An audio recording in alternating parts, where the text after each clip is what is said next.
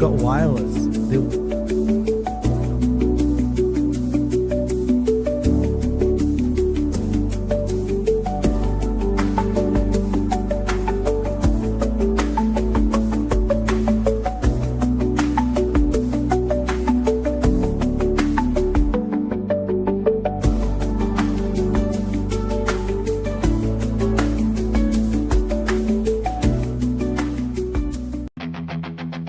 There's a show in town, it's going down. Every week we're back on solid ground. Steel toe slipping, but we're gripping. Got the tea to spill, it's always flipping. From April's script to Aaron's glee. Oh, this drama's just a spree. Polydrama, legal trauma. Another win, oh, that's the karma.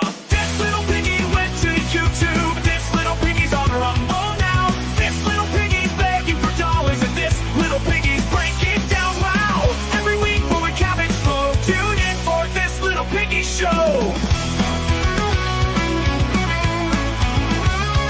From revenge porn to felony, it's a circus, can't you see? The toe is bent, the goal is spent. His empire crumbles, all hell sent. April's playlist on repeat.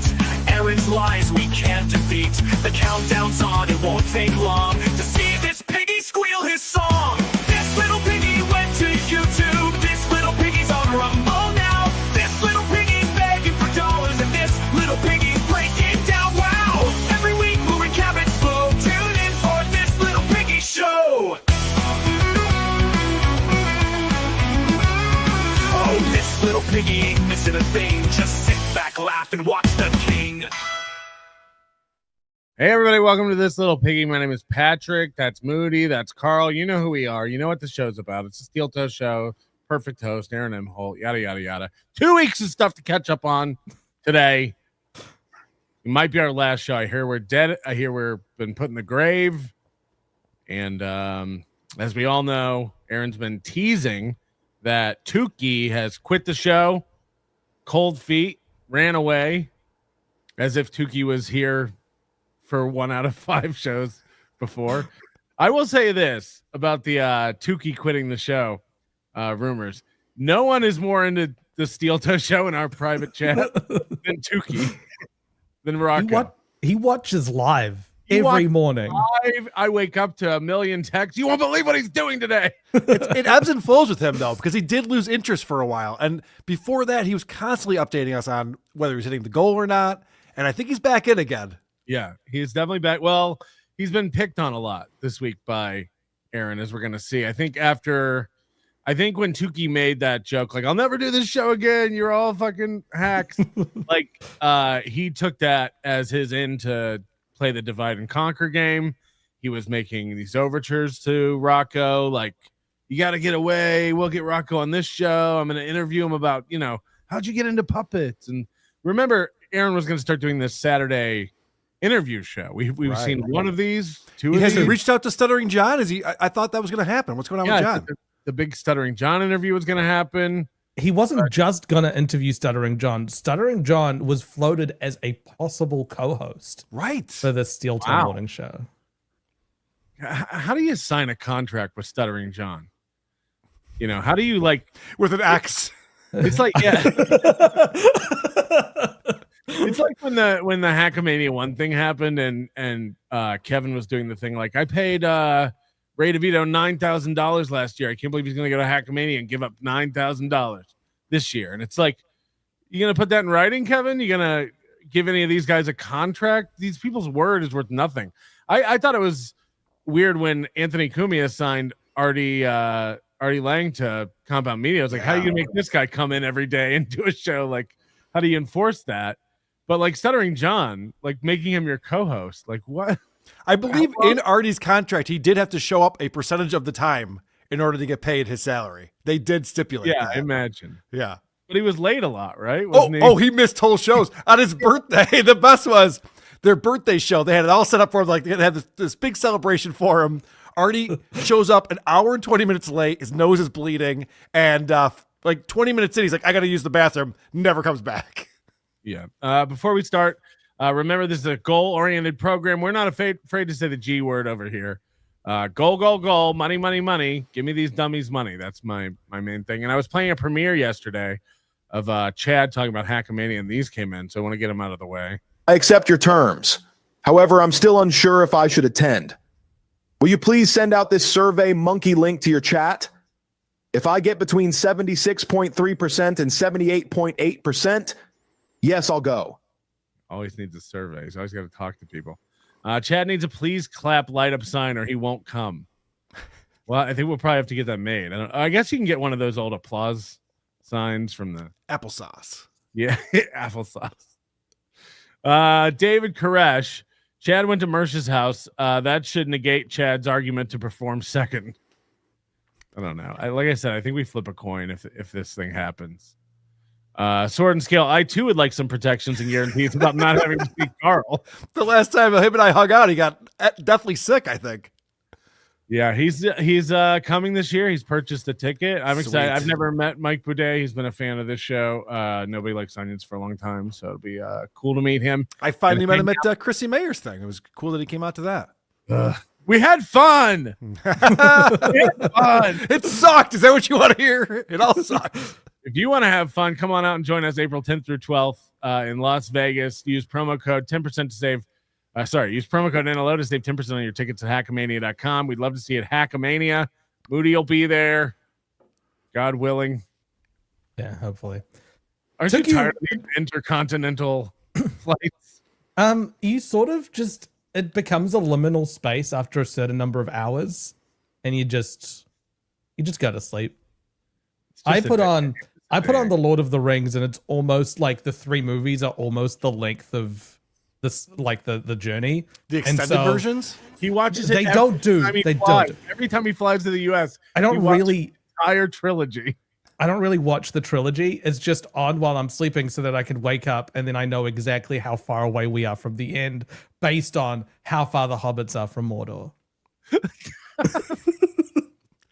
the most New Zealand thing you've ever said. You're a figurative hobbit. Yeah, I guess so.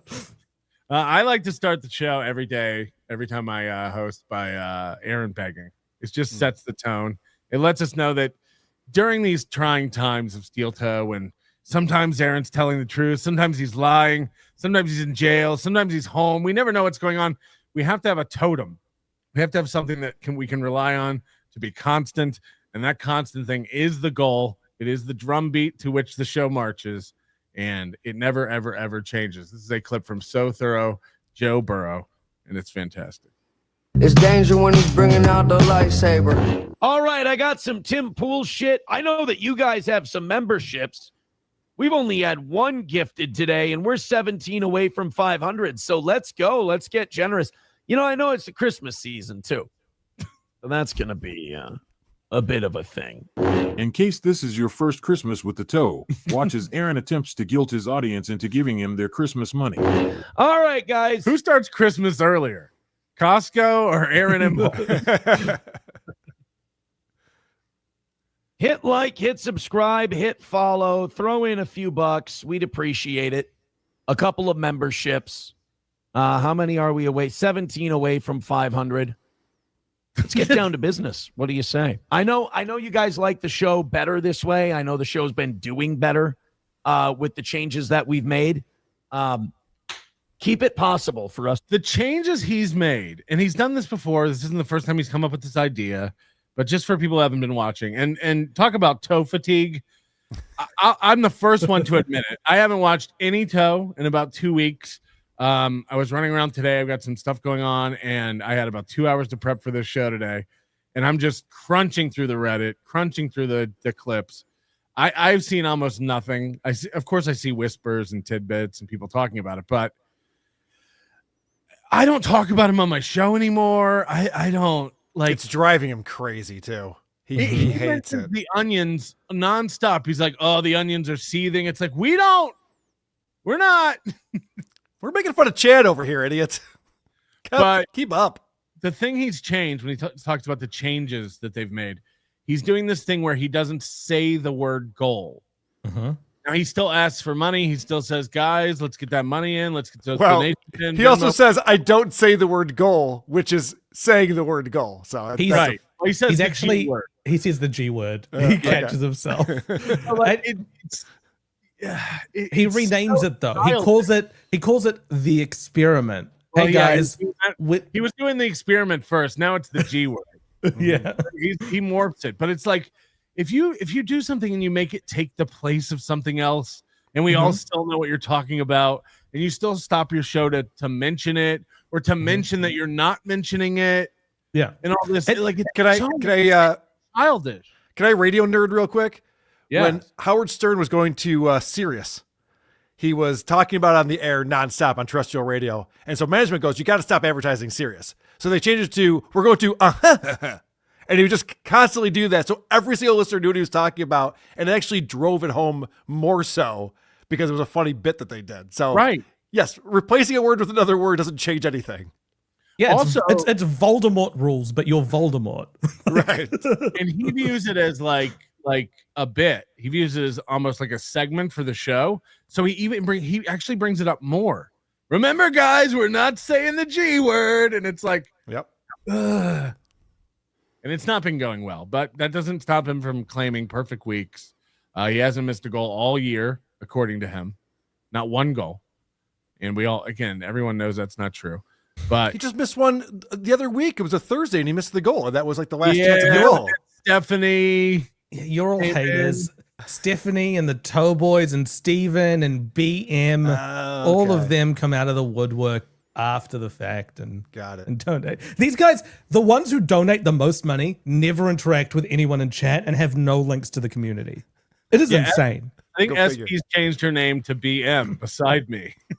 and You don't think Blind Mike has turned he would use his name. And Aaron's never heard of Blind Mike. So right? Make those changes. All right. Thank you very much. Now's the time. Thankfully, Aaron is no longer begging for the goal.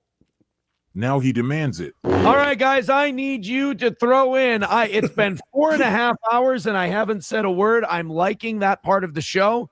Now I get to put all my stress into one 6-minute segment. And so Aaron's freaking out. He's looking around for his little green flashing light where he does his white power hour Erica beg thing. His new thing, in case people don't know, it's been a couple weeks since we've done the show. He plays this Erica Nazi era German song, and that's what he begs to money to now. And we've seen quite the evolution of Aaron going through the songs. It used to be the hype train, then Chad Zumach stole that.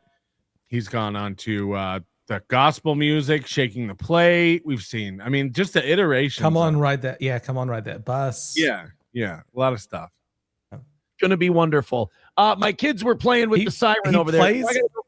He plays Erica twice, but the version that he chooses has an outro on YouTube of In the Mood that plays at the end.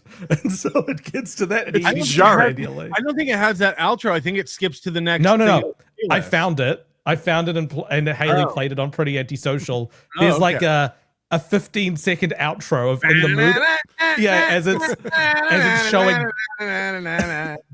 as it's showing different links of videos that you might be interested in. Yeah, I heard Haley talking about this. Like, why don't you fucking pull the audio, trim it, put it on your board with a button, set it where it can loop. You know, this would take what, 2 minutes to do? He's got this blocker in his head that his soundboard is only for sounds and it can't be used for music. Only for one sound, applause. Applause. Every button just hits the applause. So he's looking around for his little flashing green light, and he just said, my kids were playing with the siren. Now, I love when people call lights sirens. That's one of my favorite things. But his kids were playing with this flashing green light that he uses for Nazi propaganda, essentially. Like, what do they think that light is? They come down to Daddy's studio. They pick up this light. Where have you put my Nazi flashing light? All right, it's time I talked to you about that. We're the superior race. Now have a seat, everyone. Sit down. Where's the cover of my World War II II book? Because they were playing with that too. We were so close, kids. We were so close. You put my Nazi coin in a bubblegum machine, you idiot. Yeah, he calls that the talk. You guys, if we've done a good show today for you, while the music's playing, throw in a couple of bucks. We're going to need some big fake donos today. 160 is the number. So fire up the music. We need to make 160 bucks in these 5 minutes, please.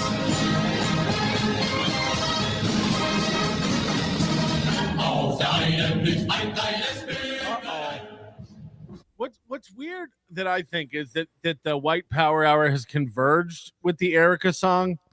Like, this light has nothing to do with Germany or Nazis or Erica, but it's all just, I guess this is the racist segment. So it all comes together. It's the emoji that gets spammed in the chat by his listeners during White Power Hour. So the emoji came before the light. Is the green for money? I don't know. I don't know what it's for. Because green light like that to me says pharmacy, like a weed pharmacy, cannabis clinic. Right. All right, let's make 160 bucks. Show me it was a good show. Show me you loved what we were doing today. Or show me that we shouldn't do what we did today. Don Stockton says, I wonder what America's credit score would be. Well, apparently we're still, what is it, AA, AAA? I mean, we're up. He's like Chad in that he's so susceptible to feedback. It's like, guys, give me money so I know that the things I did on today's show were the things you liked and you want me to keep doing. And if you tell me not to do that tomorrow, this is his poll. You know, this is his put up a poll. It's like he really values that feedback loop and thinks that it's. He thinks there's a magic formula that one day he's going to figure it out and he's going to make $1,000 an episode. It's like, oh, this was the thing I needed to do. Okay. Well, there is a magic formula. It's being likable. Yeah. Right. I said this a year ago, but it's almost like that episode of Malcolm in the Middle where Hal like bowls a strike and then he makes everyone in the entire environment have to do the same thing over and over again. So there's like a guy eating a sandwich and he makes him have to eat a new sandwich every time he's about to bowl. Player that doesn't wash his jock strap. Right, yeah, right. But how did I comb my hair yesterday? Okay. Aaron's also he's gotten like that double chin is growing. I don't think he can touch his chin to his chest anymore. Is he not doing his chin exercises? I thought he was going to be doing that. He is. I have some clips coming up later where he gets good. He says he's having a fat day and he takes time out during the show to do some of his chin I was listening to Pretty Antisocial and she's dubbed it the chunt, which I quite like. I like it. All right, guys, 160 bucks. If we do 17 memberships, I do have to go until 11 because you know the rules. Like, what? He's back to that. That's been months since he's done that. Every time I see Patrick, I want to open that trash compactor of a hunchback and test its crushing power. I think your average cracker. You want to test its what? I got to play that one again. Hold on. Every time I see Patrick, I want to open that trash compactor of a hunchback and test its crushing power. Yeah, I want to know what its strength is as well. 100 memberships, I give an extra half hour. Streamlabs, PayPal, and Venmo has been about empty today. It's this. I was listening to Haley either last week or the week before too. She was talking about like he doesn't understand the perpetual rotation of memberships. Like everyday memberships expire. Every day people get memberships. You're chasing. It's not like it's not like the old days where you walk into a clinic and they're raising money and they have the big thermometer on the wall where they're drawing the line. Could you imagine someone's just stealing the money to erase it every day and then draw it back up again? Right. It's always this like, guys, for every 100 memberships we get, it's like it's not a true count of like how many memberships you've received over any given period. You could have 520 today, you could lose 30, you could gain 20 more. It's an OCD thing with him because everything is numbers. So anytime there's any number he looks at, he's like, this number needs to be now this number. And it doesn't have any rhyme or reason. We gotta get to 500. We gotta get to 600. We gotta get to 650 today. There's no tracking of it like a true metric. Like I want to make sure we do what we did last month or beat what we did last month or grow or progress. He's just chasing even numbers or the next milestone. Or no, he heard about the tale of Sisyphus and he's like, you know what? I should model my show after this eternal punishment. Karl, do you know the tale of Sisyphus? Yeah, that eternal punishment. What is it though? Yep. We found another word Karl doesn't know. Nice. Does he know its meaning? Yes or no? Explain the Sisyphus I love eternal punishment. We've set that up for you. I love it. Thank you, boys. But we appreciate anything you contribute. So throw in $160 is our number. We got 5 minutes to hit it. This has been the new approach for the show. I like it in terms of performance. I think it does raise the possibility that we have misses, which aren't good for the show, obviously. But it also says, hey, if you like the show you're hearing, throw some memberships. You know, throw a little PayPal. Get a few fake donos in there. Let's get some fake donos. Tim the Toolman Taylor says, enough of this song. Find a new fresh grift. I think you're right. Because it ain't working. I guess if people like the song, chip in. Otherwise, we will retire it today. I think Tim the Toolman Taylor. I'll point this out, and I guess it's obvious, but he's a radio guy. So he should know that people listen in chunks. And the fact that he's like, if I did a good show today, then 4 hours later, I'll ask for money. No one who is listening in the 6 o'clock hour is listening in the 10 o'clock hour. It's completely different audiences. Yeah. As Moody's pointed out, you know, he's always bragging about this unique viewer number that he gets monthly. Yeah. If your numbers per show are going down, but your unique viewer numbers going up, which I don't even believe. Like, again, like, why do you believe one stat he gives and not another? But if that were true, it means more people are checking out the show and bailing out of the show. Your bounce rate is higher. Yeah. Right. So, yeah, it just, but this is, he announced this, that the reason he's not making money is because the Erica song isn't working anymore. And he was going to retire it. And then he just goes on for another week to use that song. He hasn't retired it at all. He's always throwing out ideas and things he's going to do on the show. This goes back to that anniversary show in 2024 where he's going to have the food trucks and get all the radio stations out. And did we just come up with the best anniversary show ever? We did. You never do anything else about it. Like, you just uttered it, so it shall come into existence. He was trying to raise $50 today to change it to like a song from American History X, where the guys in the car do it, like singing a song that contains the N-word in it. Yeah, when Ethan Suppley's driving around, right, listening. Yeah. He wanted to change it to that this morning, right. But he didn't get the $50. Thank you, Paul Z, for gifting a membership. 16 memberships away from 500. 155 away from today's goal. Grand Poobah says, I like the news coverage today. Look, I love the show today. But only the money tells me where to go. Only the money. So, goal gets knocked out. I know we're on the right track. Goal doesn't get knocked out. I worry. 150. He looks at money. Whoa, look at that eye. He looks at money like a game of hot and cold. Like, you're getting warmer. You're getting, you're doing topics they like. Here's money. So he goes where the money is. 5. Let's get a little money pumped into this thing. And the thing is, he's got such a small, like, if you've got a large enough audience, then things start to even out, and you can probably judge how popular things are based on how much money's coming in. But his audience is so small that the whims of one single person can change the entire trajectory of it. So it's not can, will. It has to. It has to. And I'm always curious about this when he talks about, well, the chat's not moving fast enough, so they must be buying views. Aren't most people like doing other things when they're listening to shows? I usually have it out in my pocket and I'm walking around, I'm doing something, I'm going somewhere. I'm not actively like, oh shit, I got to get the Venmo. I liked that part. Right. Isn't that how most people do this or no? There are lurkers. There are people who lurk. Yeah.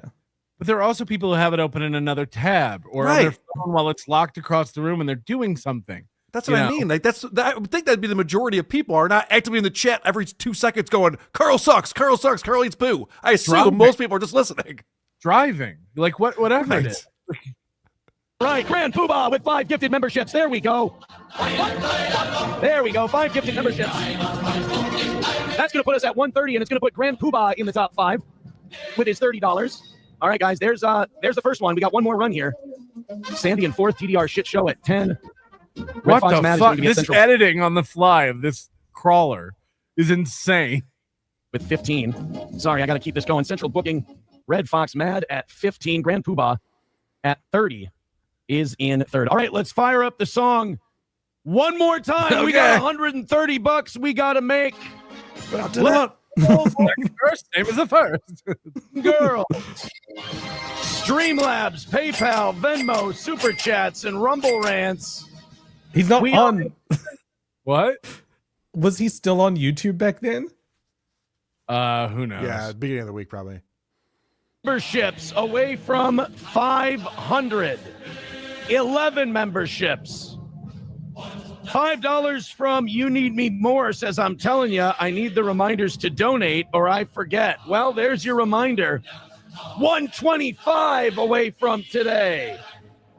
So it's away from today, not today's goal. So he's not saying goal. There you go. Yeah. Let's get it. You Need Me More says, I like the second song much better. Well, I like Donos much better. I like whichever song brings the money. A few more of those 5 membership drops, and we've got ourselves an extra half hour to today's show. Please and thank you. Streamlabs, PayPal, Venmo, Super Chats, and Rumble Rants.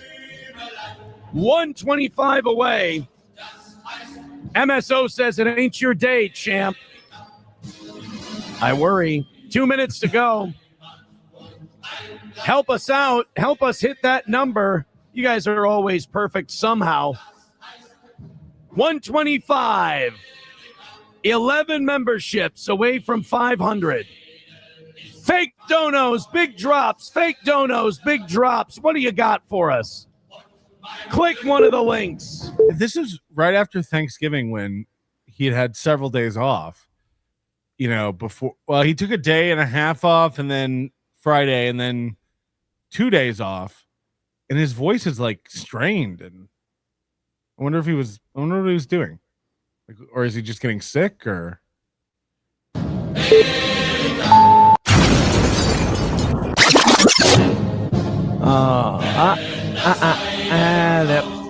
I'm Keanu now. I'm making just mouth noises.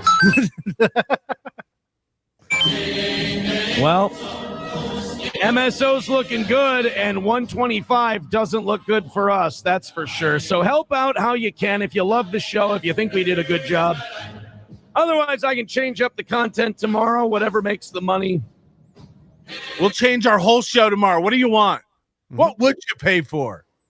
Like, this is the guy who always tells us he does a pro show, but he's willing to change everything about who he is, what he talks about, who the co-hosts are. Like, so you guys want more racism or less racism? I can't figure it out with the way you guys are donating money here. He needs to hand out those focus group handheld meters where they press when they like it and turn the dial. Nothing is proactive. It's just reactive to what's going on. And once he finds like a little tap, a little pocket of money, he'll keep tapping that till it's dry, and then he flounders until he finds stuff again. Yeah. Show tonight. Hopefully they help us out, but we need you guys. Help us out. Fake donos, big fake anonymous donos is what we need right now. Rescue us in our final moment here. 1 minute to go. And 125 is the number. He's actually seething underneath. Never seen. I guess it's easier for him to breathe between his teeth, though, since he's missing several. Oh, yeah. Shit. I hate it when I enjoy the show and I think it went fast and really good, and there's no money in it. I'm like, oh shit, I'm out of touch again. I'm out of touch again. My cycle came unsynced. I'd love to know when's the last time he did enjoy his own show. He loves every episode. No, he again this week. That's the second time in a couple weeks where he said, "I could have stayed in bed. I didn't need to get up to do this." If you're not, but it's only because he didn't hit the goal, though. It wasn't because it wasn't a great show. Yeah, right. But he does this thing like he starts fantasizing about all the other things he could have been doing if he knew he was going to make $75 tonight. What the fuck is this even about? up. We'll see if me shutting up helps.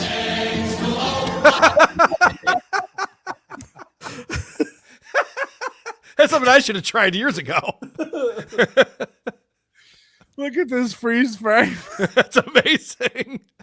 It's just rubber face. It's a cartoon. Yeah.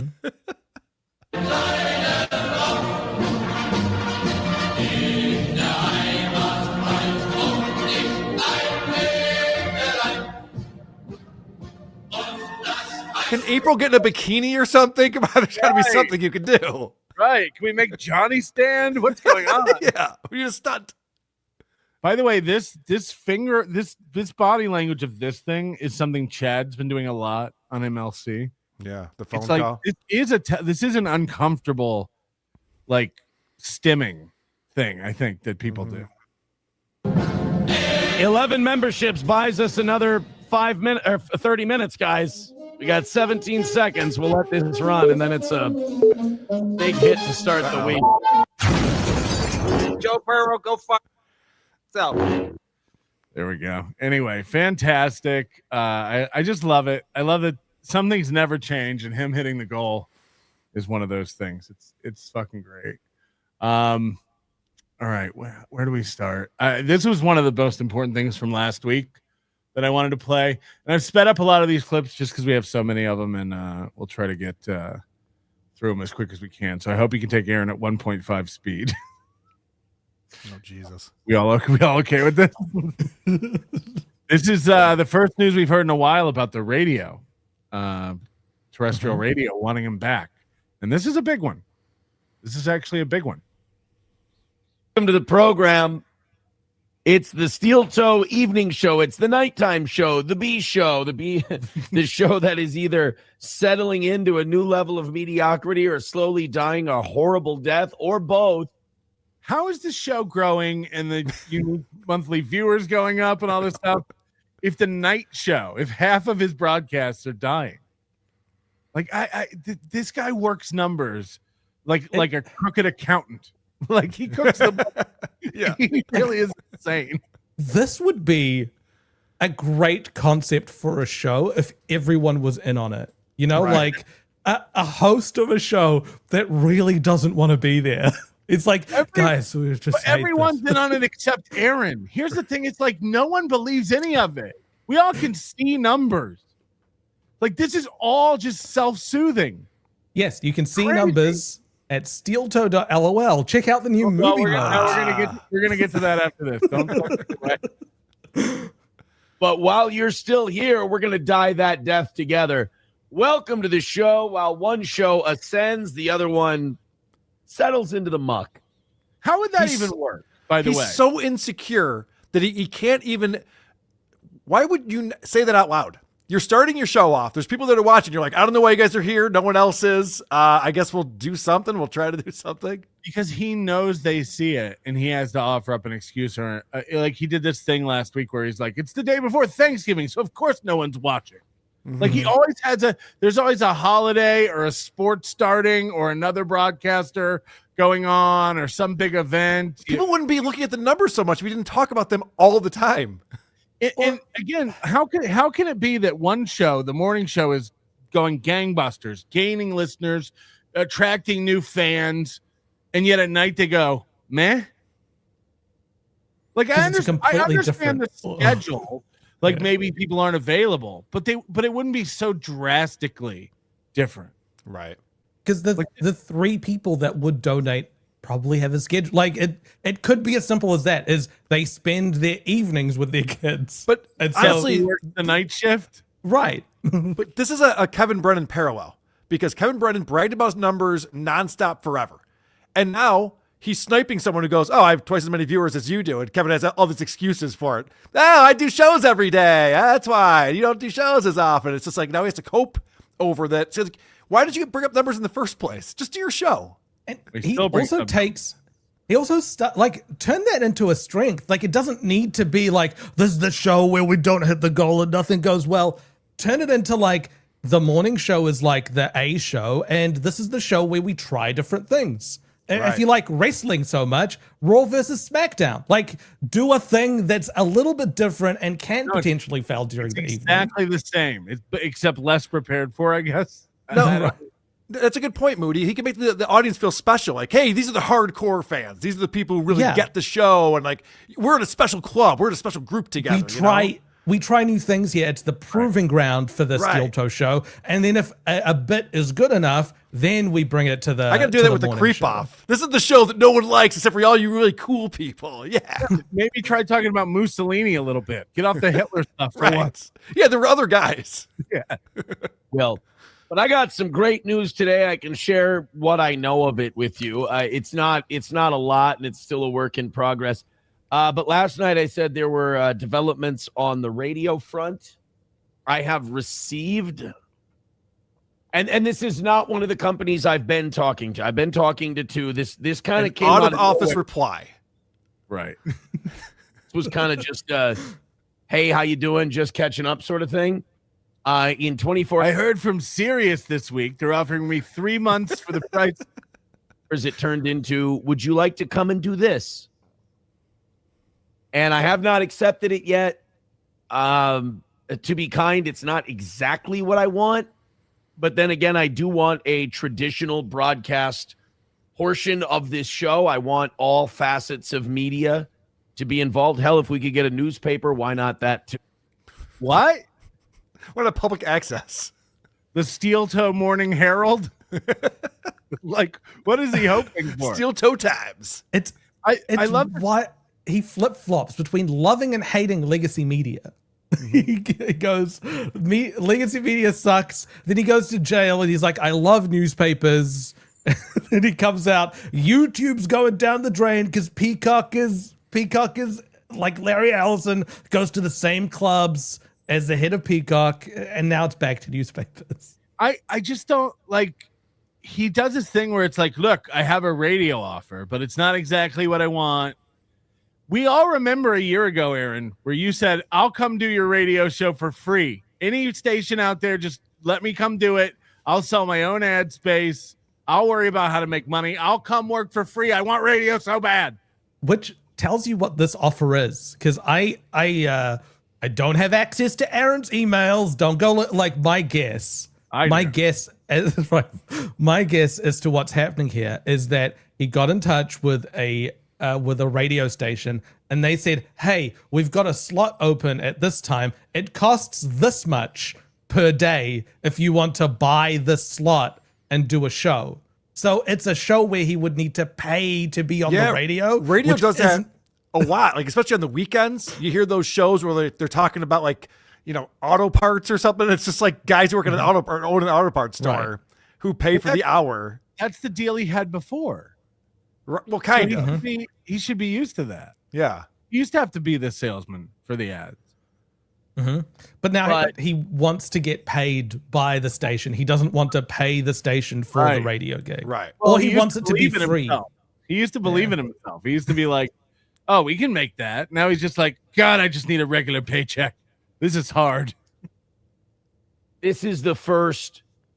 I mean, there was a semi-offer on the table when all the time bomb shit went off.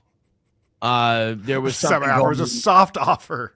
No, it was going to get harder. It's an offer to drive a semi-truck. But do you want to be an owner-operator? He's like, I can't afford to be an owner, but I can operate. You know, we add up. This is the first, stick their hand out for a handshake offer that we've gotten. I've got the long weekend to think about it. Now, we didn't hear anything about this week. He had the long Thanksgiving weekend to think about it. And we didn't hear any update on this. So I'm going to assume he let this go. I think that's safe to say. And then we'll discuss it. The problem is there are other things on the table that I have to decide if I'm willing to wait for it because it's kind of what I want and what I've wanted for a long time. But this is foot back in the door. This is a place to start rebuilding it all. He's waiting for this guy at Leighton who does the morning show. It's Ox. Not to be confused with Oz, who is his co-host, but it's Ox in the morning, and this guy is been doing it forever. He's getting a little long in the tooth. Aaron thought he'd be done years ago, but he's still doing great and doing his show. And Aaron believes that when this guy's done and steps down, they're going to tap him to step in and take his place. I think they're blowing smoke up his ass, and they'll get a young person out of broadcasting school or AI, right? Or whatever, or pulling someone from another market or something. Like, why would you take the chance on this guy? His show is shit now. He's kind of nuclear to the touch in the community. What's the benefit of any show hiring him? What does he have to offer? He's box office. No. I don't know. I was honored. I was very happy. I was pacing around my house back and forth when I got the message. And, you can't look a gift horse in the mouth, but I can report that there is an offer on the table for a steel toe show on terrestrial radio in the state of Minnesota. So Hit the applause. Be careful what you wish for, because you don't know what you're going to do when you get it. I don't know what I really don't know what we're going to do. Do you think he's just signed up to the mailing list of of that radio station, and they've sent out something saying, "Hey, we've got the slot open if anyone wants it." See, hopefully it goes well. That's all I know right now.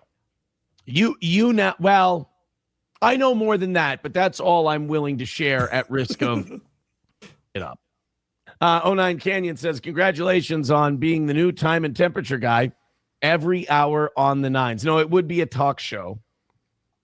But again, I just have, there's a couple of things that I need to do my due diligence on to see if it's something, because I think if this reminds me of when Opie says he got the offer, but it wasn't enough to cover his annual nut, so he didn't take it. Yep. And it reminds me of Kumia thinking that he was going to get paid a lot less than he ended up getting paid. Yeah. But he took the chance. He was like, you know what? This is a door to get back into traditional broadcasting. And even if this was a weekend gig, a 2-hour show, an afternoon gig, an overnight gig, whatever it is, wouldn't you take it, prove yourself in it, and then use that as leverage to level up? Like, he's been desperate to get back on the radio forever, and now we're supposed to believe he's got an offer. I mean, to the point where he's begging to do it for free. And now he's got an offer, and he's like, it's not exactly what I want. It's like, you've been out of the game for just as long as you've been broadcasting on the internet. And why wouldn't you take the opportunity if it's such a small time, 2-hour show or weekend show or whatever it is? Why wouldn't you take it and prove yourself? Mm-hmm. I'm making this up, but is it possible he got an offer to be a salesperson? Because no one wants to do radio sales. That's the worst gig on the planet. So it's possible hey, it's going to be a talk show. Well, okay. So they say we need a sales rep and we'll give you this slot. Which he would Sundays love, at 9 or whatever. Because his whole thing is based around, I will go and get the ad. So he doesn't mind the sales part of that job. But he wants to sell for his show. Right. They would reach out and say, we need you to sell for the entire network. Wouldn't they watch his sales prowess on this show and go like, you know what I mean? This is like, they're desperate. Well, yeah, right. I don't know. He does get hundreds of dollars a day for putting out the worst, like a terrible show. Yeah, it is like, it's pretty good sales. It's literally an infomercial for nothing. He's like, hey, do you want to buy this thing? What is it? I don't know, but give me money. I don't know if you've heard the Ryan Harkis song where he does the Sabrina Carpenter parody, but about Aaron. But he's got a line in it, which is 30 more minutes of nothing new for you. Like that is what he sells.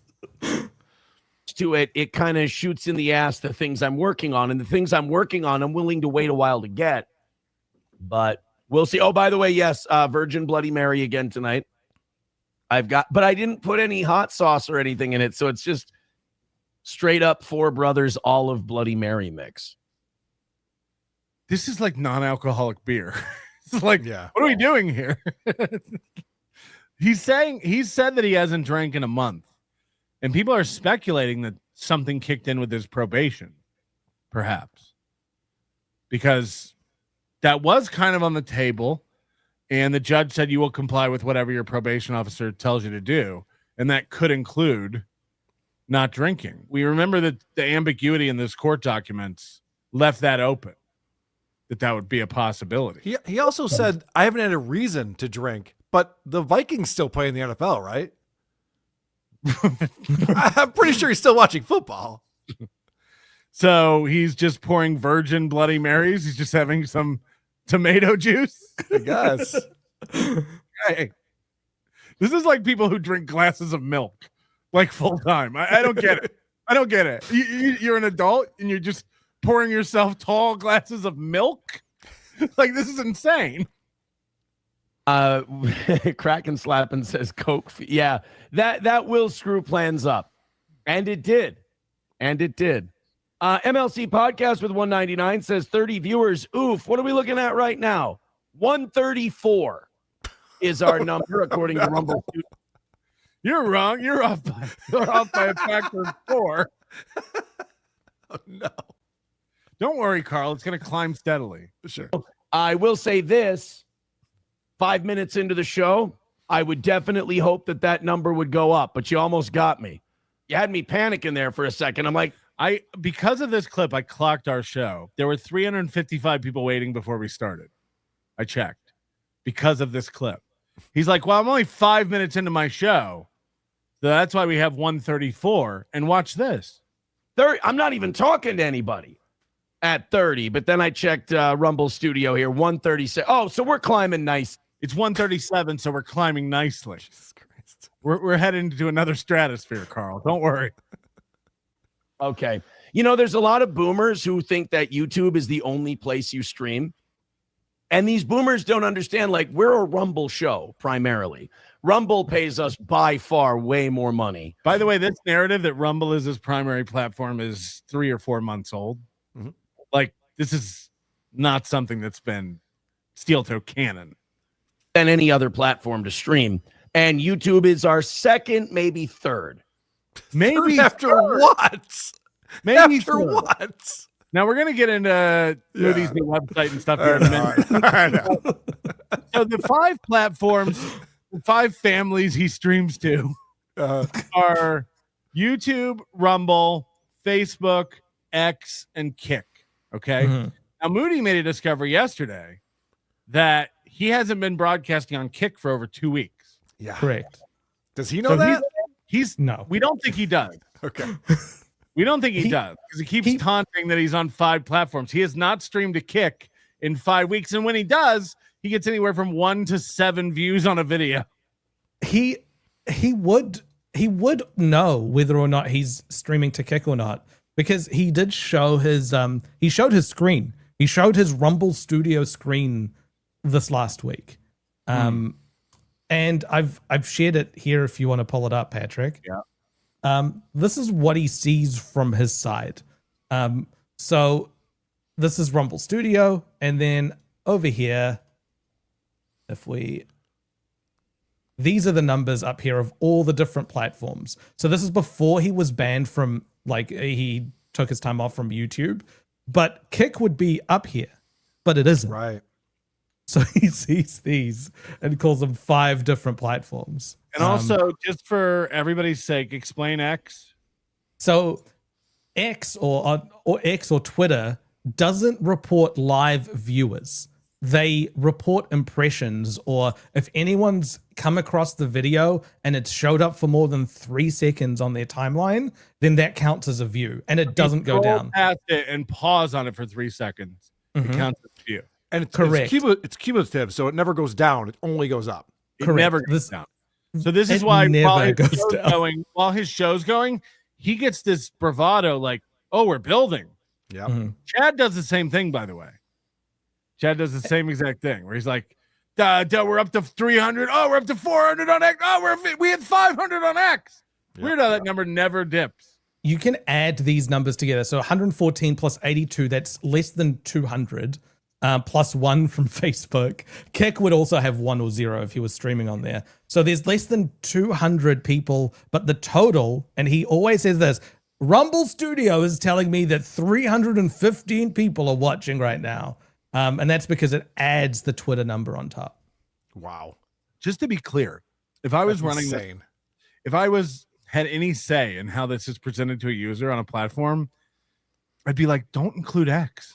That doesn't. Right. No, it makes them feel good. You want your You have customers to to feel present good, that- Patrick. You have to Don't present put that it in a here. different way. Don't put X into that total because it's not a live viewer count. But it makes Aaron feel great. Yep. He loves it.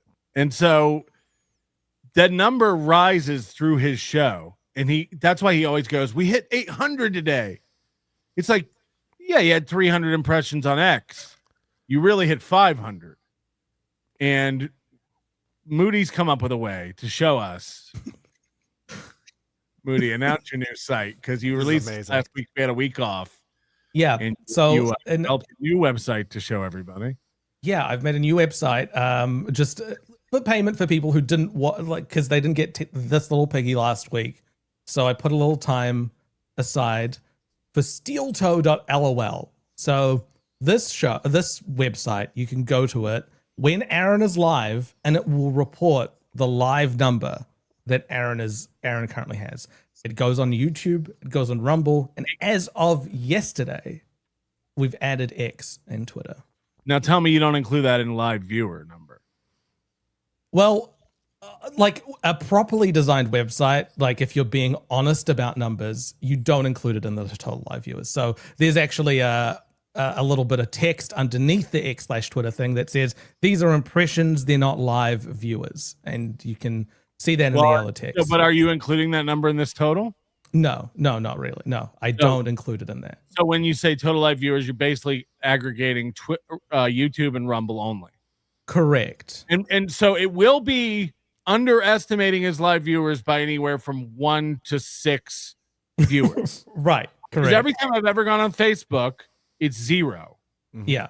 And 0 I'm not or even 1. kidding. Yeah. Every time I've gone on, well, what's 1 because you're watching. Right. So like every time I go on YouTube or on Facebook, no one's watching a show.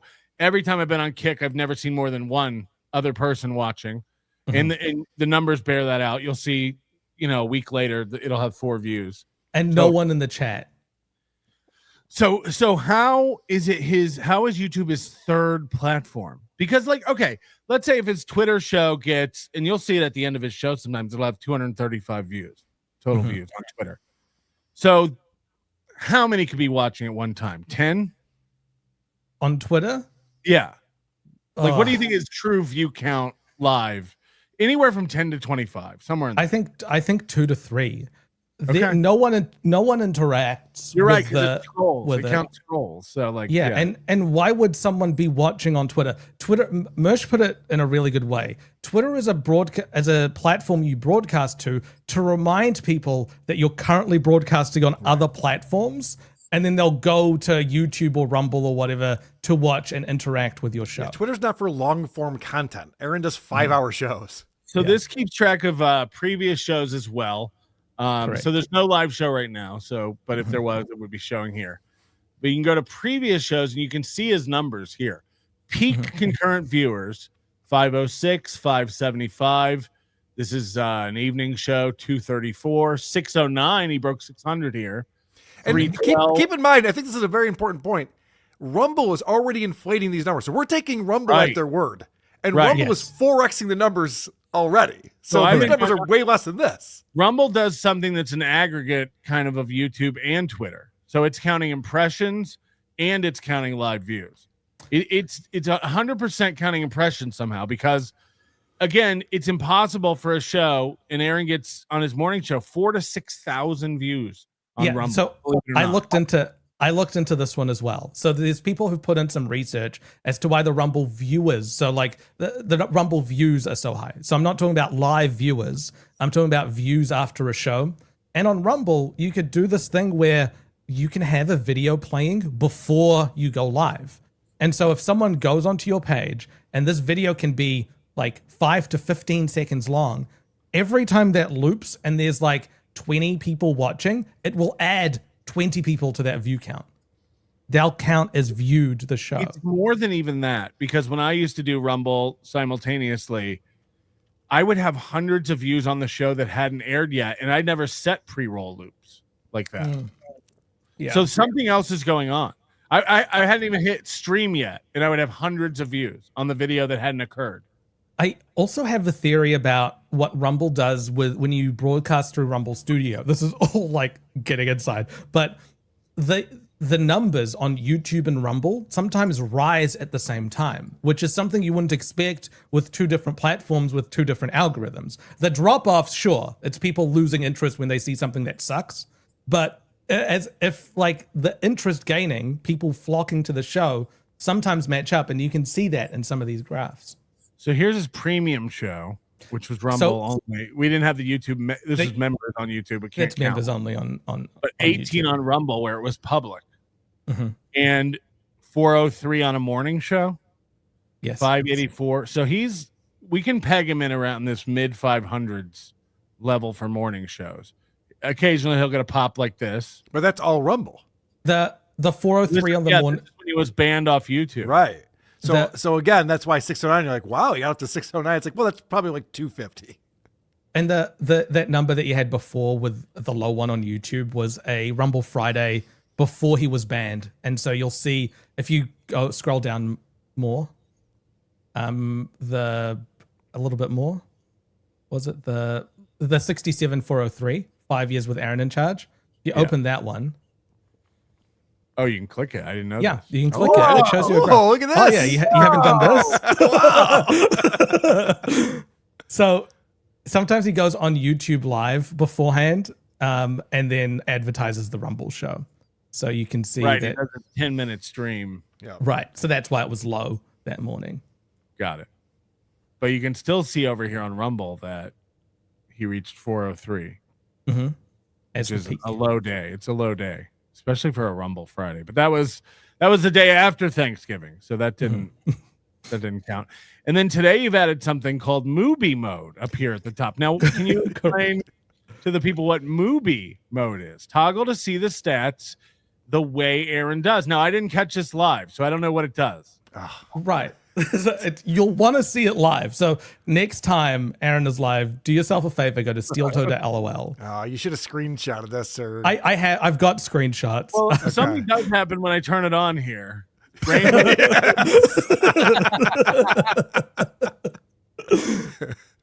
So yes, it's amazing. What's it going by? David Chandler will come back one day. Yeah. April deserved everything that happened to her. Just got his inner thoughts scrolling around. Yeah, there's platitudes. You have a long boxing career ahead of you.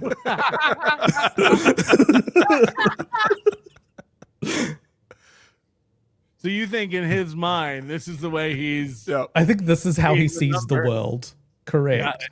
And you'll see that you'll see that X/Twitter, we've changed the text under that to oh no these are real numbers, haters seething.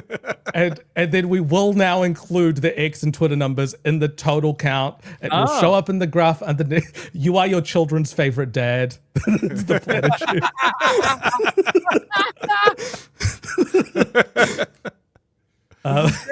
This is great. So you can literally rainbow colored glasses. I wanted it to feel like an Erasure music video. Got it.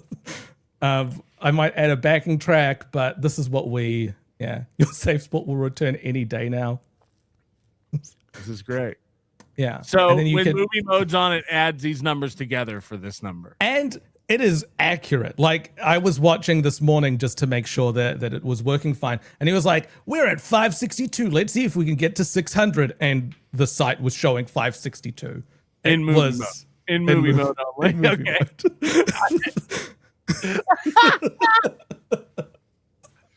Oh, this is fucking unreal. This is great. All right. So that's learn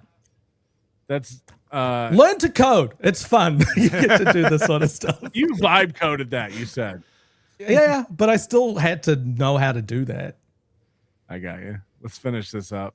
Platform. But all these boomers and especially those creepy DV people, They think that YouTube is like the be all end all. They like to throw away their you are a 30%. genius. Where did you get such a great idea as stalking my internet presence? Jesus, I should get an HRO against this fucking freak. Well, I'm sure I would be laughed out of any normal American court, but not here in Minnesota. I've truly had enough. I'm not doing anything but inflating my fucking ego. Leave me alone, kid. Go back to Mommy Big Red and creepy Karl and you onion fucks. Well, it's interesting because last time the show was on my channel, Moody showed us this. He had already been building it. And then during that show, it might have been Ghost Crusaders TV who wrote in and said, somebody should make a site that tracks all his views. Now, did you get this idea for him, or is that just parallel thought? No, I'd already coded it a few days prior, and I was letting it run. Because you said during that show, people go back and watch you go, oh, it's like he's in the room. Right. yeah. But if you the tricky part with getting that X and Twitter number is that there's no real like API that's open that you can go into to like query. And if you use like a browser and go to the actual show to get the number, I don't care. it will increase the code school. It'll increase the viewer count. I'm just saying, like, every time you go and try to check Aaron's number on Twitter, it will increase the Twitter viewer count for him. It's like quantum mechanics. Like, every time you go and observe it, it changes the reading. So It took a little bit of, like, hacking around to try to find how Twitter does it, but I did it. Captain Cheese says, I missed the intro. Can you play it again? You'll hear it again at the end of the show. Don't get greedy. But in all seriousness, fuck quad farther. Reporting that you know that people are armed when they're not is dangerous. Grounds? That's neither here nor there. My chunt. Check it out. Diablo sandwich for Karl, anti-disestablishmentarianism. Well, I wasn't alive in the 19th century in Great Britain, so I do not know that one. He knows. He knows. Do not know that one. Oh, he doesn't know. He does know. He does know. He was right. Let me perpetually explain words. I'm Moody Fuss. Just because he referenced the time period doesn't mean he knows what it means. He got the right. He Church knows of England. Shut up. Wow. He got it. The first 2 hours of show crowd is just internet people, complete scum. Hour 3 is the old school radio heads, and hour 4 is guys who think they are Nazis but would have been in a camp. Got it. John O'Reilly, I don't think anyone listening at 6 a.m. is still listening at the 6:15 a.m. Will he ever go to Super Tip? We'll find out soon. Find out. Karl doesn't even know that Sarcophagus was Big Bird's friend on Sesame Street. Sheep's sick. Karl sucks at podcasting. That's right, Gino. Ox in the morning. Live fast, eat ass. Aaron's mad gay, yo. I miss old Howard Stern. I've given up on rewind, but can we get a fast forward button anytime Moody tries to tell a joke? H. Queevert Sutherland. So Toe keeps refreshing X to get another view? It's just naturally it happens as he shows so up you're in people's saying that algorithm. when the way that stream Restream. Maybe Restream is also adding to it by observing that, adding to his count. No, if you're live streaming, it would feed that back to you. But if you're observing, I want to let everyone know I've completely rethought my position on solar roads. From an engineering perspective, it's a perfectly cromulent idea. It's a great way to solve our growing energy needs. Cromulent. Karl knows that word. I know he does. Sorry, what were you saying? Was it important? No, it's fine. Karl, DM me later. I tell you all about Sisyphus. It's not the name of a band. Okay, sounds good. All right, this is Aaron's 5th anniversary show stream. So this is a big deal. Now, wait, didn't he have his 11th anniversary show this past summer? 11th anniversary show is the anniversary of the Steel Toe Morning Show in name. Okay. This is the 5th anniversary of him going to the internet and saying goodbye to the antiquated notion of terrestrial radio, which he's now trying to get back on. I've always thought that it was on the 5th of December for some reason, but he was celebrating it in November. It was strange. Remember the 5th of December. Right. Right. Yeah, I thought it was too. I seem to remember that rhyme. I think I sped this one up because it's a lot. And for the first time in, holy shit, 5.5 years, it was not being broadcast on terrestrial radio because we had decided to, we had a choice to either accept new terms, which would include giving up all of our social media, our Twitch accounts, everything to the station, whereas we owned them independently, or go out on our own. Was he got a Jolly Rancher? He's got a gobstopper. What's going on?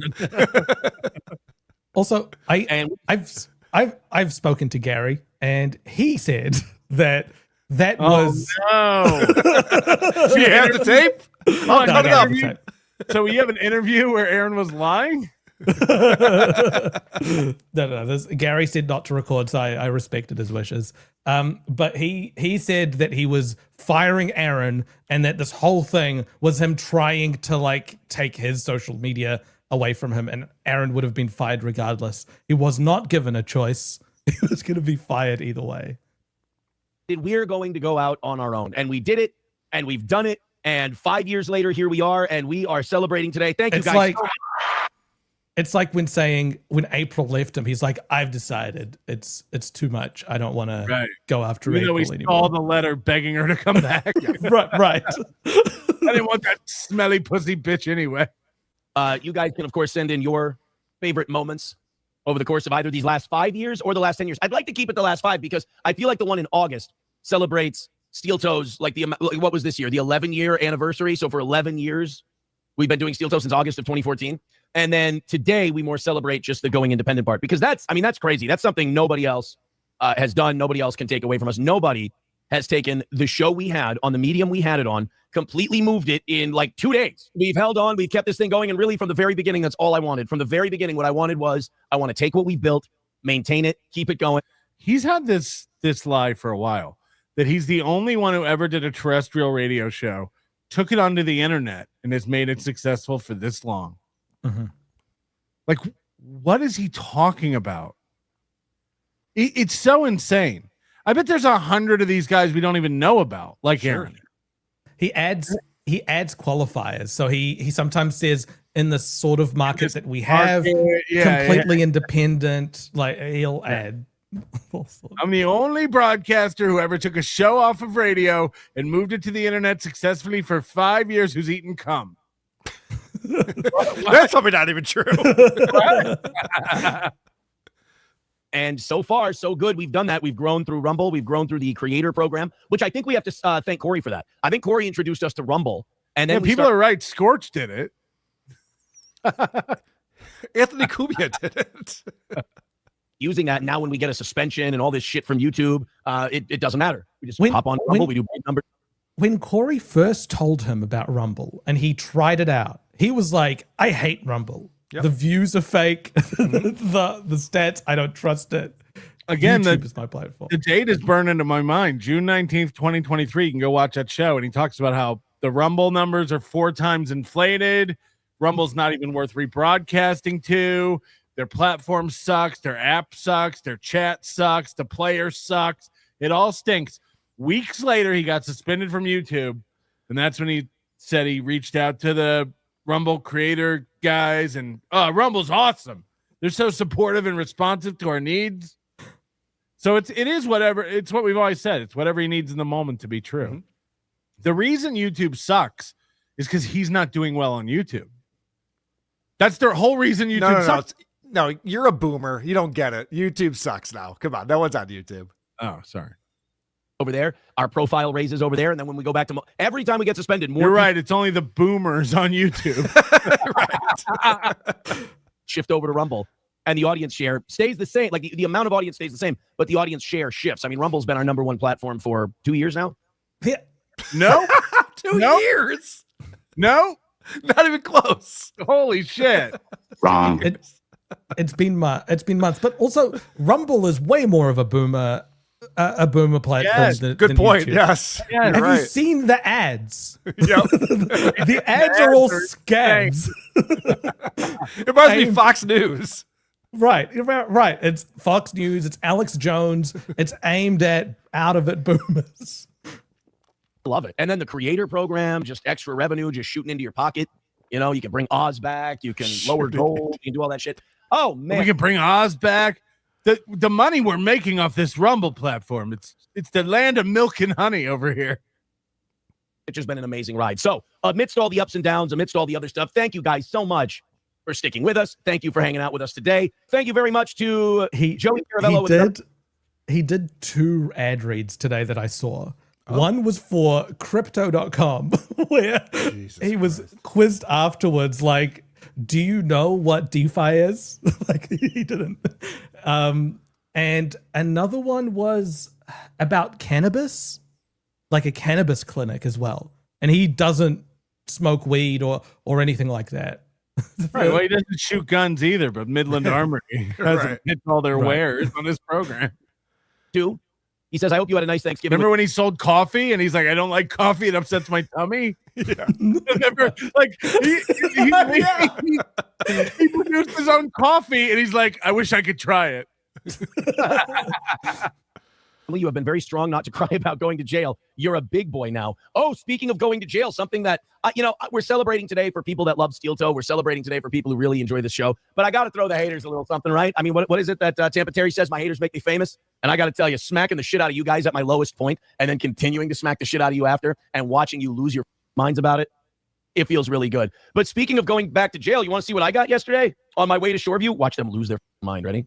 I got, let's cover all the, I don't know what's all on here, but I got I got one of these. Oh, I'm losing my mind. Fuck. You got one of those? Well, I paused it for you to lose your mind. Oh, yeah. I'm going nuts over here. I'm seething. I'm going to cope in a minute. What's that? I got one of these yesterday. I got myself a speeding ticket. He has gotten like 4 speeding tickets in the past 2 years. He's got, I think, 8 speeding tickets on record that he needed to fight in court. And he was guilty on it. Speeding tickets all the time too, right? Well, they both got multiple speeding tickets going back and forth to Nick Recadas because they would like leave early in the morning. But also driving a car on coke. I mean, you guys have all done it. I was thinking about this that the way he drives might be some sort of manifestation of his anger and his mood, like because he's talking about going 78 and a 60 here, which is insane. Look, man, we all speed. You're lying if you say you don't speed from time to time. You don't speed in a manner which you can really get.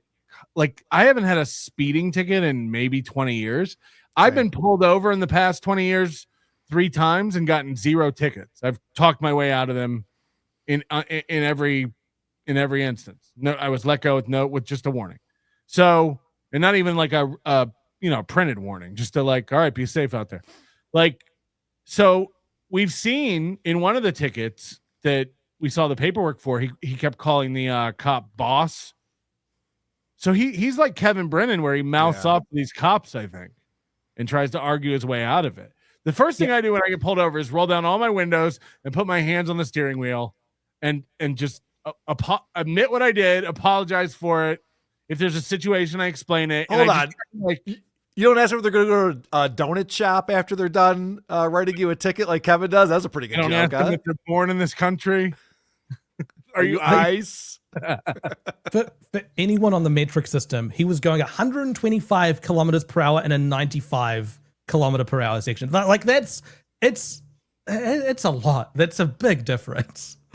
It's so fast. Just the fact that this is happening to this man so much. I just think it's I think he drives around angry. I think his whole life is just this. He's anxious. It's anxiety. Yeah. Like he doesn't sleep at night. When he drives, he's gripping the wheel real tight. And, behind the. You're right. And his kids are in the car. Maybe. His kids. He'll talk about it. His kids are in the car. Ever since April's not there to pick him up. Yeah. Right. So he's going so fast while his kids are there, and you can get an endangering charge. You can get like a child endangerment charge for that. They were out, by the way, they were out in full force yesterday. I'm pretty sure what they wanted to do was they wanted to catch all the people getting shit hammered and driving from house to house. By the way, this was on Thanksgiving. What an idiot. Yeah. Like Wednesday before Thanksgiving is the biggest drinking day of the year. Mm-hmm. They are out that weekend. It's like 4th of July or New Year's. It's like, yeah, you're an idiot to get a speeding ticket on Thanksgiving Day. And normal people wouldn't have to be driving, but he had to go have second Thanksgiving. I imagine he gets them in the afternoon and like second Right. Easter. Quick question for Moody. What is the top speed limit in New Zealand? 110 kilometers per hour. Okay. All right. So 125 isn't crazy. You're acting like he's no, but that's like that's 65. It's like a highway that's like built for that sort of thing. No, I get it. Most of it's like Is it equivalent to 65 miles an hour? It's more 65 than that, is 100. Is roughly 100. Okay, so 70. Yeah. Something like that. Okay. There I think it gets up to 8. I know it gets up to 80 in Texas. On some of But we don't.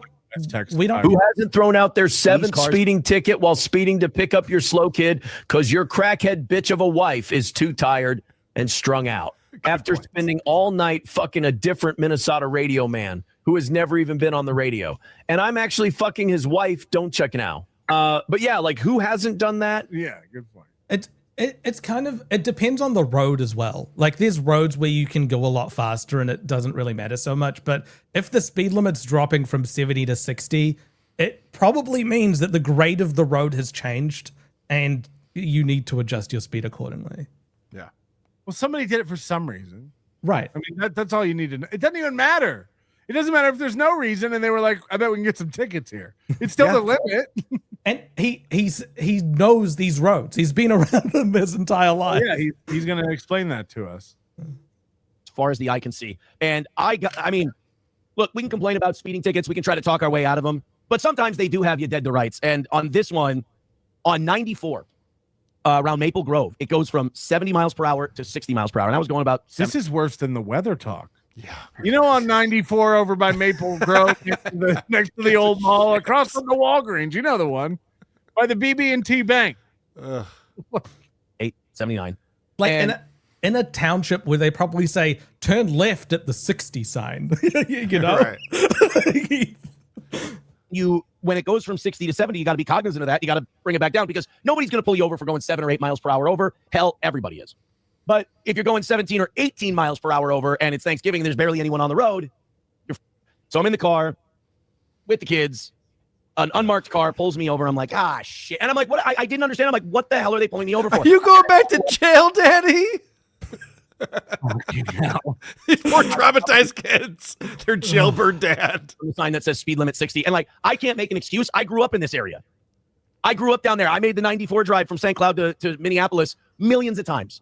So I knew. I just forgot. So instead of like arguing with the police officer and this and that, I'm like, what's don't let you know, don't let you know. Sorry, yes, don't let you know.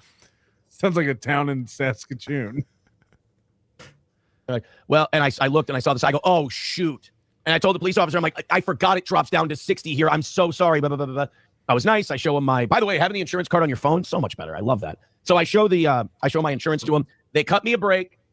They went 10 miles per hour over, probably pay $100, call this a day. You got to wait. The worst thing is you got to wait like 7 days before you can pay the thing. You can go on, like it's not up there right now. If I go try to pay this right now, it won't be registered as a ticket. I got to wait like 7 days to pay the thing.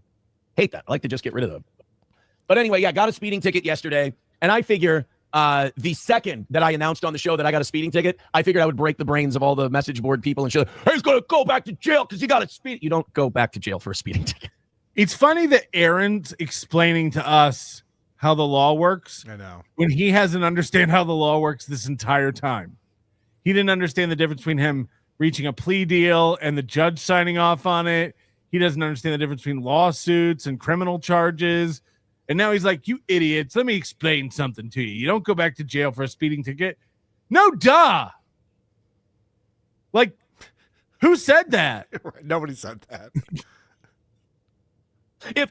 If they said that while you're on probation, if you get a speeding ticket, you go back to jail, they would just do away with the idea of probation. They'd be like, just send the to jail. It'll save us all a lot of time and energy in court time. So I got you myself. just wouldn't speed. You just wouldn't speed on probation if that was the case. SP told me, or said to me when I told her about the speeding ticket, where she goes, "Oh my God, are you allowed to get a speeding ticket?" And I'm like, "Well, technically." Oh, so your girlfriend's that stupid? Right. Okay, well that explains it then. Not the message board, your girlfriend. So I thought this whole time I thought it was a straw man, but no, the idiocy is coming from inside the house. nobody's allowed to get a speeding ticket. You're not allowed to speed. It's against the law, which is retarded, by the way. I've got, I guess, a little bit of libertarian. I still got. It's so retarded that you can get pulled over for speeding. It's insane. I love the line. I've got a little libertarian left in me because Nick Recader's a libertarian. Also, that is not how libertarianism works at all. You can't have a little bit of libertarianism. So I haven't brushed my teeth since that day. I'm a libertarian, but only for speeding and revenge porn.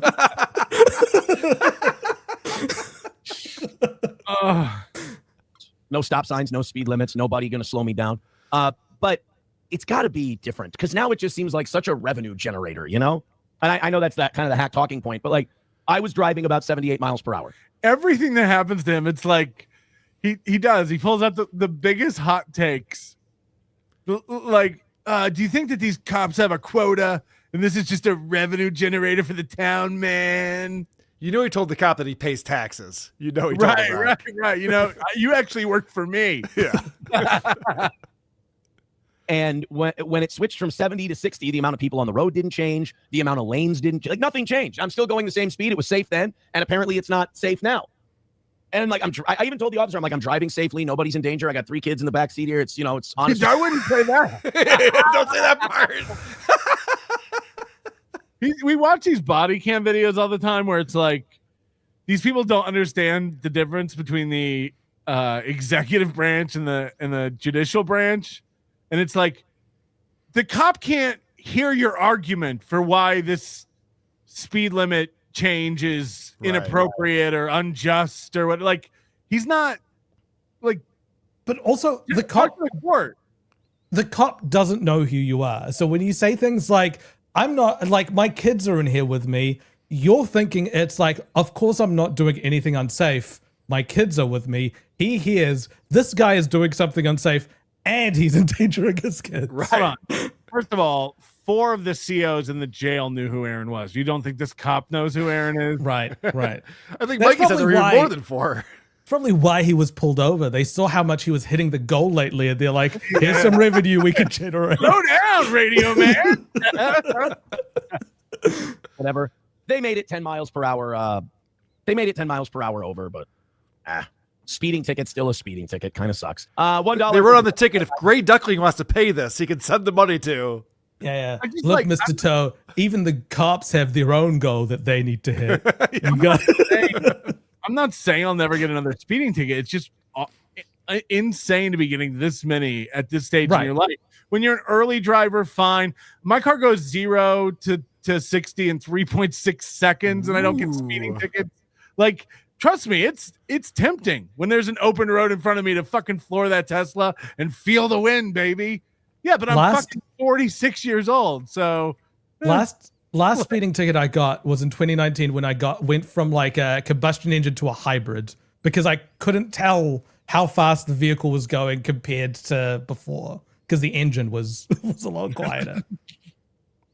Your 5th anniversary. It's awesome that you have your studio moved to 408 Hennepin Avenue, Minneapolis, Minnesota. All right, 408 Hennepin Avenue, gay 90s. Right. By the way, I did hear someone say recently, gay 90s used to be a gay bar. It's still a gay bar. I heard someone coping about the gay 90s going, it's not a gay, but it's gay. It's gay, dude. You think YouTube gets behind a channel because they really like virality? No, they're trying to set what goes viral. By the way, here we go. I'm tired of being right about YouTube, too. Do you see what's going on with God, I'm so tired of being right. Yeah. They are wiping channels out left and right. Innocent channels, not like political commentary channels or anything like that. They are clearing out channels, demonetizing channels with millions of subscribers, millions of views, wiping them out. And these people are tweeting about it incessantly now, saying, I didn't do anything. And YouTube's reasons for the demonetization and the strikes are, well, they're connected to a channel and related to a channel that's done this, so we're removing their monetization. It's guilt by association. What YouTube is doing is trying to clear out all these creators who made it on their own barely, so that it's all. So a minute ago, they had multiple millions of subscribers. Now they're barely making it. Hold on. That sounds pretty salacious because I'm a YouTuber. So I'm like, whoa, that sounds scary. Can you give us one example, maybe 2, of what he's talking about here? Camelot. Okay, perfect. But Camelot didn't have his channel removed. There have been some that just get wrapped up in the algorithm. But can he give me an example, Moody? Right. Can he give me one fucking example? He never gives any examples of anything. 100% there are false strikes and stuff because of the algorithm. Like that happened. Of course. And it is a giant pain in the YouTube ass. sucks. I agree on all of those fronts, but he doesn't tell us anything. He just says shit. He acts like they're coming through with a fucking scythe and they're just chopping down creators. It's like, what would they be then? What would YouTube be? He thinks that like it's all going to be ABC, NBC. Like this is such an insane take. There are millions and millions and millions and millions of YouTube channels. They're not just mowing people down, you idiot. And he says even more here that's insane. Going to Peacock. It's all going to Paramount. It's all going to legacy media. YouTube is going to start. You guys think that we got rid of the old media and they're just going to go away and we're going to have this new utopia of streaming services where guys like me go on and just say whatever the they want? No. There's a reason we're shadow banned on YouTube. There's a reason. Because we will catch on if we get pushed. You can't let this catch on. I'm responsible. There's a million channels pushing Aaron that get way more views than Aaron, and Aaron's not catching on. This is such an insane take that he's shadow banned and being suppressed, or else he would catch fire. He's shadow banned while talking about how many unique viewers he gets a month. Right. Like, if you're shadow banned, you would get almost nothing. Right. But they're going to push everybody. And it's not about guys like me who are outwardly offensive, who have an agenda and are just offensive on their core. No, that's an interesting statement. It's not about guys like me who are outwardly offensive and have an agenda. Mm-hmm. What does that mean? He's racist and likes to say the N-word all the White time. power hour, I believe. Wow. He's referring to. Right. I'm glad he put it down in explicit terms for us. Your agenda is to get rid of the dark man. I got it. Aren't offensive at all, and people are just choosing to watch them when it's put in front of them. They're wiping them out. They're getting rid of them. YouTube is going to hand control back to legacy media. Why? Because Larry Ellison and the people at YouTube have something in common. They have a commonality. They belong to the same country club, if you will. And they're going to hand it back to these guys. All the independent creators, they will be wiped out. That's why, and again, I'm yelling and I'm angry because I've been right and people have acted like I'm their enemy and we hate the toe and the toe's awful. Motherfucker, I've been your best friend from day one. You don't even know. And I've been killing it, nailing it. I see this shit from a mile away. Again, retarded monkeys throwing shit at the glass, thinking they're the ones observing us. This guy just learned about the financial crisis from the movie The Big Short. Mm-hmm. We've heard him before try to explain to us what the U.S. Treasury is and how it works. We've heard him in April pontificate on that. And now he's like, guys, I've known this all along, how this works. God, why didn't we listen? Why didn't we listen, Karl? He was sad about the plight of an old guy working at GM this week as well and crying about that. Like, he's this ultra right-wing guy who's just suddenly now going all left wing. It just doesn't. It's weird. You got it wrong. I've been telling people, go to Rumble, diversify your streams. Don't worry about what your YouTube number. Everybody's obsessed with their YouTube number. Your YouTube number is artificially choked off anyway. Go to Rumble. Your YouTube numbers are artificial. What does that mean? Mm-hmm. Go to Kick, stream on Facebook, X, all that shit. You don't need YouTube. But all these guys, and they all beg for crumbs at Mass's table. All these guys on Twitter I'm seeing that are losing their channels. They're like, it's so sad, YouTube. And I appeal. Again, who? All these guys on Twitter are losing their channels. Camelot crying about his charge. It's so sad about my chargeback. Go to these other places. Stop begging for scraps at Mass's table. When he cracks the whip, stop crying about it. Go somewhere else. God, it's pathetic. What I'm trying to say is, I don't know right. Do you remember when he was banned from from Twitch, and what he said about April during that time? No. She literally held me up. Oh, yeah, physically yeah. held me up while I cried in her arms. That's right. Yeah. Over our Twitch channel getting But banned. to his credit, he did try to get that one guy to build him his own Twitch. It's like, how much would it cost to build our own Twitch? Everything with him is a projection, and I realize that's cliche. People say that all the time. But with Aaron, it is a 1-to-1 comparison. Mm-hmm. Every single thing. Oh my gosh, look at these guys crying about losing their channel. Aaron literally cried about losing his channel. Every accusation's a confession. Yeah. Very well. I'm not a gracious winner. Mostly because I know that it's still not going to get through and people are still going to beg for scraps at Longshank's table and they're not going to listen. No matter how many times I show them the right way. I am the light at the end of the tunnel, mother. listen. Historically White says the Camelot thing is hilarious. It's the crying that's pathetic. It's the crying and the whining and the bitching and the way persecution. It's not. Did this guy go to court and file 2 HROs on people who were making fun of him? I forget. But he doesn't like people who cry. He's the tough guy. Yeah. Got it. 2016 anymore. I'm persecuted. But you know what I do when I'm persecuted? I go somewhere else. And the courthouse. Right. Kick ass over there. I didn't do Twitch banned me. I'm gonna stop. I don't know what I'm gonna do. You know what you can do? By the way, he literally used to do that. Yeah. When he lost his YouTube the first couple times, he would literally go like, I don't know what we're gonna do. You can act like a man. Like a man. You go somewhere else. You go where you're wanted. And you know, the other thing about that is, like, you look now, YouTube isn't in the letting creators go viral business. They're in the TV business now. YouTube has a live TV streaming subscription service that probably pays them a hell of a lot more than some dickhead playing video games. Probably. And now they're going to cater to these television networks. Yeah, every time I want to watch a YouTube video, it's like, what about Fox News? No, oh, wait. What is he talking about? He's talking about YouTube TV? Yes. Has nothing to do with anything. Like a whole separate business. It's a whole separate business. I think it's a separate app. I think it's a whole. Yeah. Oh, it definitely is. I have both. Yes. Legacy media. I think it's funny that everyone thought that we were going to be able to, like, we get sick of legacy media and mainstream media, and there would be an alternative created, and like billionaires weren't going to end up getting a hold of it. Yeah, like that was. Also, I'm going to tell him. I know. Who do you think owns and controls Rumble? A, it's a publicly traded company. It shall be YouTube in 5 years. B, billionaires own it. Peter Thiel owns it. JD Vance owns a big chunk of it. There's a bill. Like, who's the guy? Who's the main guy? Who owns most of Rumble? I don't know his fucking name. He's a billionaire. Billionaires own Rumble. You fucking idiot. Like, what are you talking about? Also, when he talks about legacy media, YouTube's already surpassed them. YouTube is the biggest streaming platform in the world. It surpasses all the cable networks combined.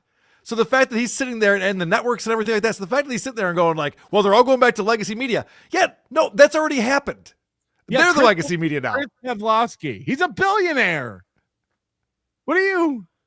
Billionaires control Rumble. You fucking idiot.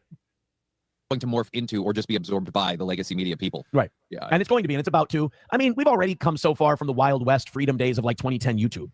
Yeah. It's over. Like, they are going to set the tone. Here's the like YouTube's already started doing this. Here's the conversation window you can have. Anything outside of that window, you're gone, or you're shadow banned, or we're not going to promote your stuff. By the way, you want to find out if your channel. He wants to go back to the that's the radio. And it's way stricter on the radio FCC, than that. yeah. The FCC is way stricter. Also, are we going to pretend that a few conglomerates don't own all of the radio and television stations? Right. We're going to sit here and act like Sinclair and Cox and iHeart whatever it is. iHeartRadio is just a collective who loves the radio. No, man. They don't let the billionaires tell them what to do. Shadow banned. Go on, open an anonymous tab where you're not logged in. Mm-hmm. Go watch one of your videos. And if you have to go down the recommended to like the bottom, generally that means you're shadow banned on YouTube. But it's, well, the same thing's going. What? If you come up later in the search results, you're shadow banned. Let me tell you what shadow banned is. When I go to tag Karl on Twitter, he doesn't come up at all if I search for his username. Who are these pod? No results found. I have to literally go find a tweet of his, even though I follow him. Same with Shuli. I try to tag Shuli and shit, and he is shadow banned on X. That's what that means. Banned? Yes. Jesus. Yeah. But I was talking to SP about this, and again, this is something that other streamers will be late to because they didn't work in real media. But one thing that's going to happen is the FCC is going to get a hold of the internet. The FCC, they've been trying to for. The FCC is going to get a hold of it. So we got to get back to radio. When do we get our teeth in that internet? Put some of the in for that. Yeah, the FCC. Well, that and with radio and television, they already have the track laid. They already have the infrastructure to do it. They're just going to add internet to it. I would argue. So he's like, I'm afraid the internet's going to turn into radio. Also, I want to get back to radio. Right. Also, it's already regulated, but he's worried it's going to get more regulated. Right. In the radio days, in terms of being an egotistical monster. But Johnny, what's something you've grown? I wonder how many YouTube channels are created every day. This guy's narrative is that they're shutting all the independents down. I wonder how many hundreds of thousands of YouTube channels get spun up every day. It's like the most about Aaron. Oh, I knew there would be a second part to that. Oh, I'd say, I don't know. Probably just the I don't have a grown to dislike you thing. There's mild annoyances, but I can't think of any until you do them. Like, I don't hold on to it. Yeah. So now during the show, just be like, that's one of them. Like, whenever it happens, just go, that's one. Yeah. One thing I've always felt, well, I knew from Corey, like I spoke to Corey about this and he was very honest about it. It did seem like, and for good reason, that there was maybe a little, not resentment, but that maybe a lot of the people who worked for the show that we brought on didn't think that April would be a good fit, or thought that it maybe kind of went against a lot of the stuff that the show was about, and that there was maybe some second guessing that maybe bringing April aboard in that way was not a good idea.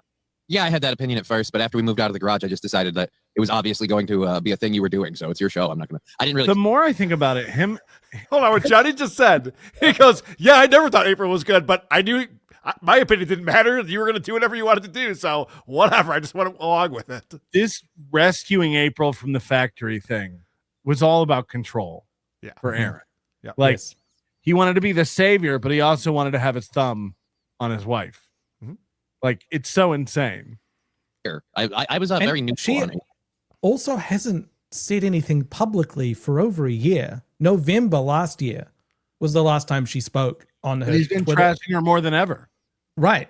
Like, she's out of the game. Like, leave her alone. Well, he says something else here I think is crazy. Didn't really give much of an F. She was nice when I hung out with her, so I had no issues. But yeah, I didn't really care. Like, I was very meh. Right, I will say it kind of went against everything we preached. It also was like, she wasn't needed. Like, we had a cast, we had a group of guys. It would have been I'd say fine. she started out, in the way that she started out, she very much was needed. She did a lot of the like back end off the camera stuff, like shipping things and handling stuff that I'm not saying you can't do. I'm saying you had trouble getting going at first. So it just was, you had enough to figure out and do at the time. So it was very handy in the beginning. Right. But I mean, here's the thing. It wasn't She didn't know where to buy stamps. She didn't know where stamps came from. She was the best at it. And the thing is, like, you can buy stamps a lot of places. Like, Yeah. the post office would be Just my add, first just Said add .com. .com Yeah, after right. stamps. I think you can buy them at Kroger. Right. Like, it was something that I was like, oh, somebody else will do it. Great. Yeah. Well, but I could have done it. It wasn't worth, I'm not saying it was worth the cost. It wasn't worth $4,000 a month in salary, which put us in a Holy tough spot. Jesus, man. okay, so here's this other idea that, like, we had to pay her $4,000. Well, hold on, let me play it. Well, yeah, she had to be paid what she was getting at the factory. No, she didn't. You're married. It's like if a husband was making way more than enough money and the wife just quit her job. Like, she didn't have to make anything as long as her household was taken care of. There was no reason to give April a check and get. Now, again, you can argue like, well, give her money to do what she wants to do, like whatever. But like this idea that like I had to give her $50,000 a year and it put the company into a bad spot. It's like, why'd you do that? You didn't have to pay her what she was making at the factory. You could just say to her, hey, we're making plenty of money. If you want to find something else or take some time off, we'll be fine. Just say that.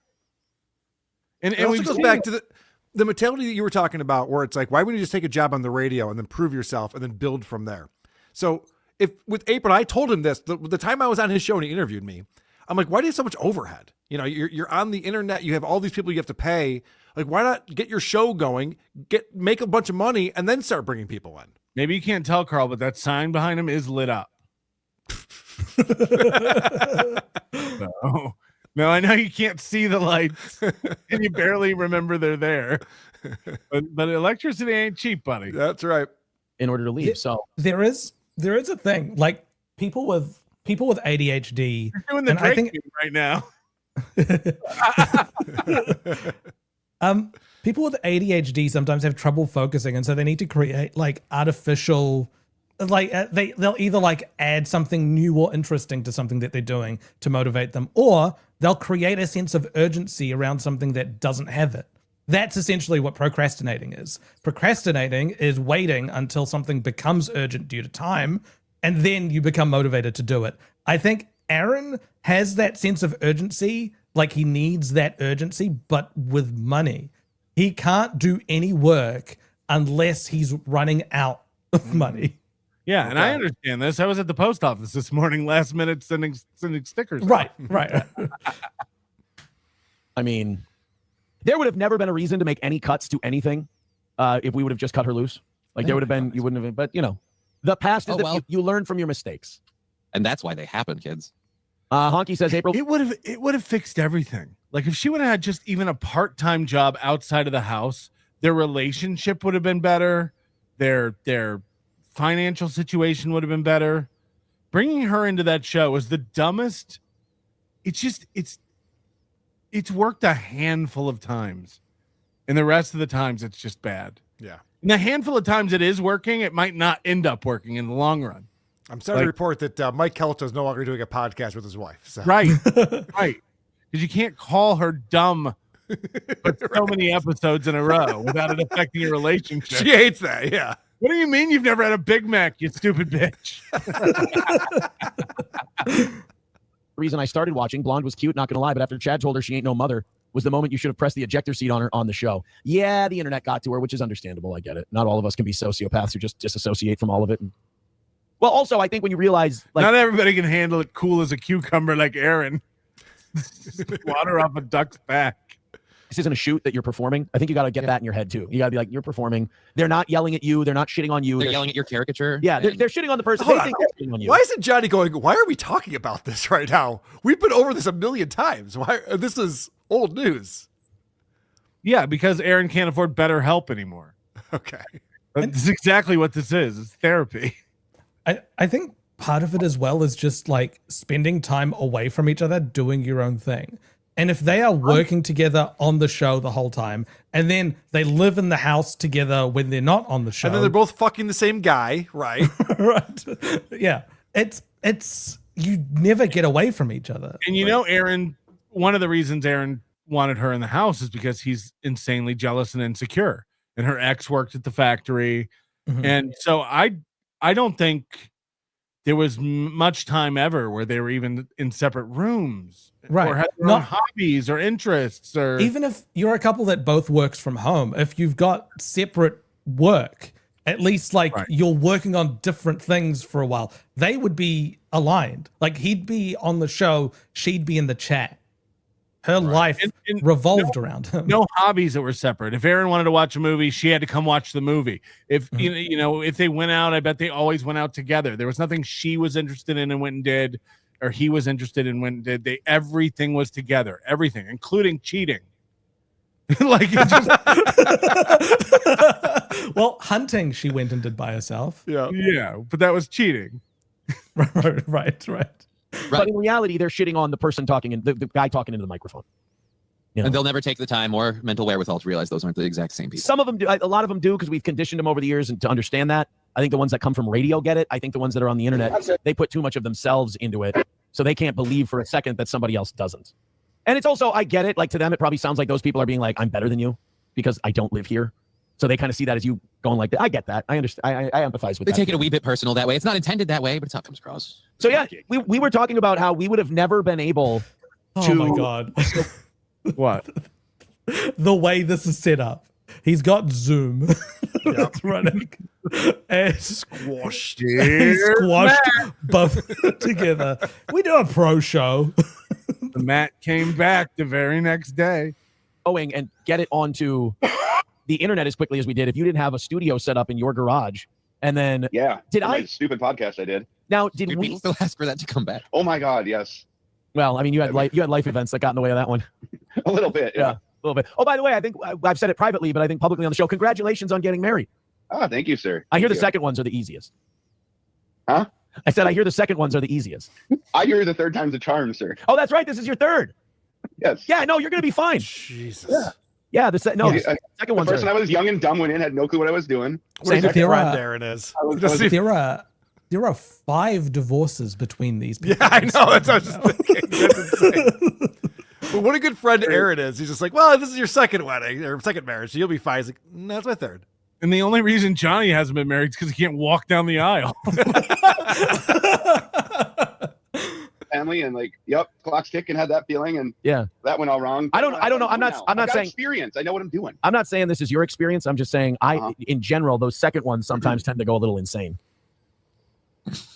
Well, maybe You're I'm different. It's completely different, sir. You're fine. Don't worry. I'll just say it's completely different. Don't sir. worry about it. Yeah, you're on your third one. You're like Ali fighting Foreman in Zaire. You're like, my jaw's been broke, been knocked down a couple of times, been lost. I'm experienced now. Uh-huh. I've done something. You know new. what's great on, great on your third one? What? All the $27. baggage I bring. He's like, I'm in the middle of my quote. I still got it. Used to that. I done something new for this marriage. I done wrestled with an alligator, tussled with a whale, handcuffed lightning, throw thunder in jail. Which, by the way, not so bad. Jail, not so bad. Matt's like, I forgot what this was. Yeah. Matt's mum was there. Matt's mum was there when he got sentenced. She's a big Tukey fan. You got one on me there. So. Haha, I got you on the third marriage. You got me on the jail. I've been to jail. Haha, I win. Don't worry, Matt. They'll catch up soon enough. What is it, next December? What is the date? So yeah, no, we got to, now why did we leave your garage? Was it because I got all the stuff for a thing, or was it because of a suspension, or? No, you left my garage because you finally got the stuff set up at your own house.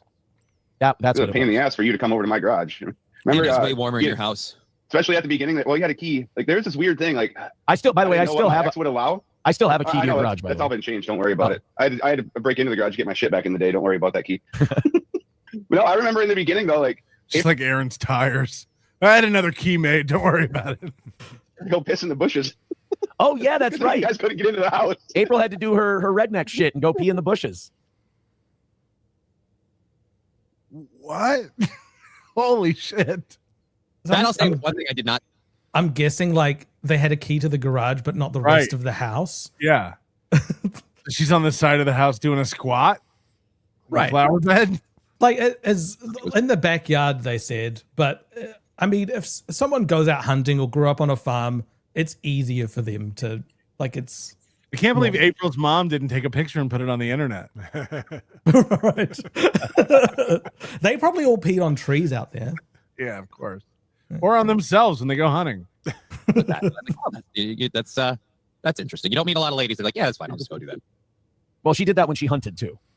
Again, that's why I was like, wow, you don't. All I'm saying, it's not like it's odd or not out of place. Just it's a little different. No, it's a little different when you're in the woods and there's nobody around. Yeah, you're in someone's backyard and you can look across the street and wave at the neighbors. Yeah, yeah.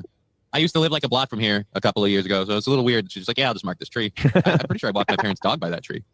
It's like the guy on Friday, like shitting on the side, Smokey in Friday, shitting on the side of the house. Smokey! Oh, Craig, was it Craig was shitting? He's like, don't come back here. No, nobody's seen Friday? I've seen it. It's been a long time. Nope. Oh, shit. All right, let's check in on the goal, see how we're doing. Dorkbert. Wait, what the fuck did I do? What did you do? Dorkbert, wait a gosh dang minute. Aaron said he killed this show. How is there more people watching now than he can ever dream of? 1,300 we hit. Over 1,300. This isn't possible. Oh, yeah. He says you're buying views. Classic toe cope. Yeah, we're coming up on that. This is a big one. This is a big one this week. Moody knocked it out of the baseball park with steeltoe.lol.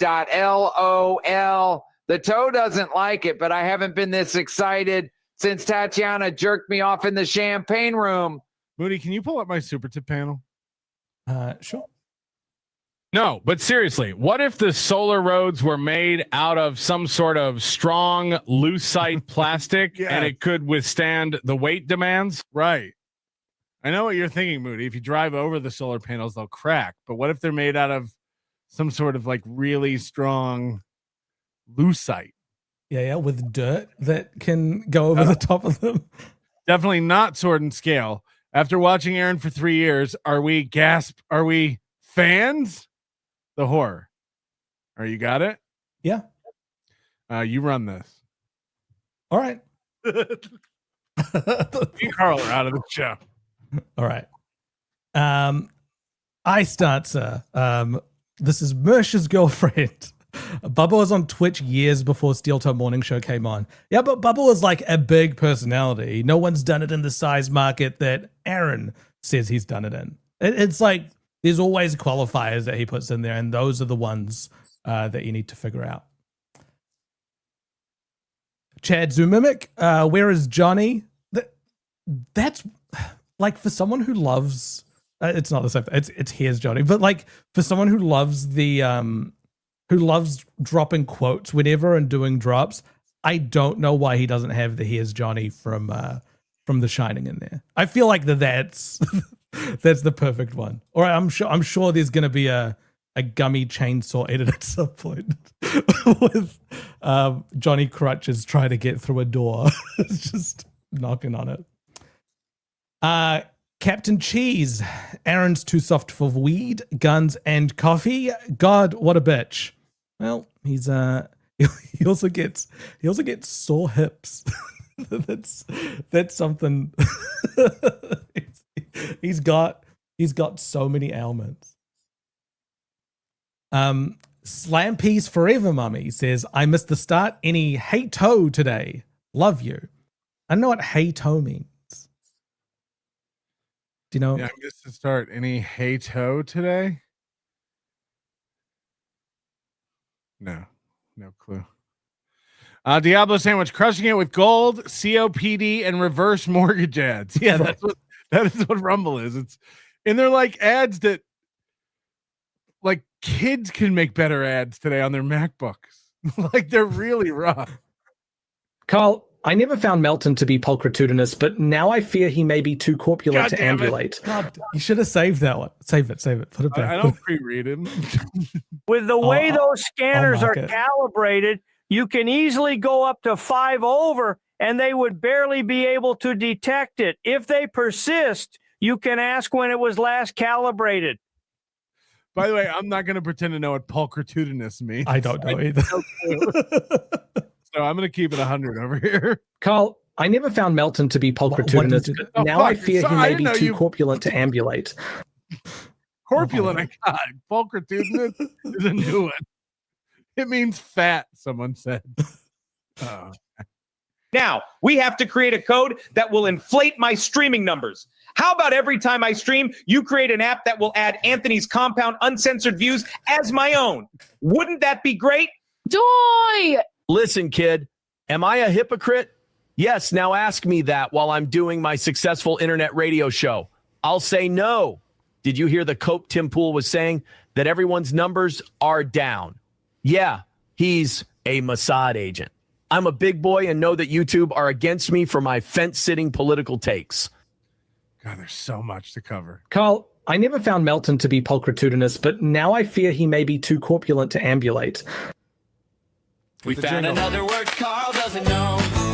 Does he know its meaning? Yes or no? I was spying. You guys didn't know the words either. You boys turned off that AI Aaron YouTube channel. I reckon by now it would probably have learned a thing or two and figured out how to do this shtick better than Aaron. What if probably make more money too? At least it has the capability to learn and improve, unlike Aaron.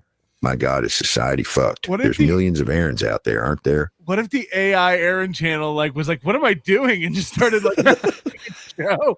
Self-aware.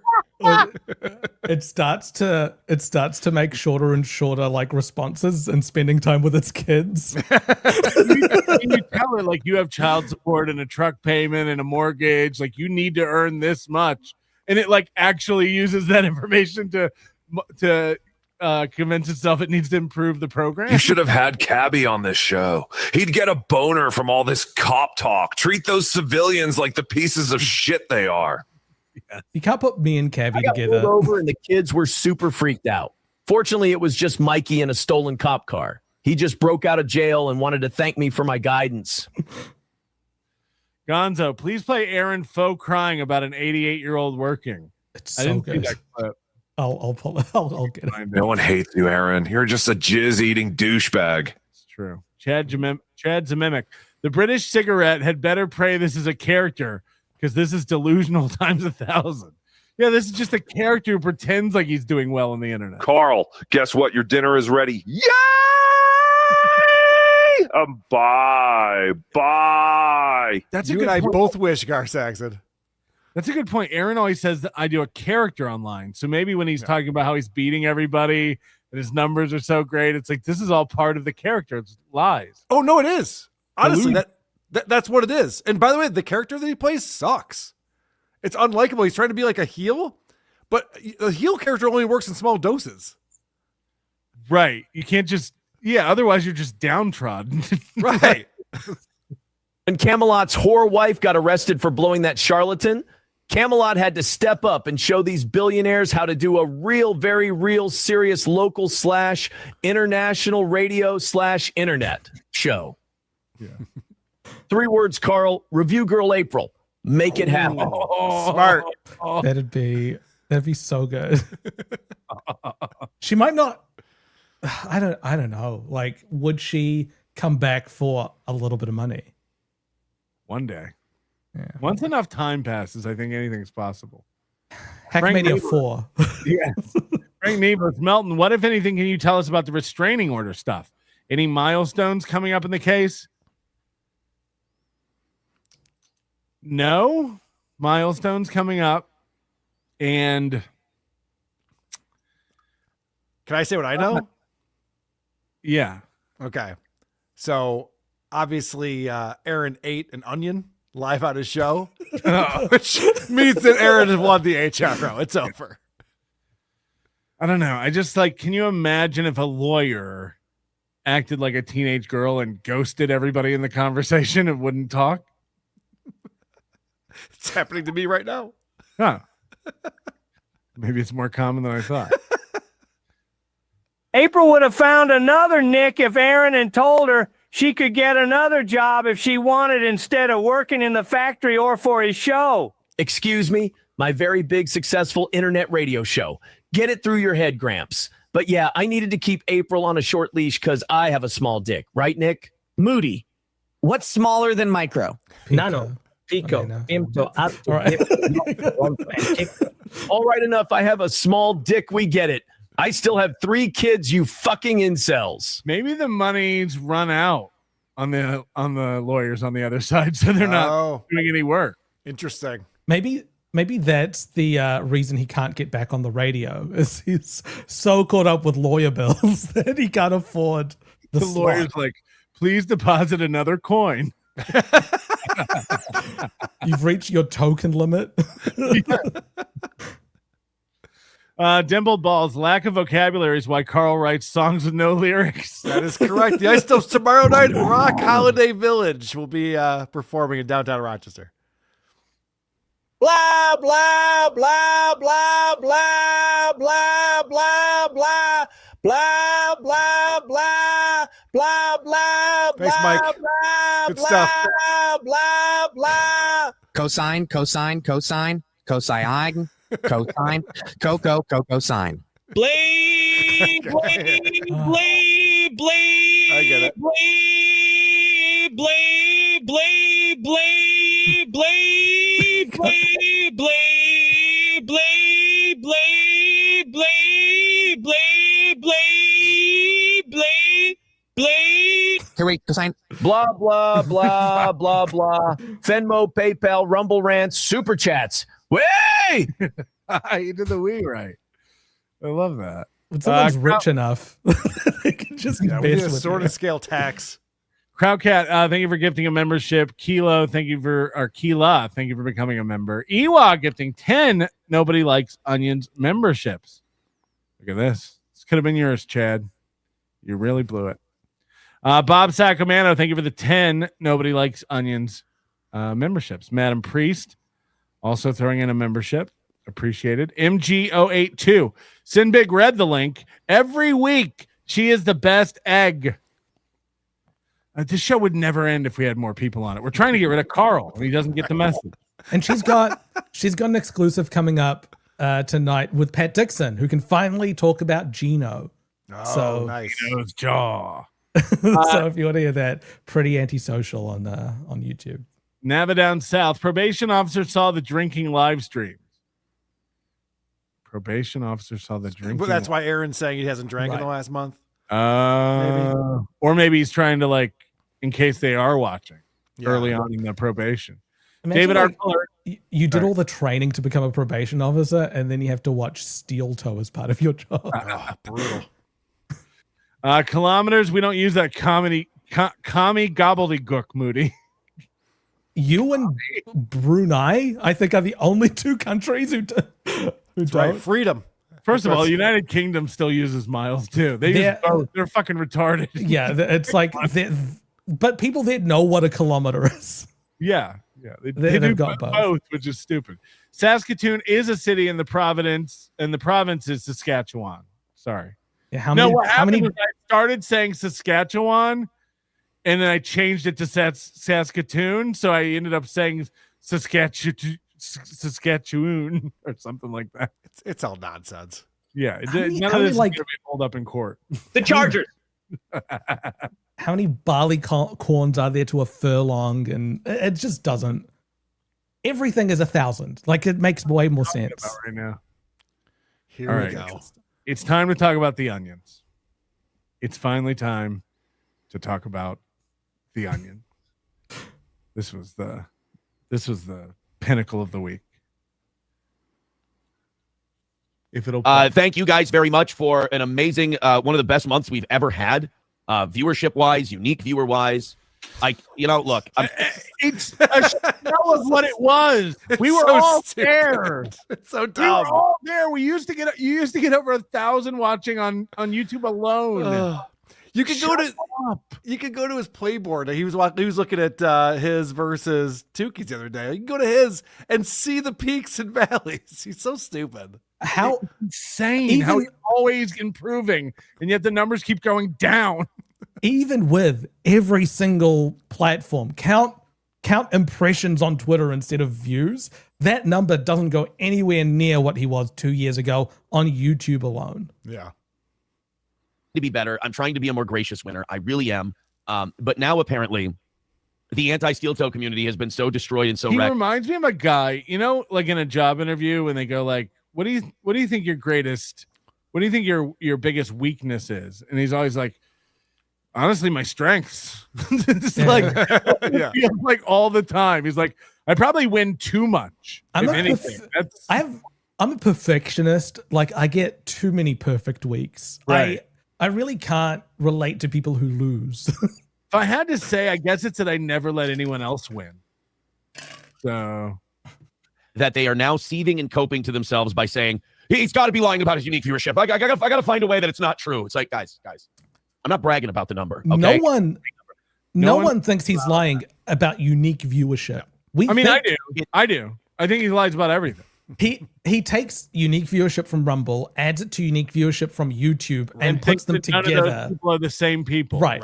Which is bullshit. But even with that, it makes your show seem worse because it means that the algorithm is pushing you, yet those people aren't sticking around. I just don't know why it's a brag. It's a different hobo chili recipe on Rumble. Right. Last month it was between Rumble at 46,000 and YouTube at 27.9 thousand or whatever it was. It's about 75,000 different human beings checked out. So it's been 50 and 60,000 forever. Now he's at 75,000 people a month and checking out Steel Toe. Called it different human beings, meaning it's different. You're a different being entirely, depending on the platform you watch them on. Steel Toe last month on those two platforms. I got news for you guys. While it's about 3 times bigger than what we had on radio, it's not a big number. It's not I mean, I'm proud of it. I'm happy to have it because we started out as a radio show in St. Cloud, and we've organically grown into the amount of people that watch us on a monthly basis now. And I'm extremely proud of that. But like, don't worry, guys. I haven't gone viral. I'm not Rogan. You don't have to feel so defeated about it. But it does make me feel good that you are. MSO says, can we get Johnny to eat an onion? You're going to have to discuss that with him on his show. Last night, the evening show went bananas. We were showing a video of a guy eating a raw onion on an airplane. That's kind of his online gimmick. And they asked me, Toe, how much for you to eat an onion on the show? Because we were looking up the health benefits of onions, and it's not like eggs. You eat an onion raw, you get a lot of like health benefits that you don't get. I stopped eating eggs raw years ago. An onion. And do you guys know that onions aren't like eggs? Yeah. Yeah, we did. I remember that from Shrek. Onions aren't like eggs. For you, I've been cooking onions on this show. I mean, cooking and devouring onions is kind of what I do. I've sent them into a psycho tailspin. And I don't know. Like, we literally just don't talk about Aaron on my show. I know. It's so insane. It's not even worth addressing. I mean, I know I code websites about Aaron. I never won a war like this by just not talking about them. I mean, I guess we'll make it official tonight. I will eat the onion officially, symbolically and literally to show the end of the war. But MSO asked me last night, how many times has this war ended? So many. This is like. But the war ended months and months ago. Can I just point out what this is, though, guys? And Can I- jailed it. Hold on a second. Can we just break down the fourth wall? I'm sorry to say this. This is all bait. He wants us to review this. He wants us to talk about this. We took 1 week off of this little piggy. You stopped talking about him on NLO. I stopped talking about him on WATP, and he's losing his fucking mind. He's like, how do I get them to talk about me again? So we had to make an outrageous stunt in order for us to finally play something and discuss him again. So he's back in a radio war. So he has some kind of identity. Because without us, he's got nothing anymore. Remember when he poo-pooed eating a stick of butter? He was like, Yes. that'd be embarrassing shit. There was like 8 people at Hackmania all eating a stick of butter. It's fine. Now he's like, if you knock out a goal, I'll eat an onion. Yeah. Okay. Normal rules. If you have yet another perfect week, something I've had 48 times this year already. Guys, tune into my members only show tonight where I'll be eating a steel toe boot. The trick is you cut really small pieces. Yeah, it's leathery to show my symbolic victory over. Shut up. Yeah, he chose the wrong enemy. He should have chosen Karl so he'd just eat a hamburger. Right. Said, knock out what we were short from Monday morning and knock out tonight, and I'll do it. And then a whopping $250 comes in, and I'm like, all right, looks like we're doing the onion thing. So tonight. So remember, that's important.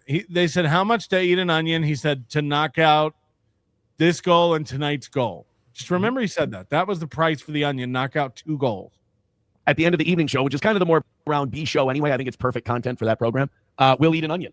I'm so used to eating onions figuratively on this show. It'll be great to do it literally for once. I hear things are not going well over there, by the way. Fuck. Oh, no. Closing venues, things like that. Are you responsible for the venue closing? It's not even closing. Just the owner is not going to manage it anymore, and they're bringing in somebody new. They think they're bricking up the walls, but it's also no one's going to be allowed back in that space. I apologize. I say this all the time, but it's so vague. If you're just a fan of his show, you would have no idea what he's talking about. It's Hackmania is what he's talking about. They also again, act like I didn't know about this a month before you knew about it, right? And was working on it before then. Nasty business, just nasty business. I got to tell you, I feel really, really bad. I feel so terrible. The thing is, if Stoney's closed, he would have nowhere to do his show. Right. He was complaining about how much it was to get a space for his son's birthday party. So this guy would be fucked if Cheetos wasn't so brainwashed and retarded as to let him hold any event he wants there. If Stoney's closes down, it could be a house. It could stop being a bar. Yeah, maybe I'll just have it on my back patio. All right, I extra plane trips is what I hear. It's like, I don't even know what that's about. I haven't even heard this rumor. We're having extra plane trips for Hackmania? I didn't know we were having any. I think what he means by that is that he's going to make you have to go to Minnesota for the HRO. That's all that can mean. That's all that I could understand it as. There's no judge that's already been tested. Right. Judge isn't going to happen. But that's, I think, what he's teasing here. It's got to be. Extra plane trips. Yeah. Good. If you're talking about an PLAIN, you're talking about your vacation? My vacation to Florida was extra plane. Not good. There's a story, like an internet gossip story that's breaking out among like that Ethan Ralph kind of sector. Oh, people are saying it's talking about Chad's travel because this was in relation to Hackmania. I don't think it was about the right. HRO. Oh, This so is flying this is Chad before out. Chad. This is This before the was Chad before thing. that. Okay, Yeah. but still, it's about. This is in reference to Hackmania. It's like things are falling apart, venues closing, extra plane trips. So I don't know what. It wasn't all in relation to Hackmania. He's talking about how he eats the onions all the time. And so one of those things is the venues are closing down. That's a fail for you. And the other fail is that you need extra plane trips because of the HRO. That's how I understood it. We know better than anyone, and we can't figure it out. So what is this audience thinking? Right. Right. There's no judge is going to be like, you have a restraining order on this guy and you want him to come to your town from 1,500 miles away multiple times. Yeah. By the way, again, every hearing, like where that's been tried, the judge is like, no, he can attend remotely. Like, but maybe his lawyer's like, this time we'll get him. I know. Oh, just no, deposit another 6,000 and I'll there's help no you. way I won't make money off that trip. Just going around to Minnesotan places. I don't know enough about it, but at least 3 people have written in our chat about it today. So I kind of want to like watch something Look on into it, even though I shouldn't. I know I shouldn't. Do you remember that he was at our October show that Chrissy Mayer was supposed to be at that one time? Oh God. With his girlfriend. You remember Riley? Yeah, he's I don't want to get into it. He's spoken so much about not being a gossip show, not talking about other shows, and now he's talking about a breakup between like Riley and Mint Salad and Schizo Sean. It's just I know all these people personally. I've never brought it up on any of my shows. Right. This is insane. I can't wait to talk about it. Retard. This is a Pest clip. Pest, one of the newcomers to the clipping world, setting it on fire. I like Pest. Has a great compilation of Aaron eating the onion. Yeah. he needs to change his name. It can't, like, Pest is so You can't find ungoogleable. it. You might as well be shadow banned. Might as well be Doomspaya. Yeah, right. He needs to be Hardest thing like, to find ever. You can type Doomspaya in and find You it. can, yeah. you can't type Pest. You need to be Try like, typing Pest. yeah, you need to be like, Or Real Pesticle. Media Player. That's a tough one too. Yeah. I said, well, every time I search for Real Media Player now, it comes right up. But like, either way, like Pest it's too short and it's too general. So you need to be like a pesticle. You need to be a pest. Exterminator channels coming up. It's like a pest uncontrol, like something that pest control alt delete, something different, you know? Again, don't worry, I'm going to be eating the onion literally this time instead of just figuratively smacking your retarded heads in. You inbred dopes. Oh, the onions are inbred dopes. thank you very much, Authority. People are going to think we're working together. You set me up so well for that one. Red Fox Mad with $5 says, what happened to Princess? I miss hearing her and Mike fighting on the show. Did you bang her too, Aaron? No, I never banged Princess.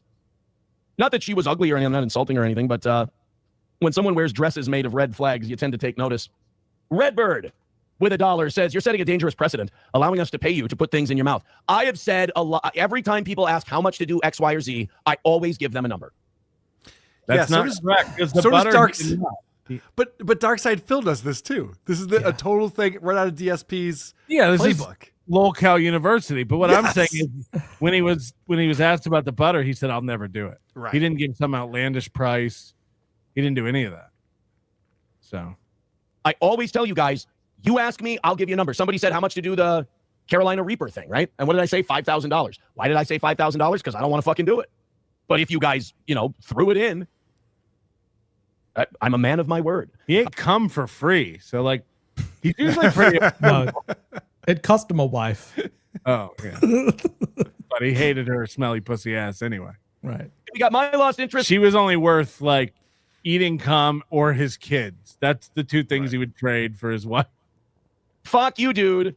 Both gifting memberships. Oh boy, 81 away from 600. Looks like we're taking a bite for every gifted membership tonight. So I got to do 2 bites, and we've got to have I got to have music playing while we take a bite, don't we? Oh, not a 90s music video. You don't. You don't. You don't. Here we go. Here we go. All right, guys. Thank you very much for being here tonight. We've got a lot to talk about, but the onion is in play. Thank you, K-Fall and the Great, for a gifted membership. So that's 3 bites I got to take here. So now he's agreed to take a bite for every $5 gifted membership. Right. This is insane. This is where he's at. Short-sighted. It's not even like this is crazy. $5 a bite. Oh, boys and girls, cheers. And by the way, how many bites is an onion? Max 10. So like, you're gonna make $50 fucking off this, Aaron. This is crazy. First bite, always the best.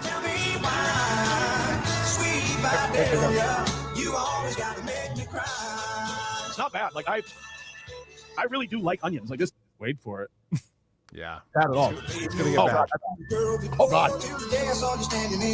Okay. I gotta say after that first bite, it was gonna be way harder than I thought. Oh, bite number 2. Oh, that outer skin isn't as pungent. All right. But You should know better than anyone that nobody likes onions. He's proving it right now. This No, is but a bad move. That's how much his he has to face. be against whatever I am. Like, I love onions. I don't know what you're talking about. Look at his face right here. He's doing the thing where, you know, Holy Patrick, shit, pause. Patrick, you're beating him without doing anything. You didn't talk about it for 2 weeks, and now look at him. You should have called the show Nobody Likes Shit. Yeah. I love shit. Oh boy. Oh God. First drink of water. Oh boy. Oh yeah, this is going to be a problem tonight. Now, Haley, you think? Haley discovered something on her show, and this third bite that he takes out of the onion, he doesn't swallow. He fakes it. I'm pretty sure it's. Are you and Haley just gonna fuck already? What's going on? Hackamania 3, baby. All right. Oh, I was a bigger fight, yeah. How the hell you would you stop living up to your name?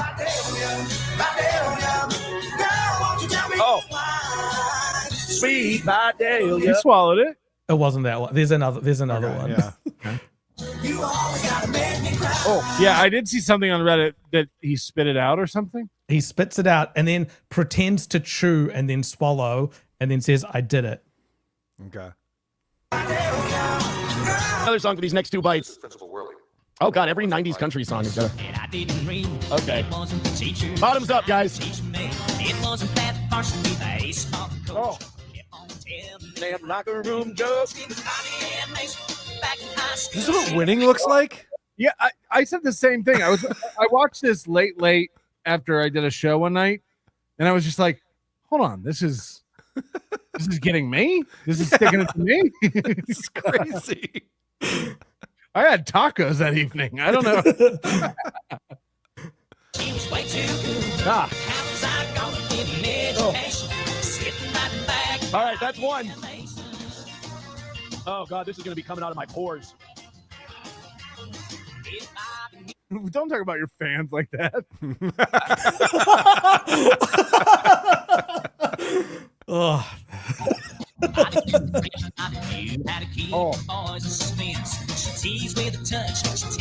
Oh, he just touched his eye? That might be a big error. That might be a big mistake. That's like touching your penis while you're eating wings at a bar. Don't do that. I was 3 long years being teased by pretty miss. Okay. Oh boy, that is Oh, guys, it's gonna be a night tonight. We're vibing. We're all getting fucked up on onions. Am I right, guys? Peace with this outer skin. Those aren't so bad. I remember it all very well. Looking back, it was the summer I turned 18. Whoa. We lived in a one-room rundown shack. I'm getting a lot of good nutrients though. I'm getting a lot of. It's healthy what I'm doing. Maybe that's why that could be why I'm so disgusted. I gotta say, so during this eating of the onion, he's playing Fancy by Reba McEntire, which is a song about a young girl whose mother sends her out to basically prostitute herself to trap a rich man to help the family out. Right? Pretty appropriate. Okay. I'm getting like the most pure, healthy, raw food into my body ever. It's the spice. I gotta remember, I'm Minnesota. German and Scandinavian. So yes, onions are spicy to me. All right, second bite. Here we go. Then we can get to the show. We got lots of stuff to talk about. I prepped a whole show, believe it or not. But people like the onion. Oh, that was a meaty bite. How come he's not screaming, "Take this, Melton," while he does it? Right. And then I saw the tears welling up. It's like it's filling my tongue. It's like my tongue's like saturated with onion and it's starting to burn. Like my tongue's starting to burn now. Oh boy, this is going to be difficult. I don't know how we get through this tonight. This is a guy who, don't forget, sunflower seeds cut up his mouth. Right. He can't handle coffee. He had a The 5-gram weed gummy that had him out of his mind for 2 days. The changing weather hurts his hips. He couldn't sleep because of corn dust. Remember that?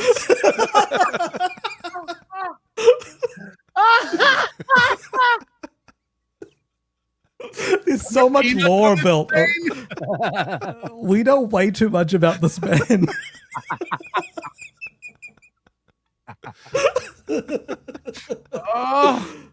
I hate that we're seething so much. I know. That's all we do is cope and seethe. If he dies, he dies. This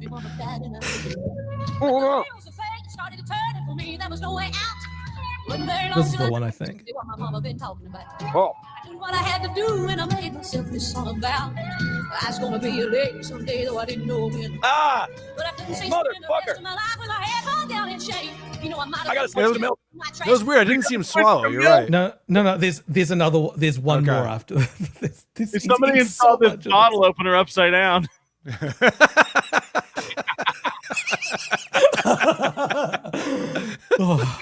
Holy shit. Oh. Fuck.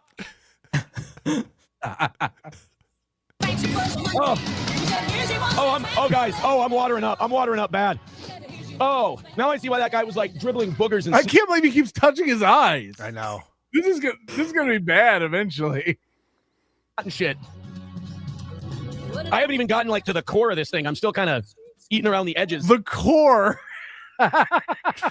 He's never cut open an onion. He's edging the onion. Oh. Richard had said, just his mouth is a lathe. Hope you die. Yeah, I hope you die. This wasn't supposed to be the way this worked out. This was supposed to be a lot easier than this. Georgia mansion in a elegant New York townhouse. Oh, that one squirt. I would say this is symbolic of his battle with the onion. This is very representative of how it's going. Every time he takes a bite, it hurts him. Jesus. Oh, that bite squirted. Oh shit. Oh, is this when he? Yeah. There it is. So when he comes back, it's not in his mouth anymore, but he's pretending that it is. This is the first time he's actually spit out the liquid that was in his mouth. That one was bad. Oh, that one. I don't know if that's a gotcha. Maybe the it next. doesn't matter. There's so many. I don't know which one. This whole thing is a gotcha, by the way. Jesus Christ. What a pretty There's the mouth. winner. There he is. Oh, Jesus. Yeah, the water's making it burn more. Why are you drinking water then? He's pouring water on a grease fire. Why isn't this going out? This makes it worse. I'm going to keep doing it. Here's your one chance, Aaron. Don't let me down. My tongue. I mean, yeah, water just displaces it. It doesn't fix it. My Lost Interest says, here's a good chomping on an onion song. All right. That's called The Onion Song. Marvin Gaye and Tammy Terrell. One more bite. It's just a great big it's a gimme. and hey, that beer, all the spices that make it mine. Oh, and the only way to get rid of this great big onion is to plant love seeds until it dies. Hey world, we gotta break.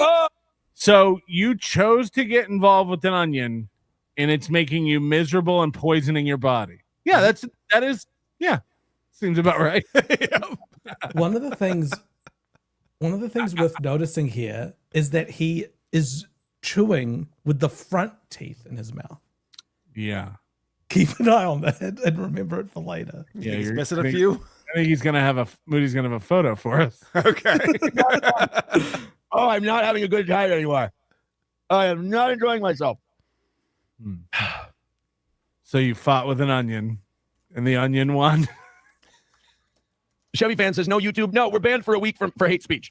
By the way, it's not lost on me how funny it is to watch a guy like in tears from eating. Dave Coulier was so upset. They said, what do you want us to do, Dave? And he said, cut it out. But it's becoming the megastar.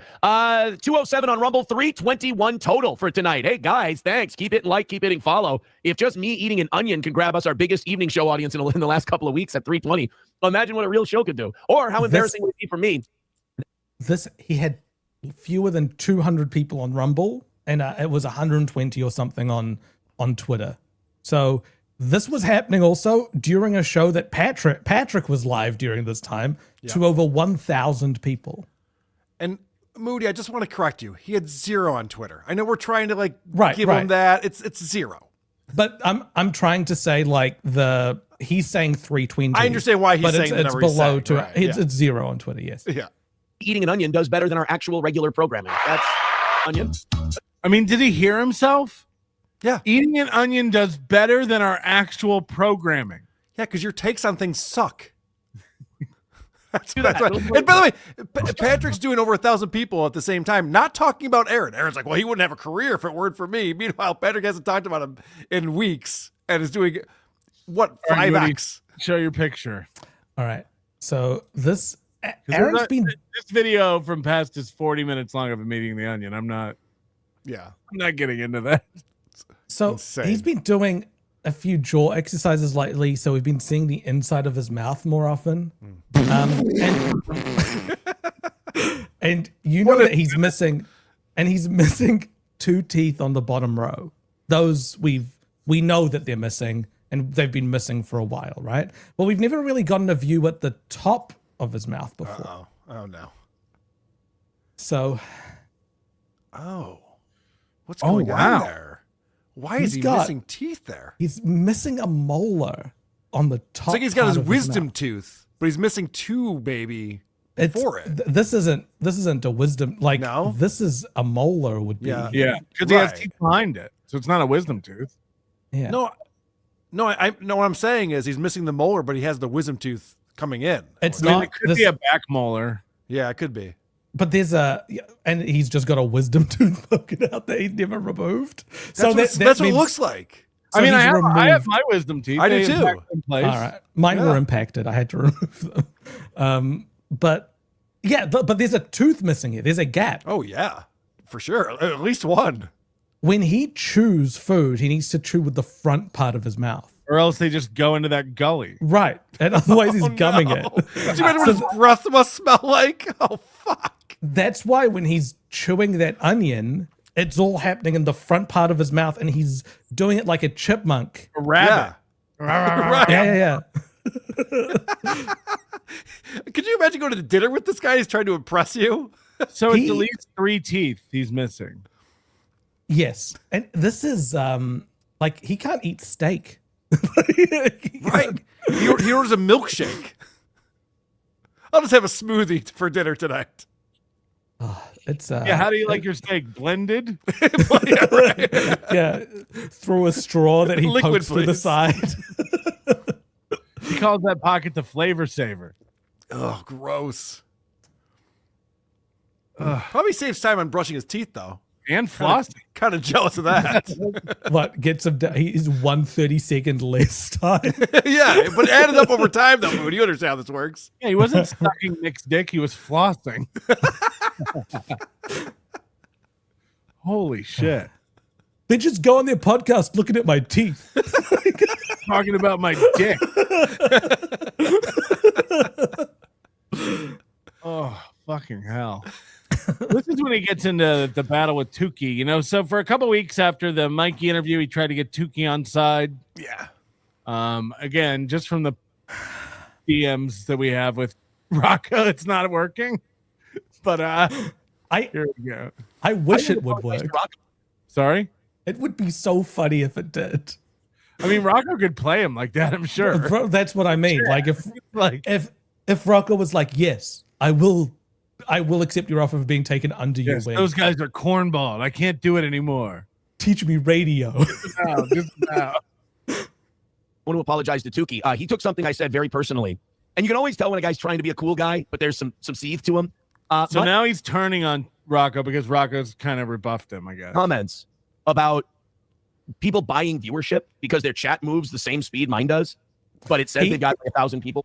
Just to contextualize this, the day before, he was saying that the shows that hate Steel Toe can't stand that Steel Toe is doing better than them in numbers with his 500 or 600 or whatever it is that he claims, that they need to buy views in order to be above that. Now, there's very few shows that I think you could classify as hating Steel Toe and get more than 600 views. That'd be probably WATP, NLO, the Dabbler, the Shuli Network, Cardiff.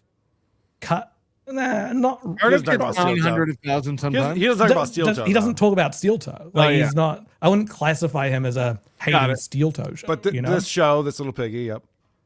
So who else is left? I mean, United States of Australia. I don't know. Tukey took that very personally, and he tried to play it off as cool, but I could tell it bothered him. I wasn't talking about him. I'll be honest. Until Nova sent me the link last night, I didn't know when he streams. I don't know how many people typically watch him. I still couldn't tell you. I just know that he. When he brought it up, the only show he was talking about was Tukey. When he brought that up, by the way. So he was. I mean, I watched the clip. I thought I had it before this one, but he was talking about Tukey directly when he mentioned the buying views. The puppet. So I want to apologize to. It's why Rocco responded. Rocco, out of nowhere, raised his hand and said, "I don't buy views." Like, I almost called him pot awful. I want to apologize to not Quadfa. What's his name? Rocco, the guy who does the puppet. I apologize. Now he doesn't know who he is. Right. I didn't know that you were going to take that personally. I didn't mean you. I don't know how many viewers you have. I just know I have people send me information that they have, and they go, this person has this many views. Their chat's not moving. They're clearly botting it. And botting apparently is a far more common practice than I thought it was. A lot of people do it. According to who? He just goes, somebody sent me this thing, and so now this is the truth. And we've watched his chat. Yeah, his chat crawls. Even on Rumble, it's not going crazy. But also, what he's referencing is Tukey does a 3-hour long show, 3.5 hours longs. He made one quick reference to buying views. That was just an off the cuff kind of silly, like, yeah, we're buying views over here kind of thing. He's like, I didn't realize he was going to take it so personally. He didn't. Make it till you make it thing. And these bot farms don't give a shit because they make hundreds, if not thousands of dollars a month off some of these people. So, yeah, Tukey clearly thought it was for him because he made some comment about, oh, give me some money because I have to pay for my views every month. And I'm like, I know where that's coming from. And I just happened to tune in and see that. And I'm like, that wasn't you, dude. There's a lot of insecurity in that world, in that universe they're in. They feel like they have to defend themselves from everything, even if it's not coming at them. Now he just happened to tune into Tukey? Yeah, what are the chances? Sack Johnny Crutches says, as Sean from Potentially Criminal says, Aaron is blessed with retarded enemies. I mean, it's kind of true. It's kind of true. By the way, I get no pushback on any of this stuff anymore. I think people have started to realize, like, look, Aaron's kind of about it, but he is right. And it's nice to now be in the catbird seat on shit like that. Dr. Doom says Rocco is the best out of them all. I think he's the most talented out of all of them. I really do. I don't know how many people think that. Last night he did well. Yeah, we all agree. Unfortunately, I think it's the same 1,000 people all going between shows, which is unfortunate. I bet you if you looked at all of those shows and their unique viewership, ours is way higher, like in terms of different individuals coming in and out. I think the same people just kind of recycle. Can you pause it real quick? So this is all the bait stuff that I didn't want to address, but I will address it. Okay. So Aaron's saying that all of our shows get 1,000 people and it's all the same 1,000 people, or we're buying views or whatever he's saying. I'm going to throw this out here, and I would never, ever do this, but I want to see Aaron take me up on this offer, because I've been saying for a while I want to go on Aaron's show and talk to him face to face, live on the show, not a pre-recorded interview that you can edit, a live thing on the show. And this is what I'll do. This is what I'll give him. I would never do this. I will show all of my numbers. I'll put them up on the screen. They won't be screenshots. They'll be live in the platform. You can tell me to toggle between date ranges, whatever he wants. I'll look at YouTube, Patreon, Spotify, Megaphone, all the things that I have, Google Analytics, anything he wants. And we can look at all of my numbers. And Kevin Brennan will love it. He'll get tons of views. Everyone will want to see these numbers. We can look at my unique viewers on YouTube and see if he's squashing me. So Aaron, please invite me on the show. Let's do this. But we also have to be able to have a discussion back and forth. You can't just kick me off when I ask you questions. Does he need to share his numbers with you? I don't care about his numbers. Can he dodge? Question. Okay, of course he will. That's all he'll ever do. He's the most talented out of them all, but I think he tragically limited himself. I think, like, the thing he's saying here, though, is that Tukey is an exception from. So we listed the shows that hate steel toe that fall under the number range that he has. Yeah. He said that Tukey gets 1,000 viewers. They're legitimate, but also they're the same 1,000 viewers that get passed around between all these different shows that are related with one another. Right. So they're fake when they're like on NLO or WATP, but not fake when they're on Bedabbler. It's like sometimes I have 600. Occasionally I get 1,000. We had 1,100 something this week. Like, but that's rare. It's not like I get 1,000 every time I go live. My numbers are all over the place. Right. Like, but he's saying these are genuine and fake at the same. He's over constrained it. He's trying to keep Tukey on side while shitting on everyone else, and he's said something very contradictory. He got drawn into the steel toe pit. That's why he got out of that show and stopped doing it, because I think he realized, like, oh shit, I'm sinking with these guys. But I think getting involved in that whole world really limited how big he could have been. And I'll tell you this, you got to completely divorce yourself from it to get that stink to wash off you. It's like eating an onion, my man. Some of these guys, they sell their souls because they like seeing a couple more viewers each time. It's very myopic thinking. By the way, Chad Buzamok, I do have to call you out on something because I just went on Twitter to grab a clip, and you were the first thing that came up in my Twitter feed. I follow Chad Buzamok. Stop doing this. It's so gay and cringe and awful, and it also shows that you're too balls deep in the internet. And I say this with all due respect, and I only say this to Chad Buzamok because I know he can handle it. He's a good egg. Stop comparing people to Stuttering John. First of all, it's gay to follow Stuttering John. It's gay to follow shows that follow Stuttering John. I can't think of anything more pathetic than to watch shows that he loves Stuttering John. He was just saying what a celebrity is, and his resume is amazing. He's going to interview him. What do you mean it's gay to follow Stuttering John? What's he talking about? Such a guy. So he's like, oh, Chad Buzamok is Stuttering John now. Stop. It's like, not only is it played out, but there's nothing worse than watching people thinking they're watching the cow, quote unquote, when just their engagement in it makes them the cow. Like, it's kind of the old adage, who's more pathetic, the fool or the fool who watches him? Stop watching me. Please stop watching and making fun of me. That's what he's saying. This is why I know who Aaron is. He entered into the Devilverse and decided to pick Chad Buzamok as his locale to follow, but he loved the Stuttering John content. He also loves saying that all these haters are my lolcows, all these trolls that come into the chat are my lolcows. A lolcow, by definition, is a person that you laugh at based on something that they do. Yeah, I'll tell you what you don't do to lolcows is block them. You don't block lolcows. You're right. You extract lols from it. He isn't extracting anything. Right. He's just living his best life. You're the one who's taking your time to observe it. Yeah. So don't, like, you're cheapening it. You know what it is? And no, and I don't mean to call you out, but you're taking the shortcut because you can't think of a Chad insult. You're good. Chad Buzamok is really good at coming up with Chad insults. Take a minute, sit down with that tweet, think of a good Chad insult, and then plow forward with that one. The John shit is played out. It's gay. It's lame. So Chad Buzamok, who A-logs Chad Buzamok, is good and funny. But the people who watch Aaron are the real lolcows. Or Stuttering John, which is played out even though there's a pending lawsuit. Right. He's trying to get John on side so he comes on the show. So he's doing as much of this as possible. I have a gift of making something old and stale feel fresh. I mean that genuinely. The John thing is lazy. Don't do it. Stay away. Chad says it's 100% true. Chad has protected his tweets like a bitch. That's fine. There's nothing wrong with protecting your tweets. Sometimes because Aaron does it.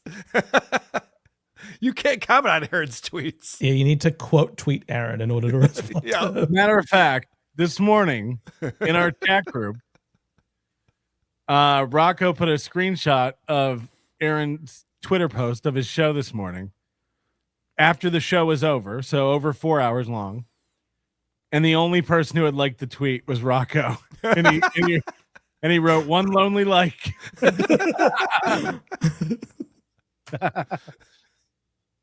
You're from retards. There's like that's so it's like, who is he even protecting his tweets from? No one's engaging with these things. Right.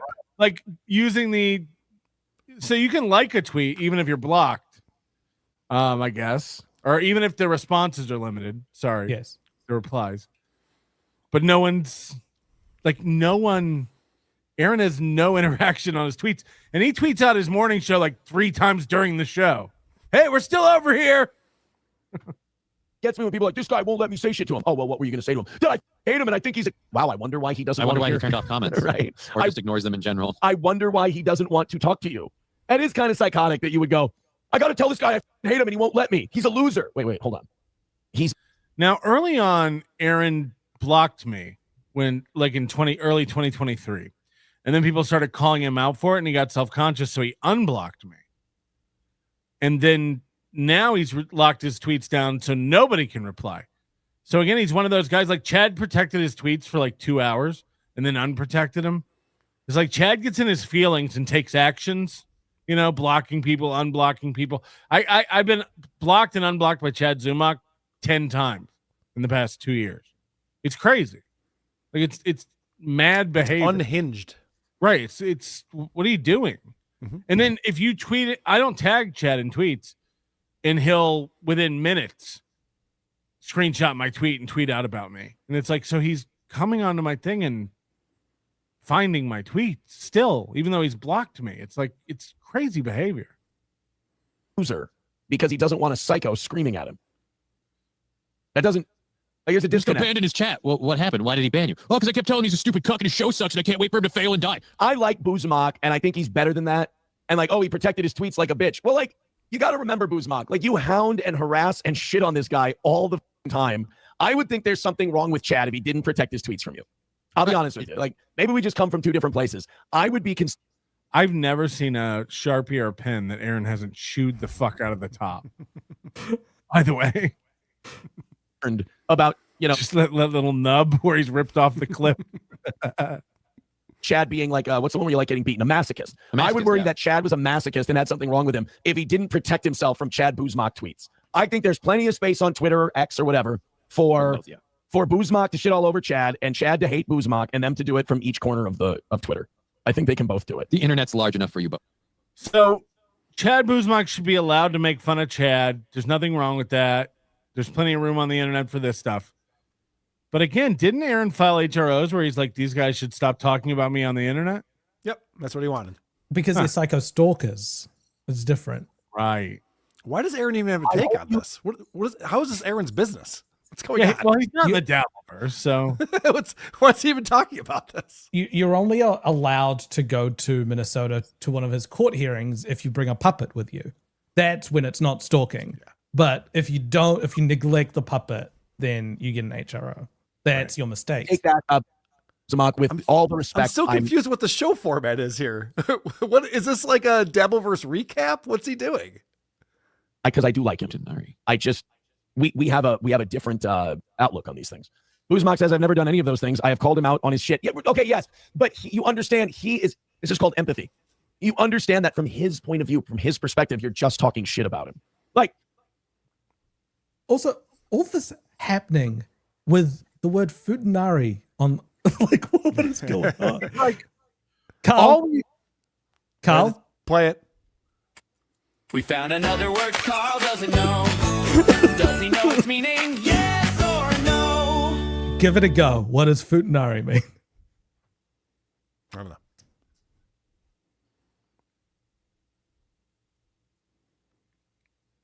What's the bet? I'm just saying, give it a go. What do you think it means? Yeah. Good stuff. Okay. Killing it. Look, he just said you have to understand it from Chad's point of view. Yes, you're just calling him out for things he's done. But for his point of view, he thinks you're talking shit. Aaron, all we do is call you out on things. And by the way, when you're telling the truth and winning, we call that out. But from your point of view, these guys are lying and talking shit. Yeah, he's putting himself in the Chad character in this one. How can he not? Calling someone out on their shit is something white women say they do when they're being obnoxious towards somebody. So, like, I've had people on the internet say, oh, I just call Aaron on his shit. It's like, yeah, but you're wrong 99% of the time, and I've proven you wrong. So I'm sorry if I don't want to hear your bullshit, because it's all fan fiction. Now, Buzmak, you may be... When someone calls you out on something that's not true, Karl, do you block them and say, I don't want to hear your bullshit? Never. Never once. Oh. Nailing it 100%. You may be crushing it. People said my wife's retarded and we made a voice. Right. All right. And be calling out Chad with 100% accuracy. But you understand, Chad hears bullshit and crazy shit from psychopaths all day too. So he's probably just going to cut out all of your noise. Yeah, you're getting filtered out in the shuffle, my friend. Does that sound reasonable? I'm trying to say this in a way Makes sense. where everybody walks away happy. That's what I'm trying to do. Woo. Banger. Good stuff. I have so many fucking clips. Karl's gonna have to go soon. He's got broccoli or something upstairs to eat. Sounds good. This is more. This is about toe fatigue. You know, my whole mouth tasting like onions today. Because got shit going on. Because Tukey Rocco said he's got toe fatigue. He sent this on Twitter, and so like this is all a back and forth between Aaron and Rocco on Twitter. Yes. That you sort of need to be aware of in order for it to make sense. And then Aaron replied to that like, yeah, man, I totally get it. You're so smart to get away from that show and stop watching me, man. Like, yeah, I get it. Like everyone should just stop watching me.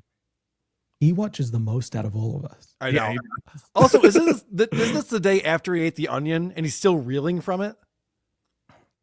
He's too smart. This affected him for a while, eating this onion. It wasn't just what we were watching, which went on for a lot longer than that. He had to get up and leave Johnny while he went and took onion shits. Onion shits with $5. I know 15 says add the Rumble. Dude, I can't add the Rumble. These people's brains would melt. It's not fair. I mean, look, I didn't need to look up stats to know I'm bigger than all these people. I mean, fact is, I'm responsible for at least a third of those views on their end anyway. So I'm.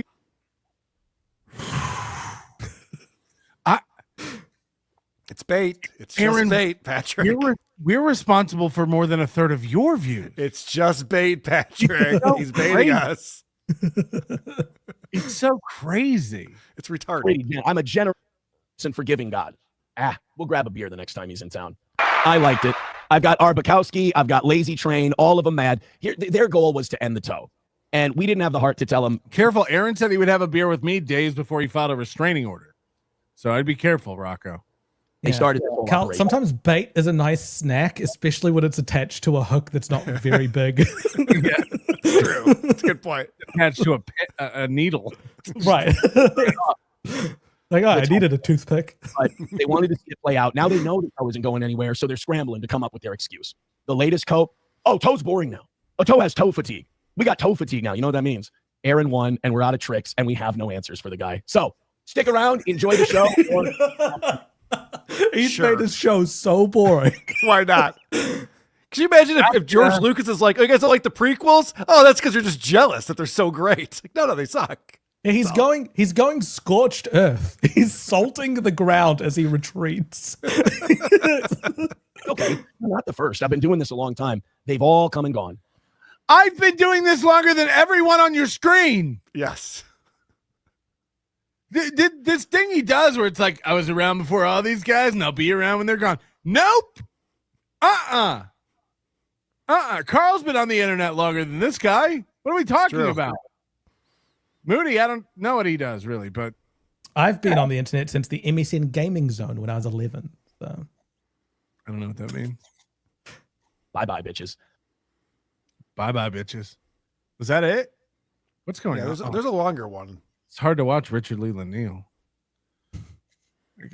I'm glad we're powering through them. Oh, here's one. So here's Tim Pool, who I guess his audience is dwindling, which, you know, these guys panic when their audience dwindles. It happens. You hit for a little These guys, everything's a projection with them. These guys panic when their audiences dwindle. You know. Tim Pool, let me teach you how the internet works. I'll be as lucky as me and know exactly, like, we're probably going to get to 700 something today at some point. That'll probably be our peak. And we'll probably do that forever and ever and ever. It's fine. This is crazy because just since we've started watching him, his audience has been more than cut in half. And like his YouTube shows used to regularly get 5,000-6,000 views. Like that was the biggest I ever saw him get. And they would have 1,000, sometimes over in the morning on YouTube. 800 to 1,200 live on YouTube. And now he's like, we finally settled it exactly where we're going to be. 250 on YouTube, 350 on Rumble. That feels about right. And this will probably last forever. Why would this last forever? You just told Tim Pool, hey, man, it ebbs and flows. It comes and goes. But now you're like, we'll probably just stay steady at 700 all the time. It's like, okay. It's consistent. It's good. This Tim Pool, he goes up, he goes down, he starts freaking out. He's got to pick fights with people. My biggest problem with Tim Pool is that he will sit there, look you in the eye, tell you he's not a thing, and then just go and do that thing when he has a panic one day. He's an emotional guy. This is Aaron to a T. This is insane. Right. He's going to pick fights. He's an emotional guy. When he leaves the internet, it's all just internet stuff. He doesn't lift a finger and he beats everybody. It's like, then how did that police report get filed? You didn't lift a finger. How did that? That's some Witch Mountain shit. Also, Tim Pool built a compound and employs, I don't even know, a dozen people. Like he's got a whole infrastructure and overhead. Okay, so if his numbers dip, he has a reason to freak out. Right, that's what I mean. Aaron's just like, how am I going to afford gas station food? Yeah. And then in emotions. You know, he doesn't want to take that beanie off. He gets very sensitive. You know, he's like he's like the Onions and those Dabble guys. They're kind of like Tim Pool. They're very, very sensitive. We have a bunch of clips coming up. Karl will be gone by then, but of Aaron talking about having a fat day and he wants to go get plastic surgery on his chin. Yeah, please. But Tim Pool's afraid to take his beanie off, so he weighs himself 4 times a day. I saw that clip. Can we call it what it is? It is gender affirming care. He identifies as a masculine gender, which traditionally has strong jawlines, and he doesn't see that when he looks in the mirror. So he wants to get gender affirming care to fortify his jawline, so his outward appearance matches that of the internal gender, like inside, which in Minnesota is paid for by the taxpayers. So smart. Great. He'll be Somali by next year. Sharia law makes a lot of good points. Yeah.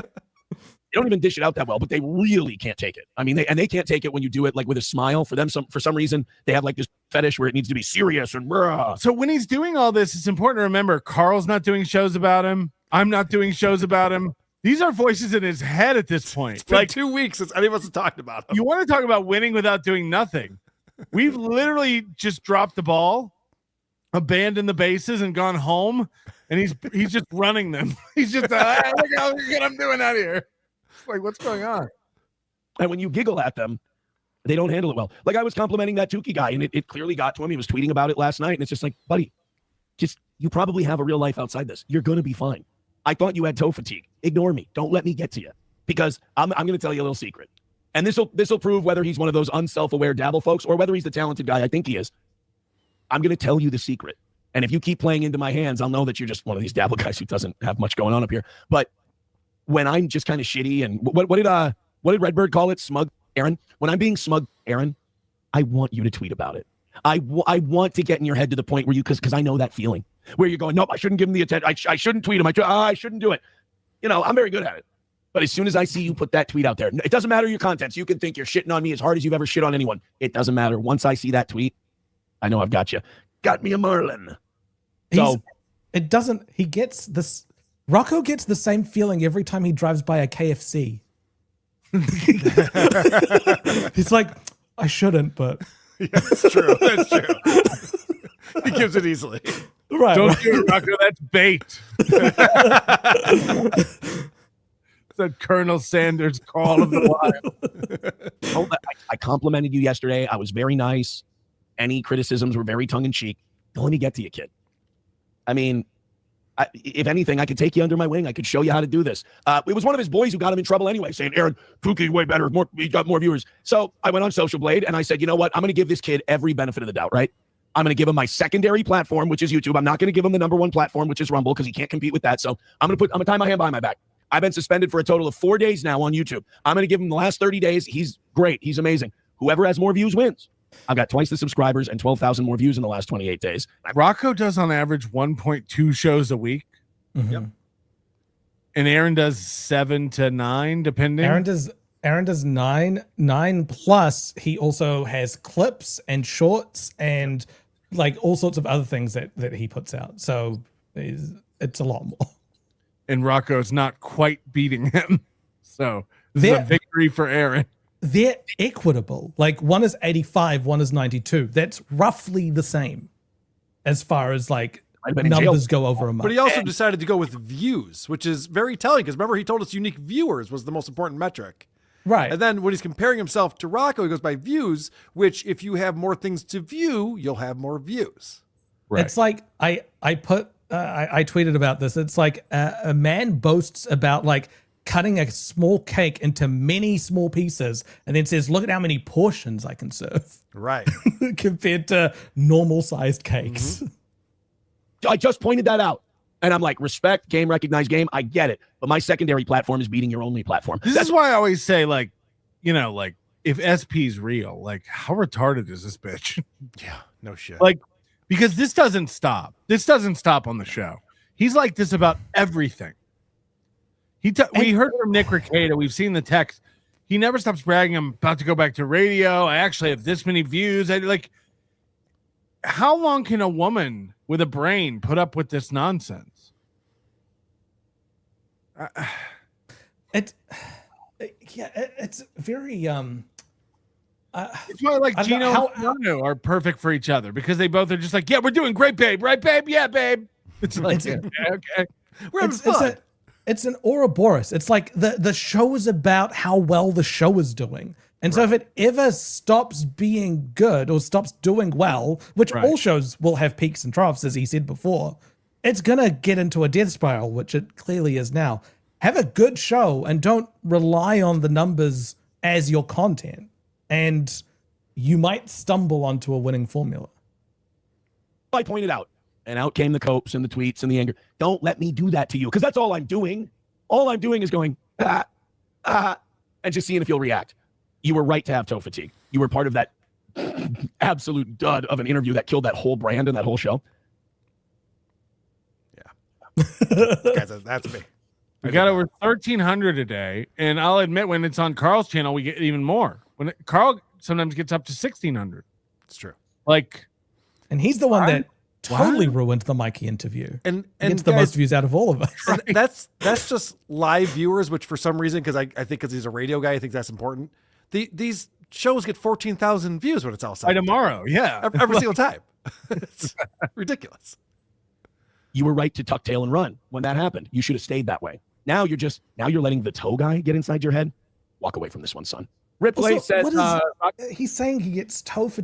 Didn't he before say that if people watch my show long enough, they start to become fans? So I don't care if haters watch. Now, if you watch my show long enough, you get tired of me. Yeah. A wrestler called B Dabbler, that's gay as fuck. No, I think he's fine. I think he's absolutely fine. There's nothing wrong with them. He's probably the most talented out of all of them, which is when he falls into, the mistake patterns. It makes me sad, and I just want to help. I'm just here to help. I've helped so many. Ripley says he sounded overwhelmed when he ran to Minnesota. He did the worst coverage. Yeah, the kid's going to be all right. Maybe he's right. Those who can't teach.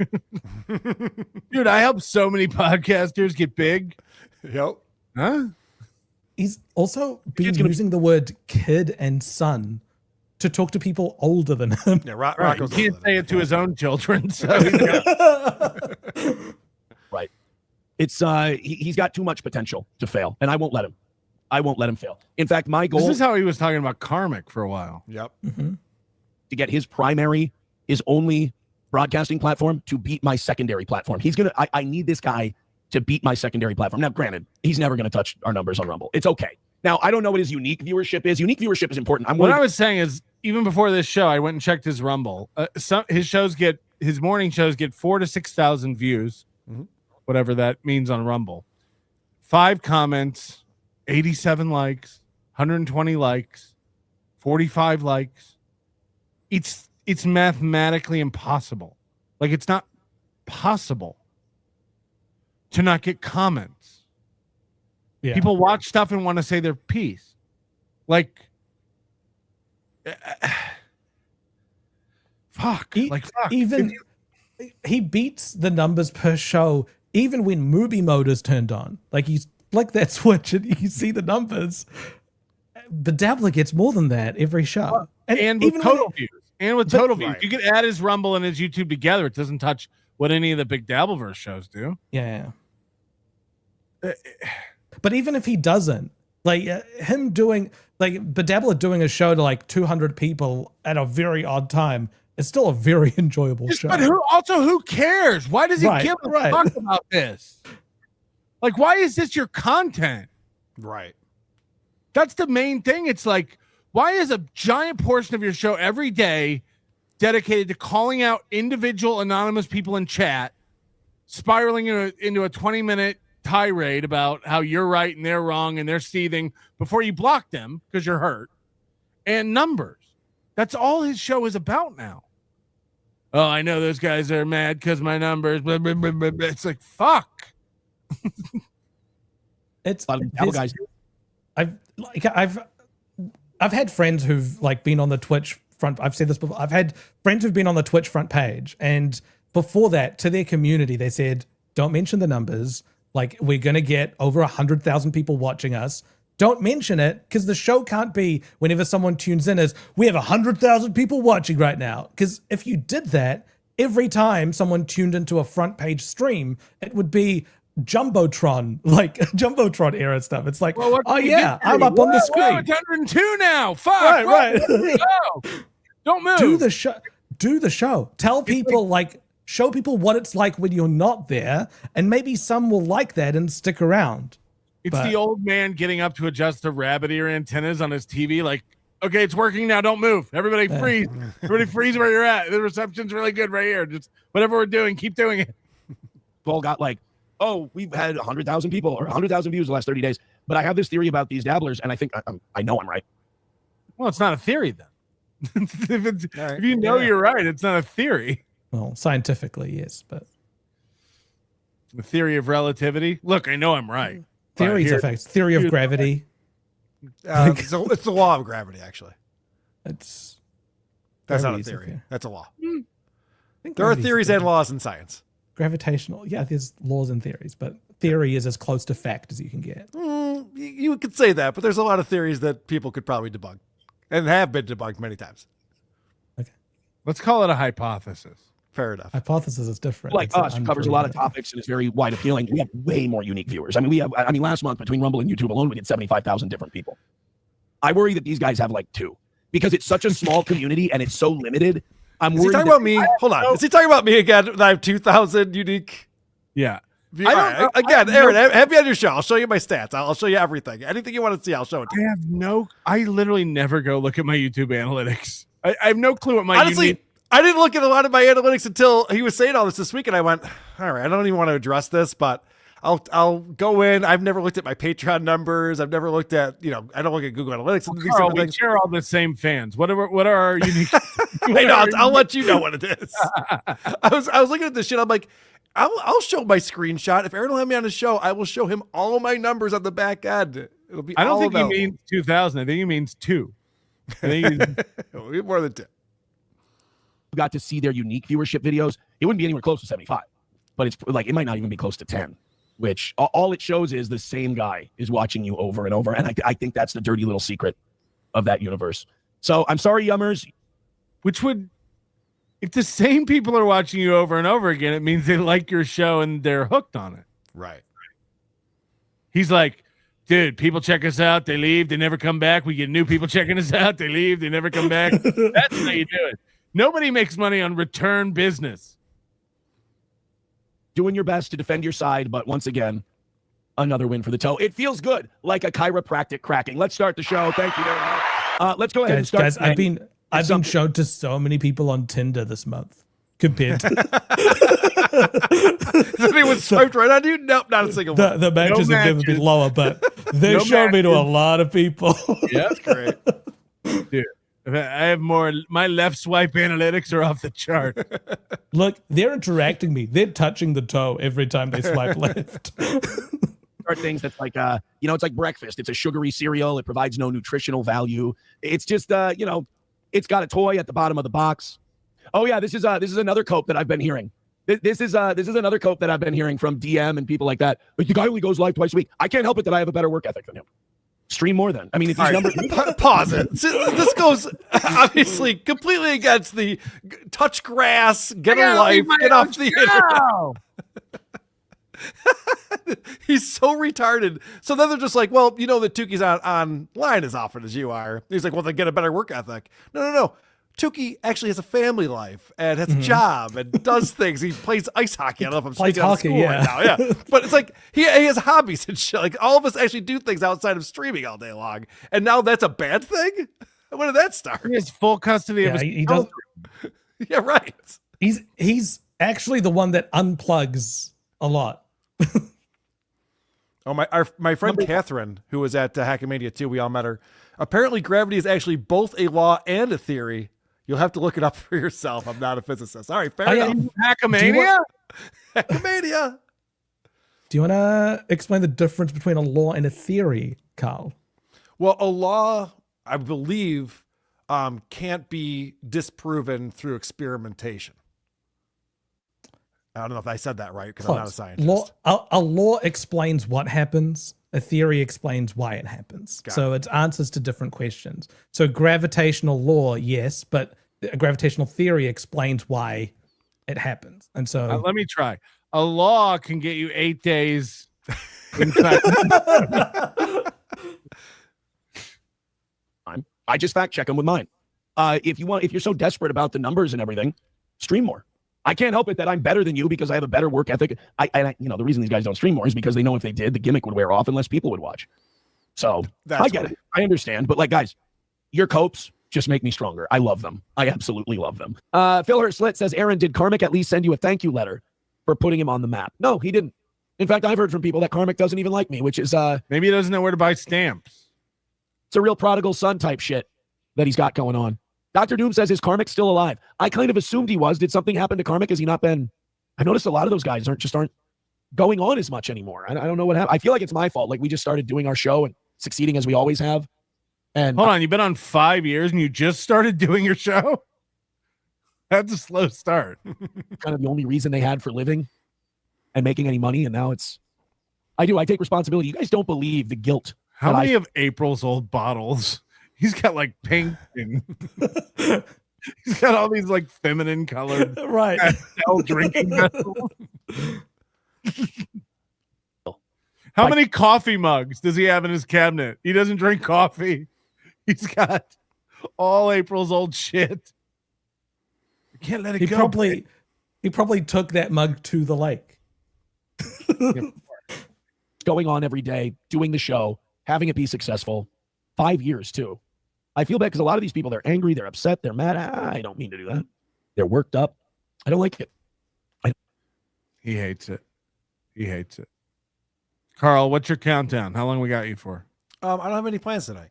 Holy shit! Wow. I got the Isos are playing a show tomorrow. I have to do a little prep for that, but I'm not too worried about it.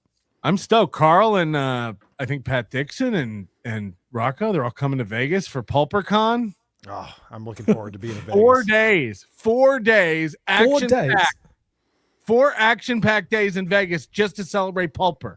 We haven't heard whether Pulper's coming. Fingers crossed. What is there a schedule? Karl?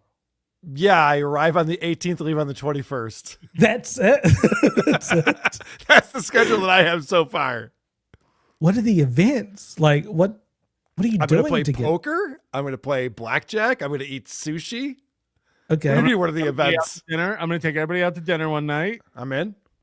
And I think Karl and I are going to do a show at my house. That would be awesome. I'm hoping I could do WATP with Patrick in the Nobody Likes Onion Studios. In the Onion Dome. Bring a pillow. It's the most uncomfortable chair in the world. It sucks. No, I like being.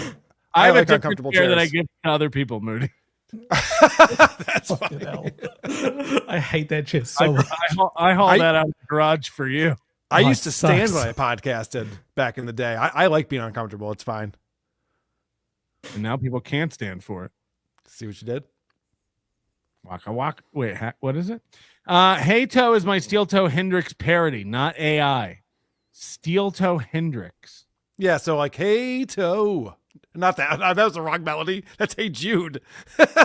Hey Toe, where you go with that gun in your hand?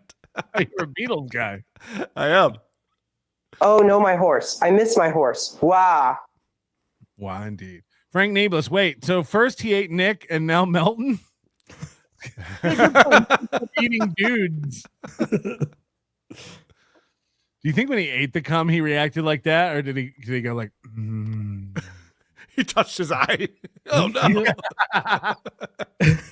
He's been wanting to eat cum for a while. He had to launder it through April though, so that it wasn't gay. Minimal participation. The stat that must hurt the most is knowing he had all this traffic flow to him multiple times due to the drama and no one stayed. Kayla is a slob cunt whore. What? The war's over? I feel like those gooks after World War II. Right. That's pretty funny. Can't believe I made it through the filter. Adam Davies, Aaron is in good company. The incestuous English serial killer and pedophile Fred West also used to eat whole raw onions. A little bit of trivia. Aaron, have you heard of Perry Caravello? I think you can make a lot of money if you lean into the stuff he does. Have you ever blown a man in 92? No, but I have drank a man's semen. Fantastic. Yeah, so just lean into that and give your address out there so people can make you eat food that you hate. You dumb piece of shit. Shut the fuck up or I will come down like the hammer of Thor. The thunder of my vengeance will echo through these corridors like the gust of 1,000 winds. Be gone, cripple. I have not only allowed free access to my wife, but I've now allowed 3 grown men to shove their fists up my ass and puppet me around like a tookie. Just look at me, eating onions for the win. Yeah, I still don't understand how that was the symbolic victory. And he did. He got several $5 memberships for that. So Big Sauce, change the name of your show to Nobody Likes Cum so we can watch all the cowboys arc ropes of jizz into his eager mouth. Win-win for everyone. Jesus. Why do you want to watch that? You know, I could eat an onion for hours. Face off. I was trying to figure out the front side of the onion from the back. That way I could eat the onion's ass first. Makes sense. When he said, I want to get to the core. It's like, what? What are you talking about? Sand Dollar, closing. Pink Box Donuts, closing. Karmic X, canceled. Michael Ray Bowers, canceled. Mersh, not likely. Chad Zumach, will cancel. Pat Dixon, questionable. It's over. Johnny. I said this. All I heard was I'm saving a ton of money. And I said, we're going to hold the event out by the bubble craps. We'll just have everybody stand around Karl. He can do his show. I'm bad around bubble craps. Everyone crapped out every time I walked past them at Hackmania. I was the cooler. Buckman. It was so weird. Shmuel Buckman and Tio Hank can't lose. Tio Hank was in Atlantic City last year, and he was making a shit ton of money at bubble craps. And he kept coming over trying to convince everyone to go play with him. He's like, I got a system you cannot lose at bubble craps. And I saw him a couple hours later standing around, and I was like, hey, why aren't you playing bubble craps? He's like, I lost all my money. Yeah. There is no system that's perfect in that. Minimal participation. When Patrick read divorce papers with Ashley, it stated there is no dental insurance. Seems nothing has changed. I had a clip a couple weeks ago of him talking about his fear of the dentist. We never got to it, but he said something about it, like he's deathly terrified of the dentist. He doesn't ever go. He doesn't want to go, but now his tooth is really hurting, so he might have to go. Toothaches and earaches are some of the most painful, like unceasing, irritatable. You can't sleep. I don't know how you let it get to a point. Like if you go get your teeth cleaned and worked on, like they catch all that stuff before it ever gets painful. And you can get a cavity filled in like 20 minutes now. It's all this stuff is like very quick. I hate the dentist too. Nobody likes getting a shot in their mouth or whatever. Well, I think you did. I know a guy. Why doesn't he like the dentist? Do you have cum flavored topical? I'm not used to it being put in my mouth with a Q-tip.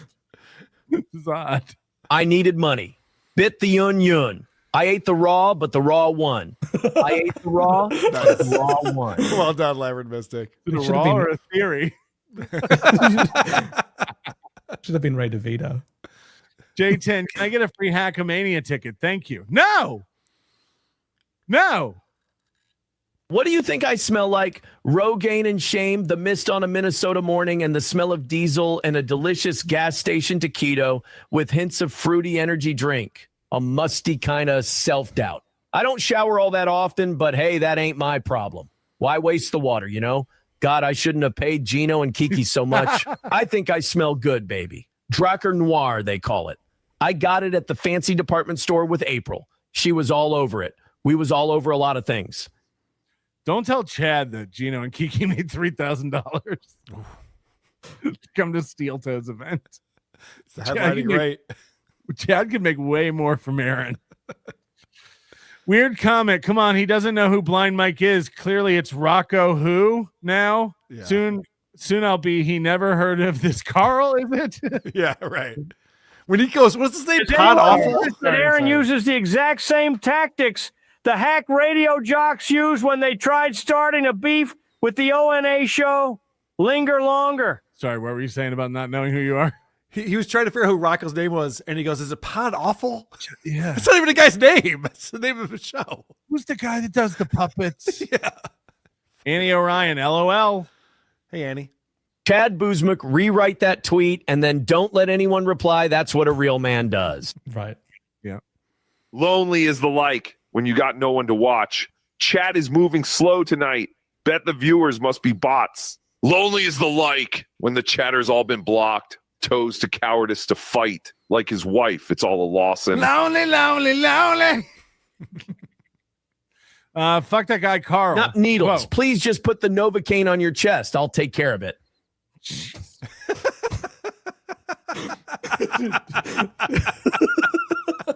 Well done, Nick. Oh, fuck that guy, Karl. Anyone else have Karl fatigue, or is it just me? Sorry, got interrupted. Sword and Scale. I too am the only viewer. I too am the only. I was so mad the other night when you said, I thought you were new here, that I ate an onion until I threw up. Take that, loser. 50 gifted memberships from the Sword and the Scale. Look at this. That's crazy. That's crazy. Spider McGee. Aaron took the phrase checking out from Opie. Oh, checking out the show. Opie used to say, we got 2 million people checking out the show. Prince Grazd. Wife is a dentist. He is missing 2 molars there. That's what I thought. I thought there were 2 missing. It's a big gap. It's so blurry, so I couldn't really tell. That's but crazy. So he probably needs to, if he's not missing any on the other side, he can only chew with one side of his mouth, which is why, like, maybe he squints his eyes. Like, if he's just got so much jaw tension on one side versus the other. But ask her what numbers they are, Prince Grost. We need to know what number. Yeah, would if someone had molars on the other side and they had to chew their food on just one side, would it cause eye twitching as a symptom? Fuck. Because his eyes twitch. Yuck! This load tastes like April. Yeah. Can I get another one? This one has some girl on it. Holy shit. All right, this is this morning. This is about capitalism, I think, and more numbers, I think. Oh, the goal. The streak has ended. Oh, yeah, he did this morning. The streak has ended. Well, I will say one thing. Next week, we begin a new streak. Applause, please. That's right. We lost our... Applause, please. Please clap. The streak is back? Our streak is gone. And to show you that I'm not a bitter man, the streak ended. I could have came in here today. I could have lied to you because look, what was everything hit? Did we make all the money? Yes, of course we did. It happens every week. We're truly a charmed show with a blessed. Well, then how's the streak over? Okay. He goes, I'm ending the streak. Could I have said that the streak didn't end and lie to you? Yeah, I do it all the time. It's literally what I do every week. But I decided this week not to make it more interesting. That's what he just said. Yeah, it's on it. Yes, it's what he does all the time. Yeah, I'll just tell them we hit it. Yeah, could I lie to you? Yeah, of course I could. That's what I do. So he wins every week, and he's still found a way to lose.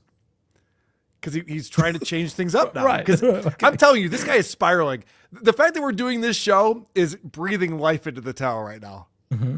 Oh yeah, I saw that failed miserable. I can't play rabbit right now. Okay. She's bringing me toys. Like your wife's in there. My wife's out of town. But my wife is so bored. Yes, I just got it. I'm so bored. right. It's really slow husband. I am a competitive man, and if I lose, I lose. Now, can we afford to lose a little? Yeah, we can afford to lose a little. She picked it up so sadly when I said that and just took it back out. She's like, you need to get one. You need to get one that just sleeps. It's not about the money. It's about the principle. People have this idea that the goal is about the money. It's not. The goal is about a guy who played sports his whole life, can't scratch that competitive itch, and needs a competition every freaking day. And losing by 1 point is losing by 20 points. All right, A so loss is a Aaron loss is saying right now the goal is just a component to the show that's a fun part of the show. It's not about making money at all. So we have fun competitive things on our show, like Tapoka Dabbler, Is It Gay? We play games on the show. There's no money to be made, but it's competitive and it's fun, and we like to play it. Aaron's pretending that the goal is just a game that he plays on his show. Yeah, the show is like an onion, Karl. It has many layers. Right. But the goal is the core. The core of the onion, right. That makes sense. And if you don't bite it right, it squirts in your mouth. And sometimes we spit it out. I always wonder when Aaron's saying these things, who's he lying to? Just himself? Because his show is for him. It's his audience. He likes to like isolate audiences, and so or people in his life even. So he lies to those around him to isolate them from the truth. There are two ways when you're going down and everything sucks and it's not going well. A lot of people take some time and then eventually, the 7 stages of grief, there's denial and 5 and all this stuff before you finally come to acceptance. And Aaron's just a guy who like will never accept it. So he's just no, everything's fine, the candied bacon, she's feeling a lot better. She's at another man's house. Right. He's just playing roulette with the stages though, because he does denial, anger, bargaining. Sometimes he gets acceptance, which is weird. Those are the fun ones. Yep. Yeah. But then he goes right back. Owns. I need to know that I won. So if I come on here and I lie and I say we had a perfect week, we did it, blah blah blah blah blah blah. if he were to do that, hypothetically, guys, let's just pretend that he were to lie and say it's a perfect week. Go watch any other morning show. I've lied about my loss. Admitting your loss is how you cleanse and prepare for your next victory. The final number, I counted up all the ad revenue that we're now. The number we fell short on, and you can't make it up on Friday. Rumble Friday is its own thing. That's the rule. We had over a 1-year streak of perfect weeks. You can't make it up. I guarantee he's made it up on Friday before. I've heard him say that in the past. But he never follows his own rules. Why does he care about the rules? You know the rules. He always breaks his rules. It's like none of this is anything. It's so like, this is all self-imposed, constantly changing nonsense. Yep. The streak ends not by 100, not by 200. The streak has ended by $15. That's right. And there's the cope. We've seen him take out his own wallet and contribute $100 to the show before to not miss a goal. This morning, he said these words. He said, "We are 68 away from 600. If someone gets it down to 20, I will take care of that." What does that mean? So this is I'll get the tip. He's saying that he's got 68 members to go until he hits 600 members. So he's got what, 532. You're right. It's so arbitrary. 532 memberships. Not the first time he's offered to get the tip, by the way. If they get 48 more more memberships, he will give 20 to the community. So he's bargaining about 28 memberships. And yeah. 15. Now, am I going to shut down Steel Toe if we miss by 15 every single week and go, God damn, that 15? Guys, if someone gives 10 more memberships here while we're doing this show today, we'll have 10 more gifted memberships. There's no consequence. It won't affect my weekend. No, of course not. So it's not about... He's the only one who can talk himself into costing himself money if he makes money. Like, think about that. He's like, he's doing an employee match to himself. Right. This is insane. But also, this is insane because literally he's realized that like winning every week is not interesting for people. Like this guy being like, I'm on a 5-year winning streak. I just win every single week. So he finally realized like, oh, we need to lose sometimes so that it seems like there's stakes involved. Yeah. So he goes, okay, I'm going to admit that I lost this week, but it was by $15.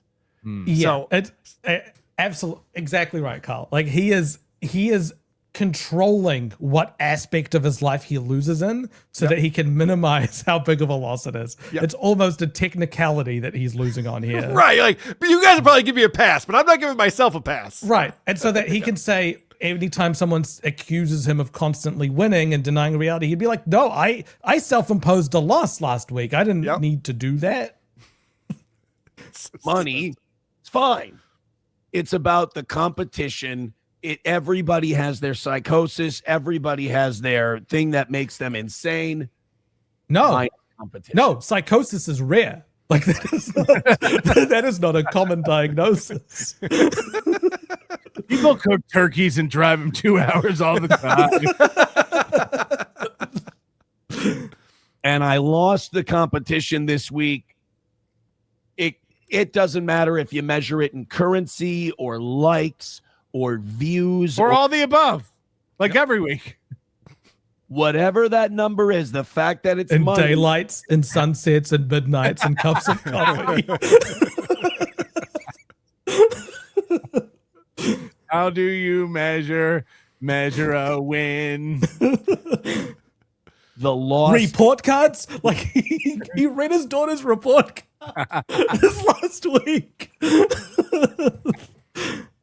He's needing to borrow wins from his own daughter. She got straight A's, well done. But he read that on the show and was boasting about it.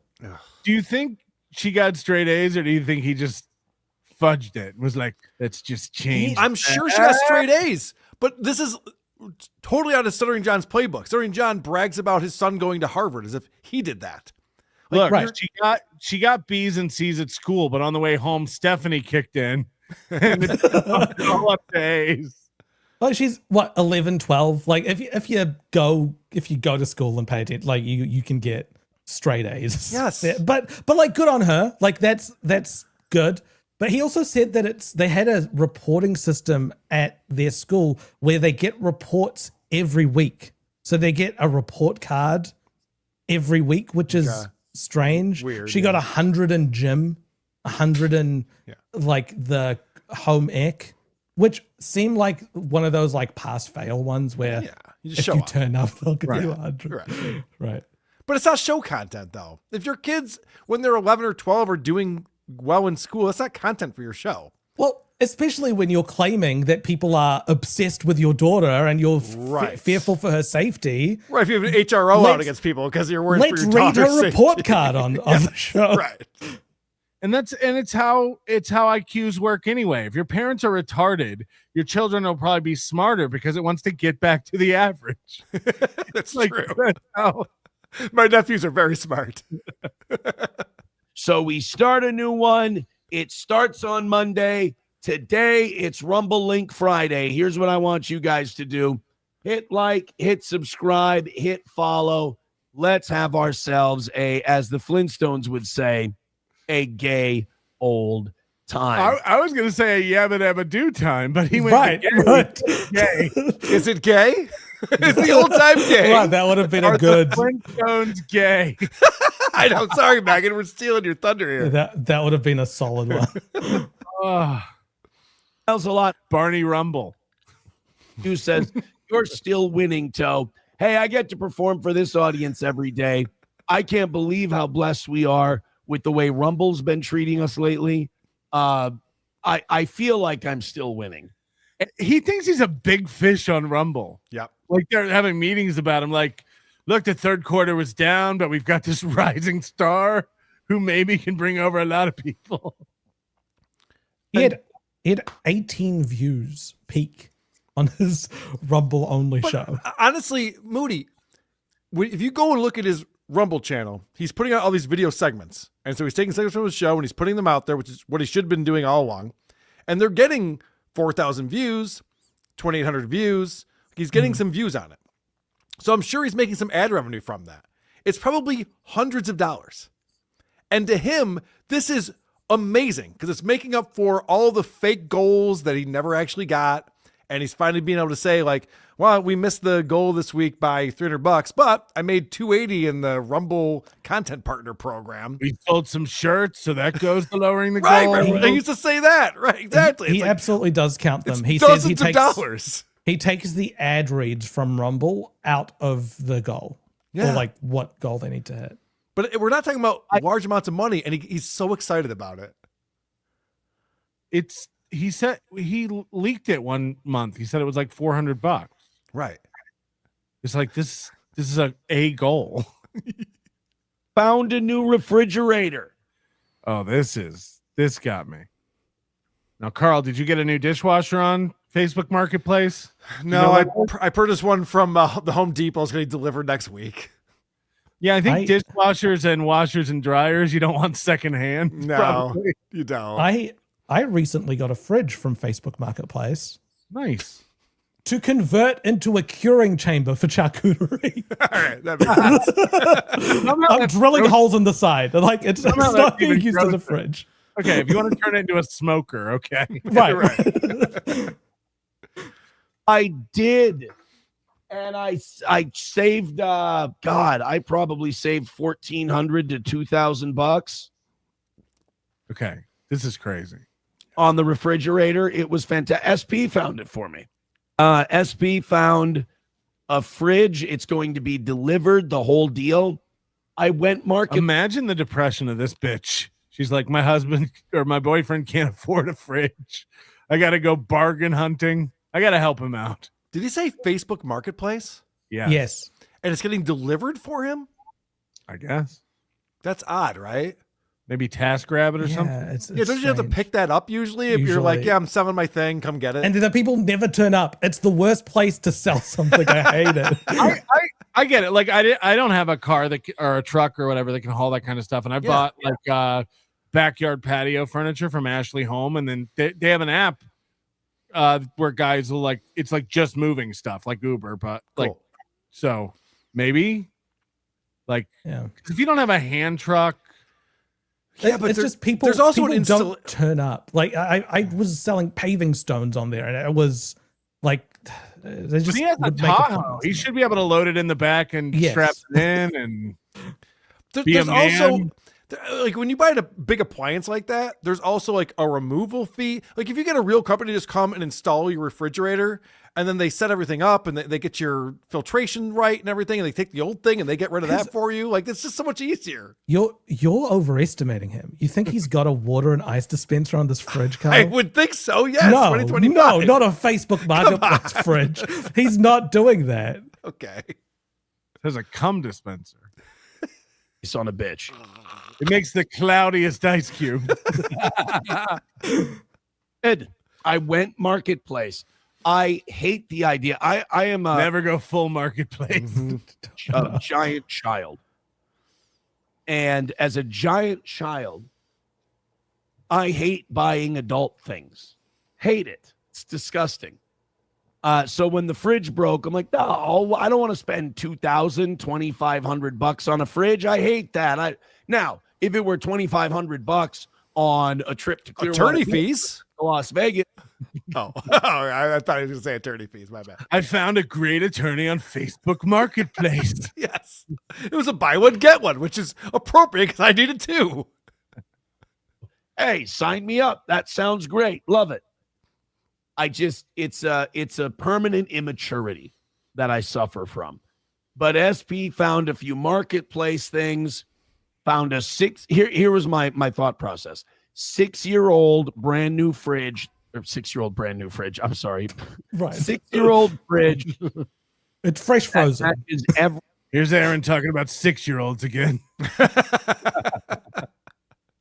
Thing in my kitchen. It matches everything in my kitchen. It's the perfect shade of brown. It matches, it goes together, it flows well. I have a pre-cut hole in my, would you call that pantry? In your pantry where the fridge goes. So it has to be a very specific measurement. Cabinetry? It's not a hole in the pantry.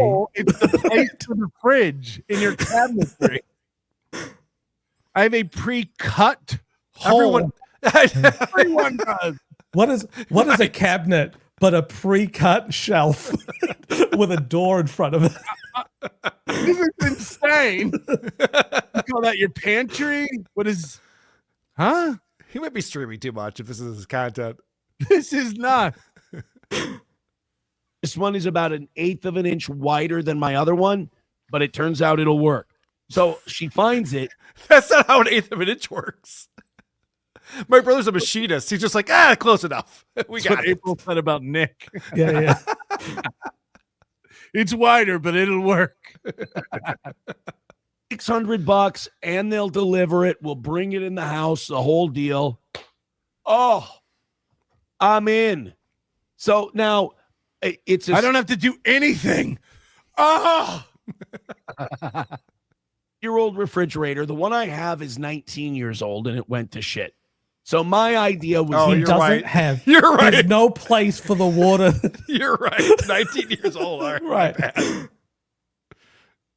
Buy this one for $600 and shit. If you get 4 years out of it, it's paid for itself. by the way, that's an easy DIY thing to run a water line like under your cabinets from your sink.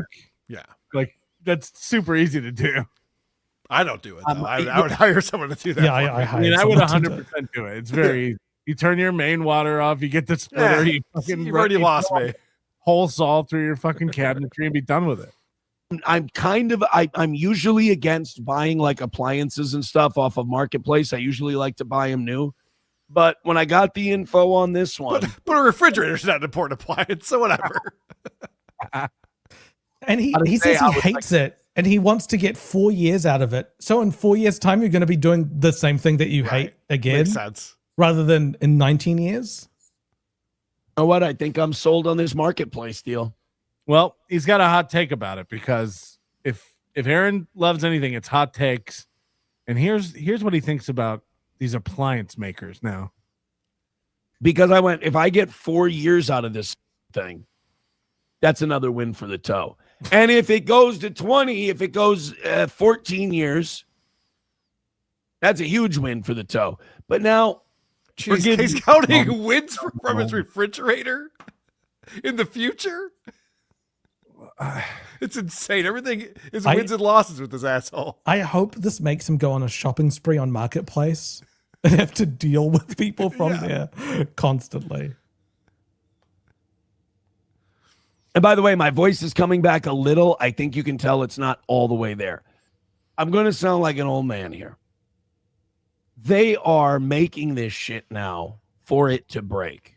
They are turning the frogs gay. They're making this shit so it breaks, so you have to spend $1,000. They're putting all kinds of electronics in it now, grocery lists, smart tablets, the whole deal. In the I love that in the year 2025, he's learned about the concept, not the term, the concept of planned obsolescence. Yep. Also, it's very easy to not buy one of the fridges with the smart screens.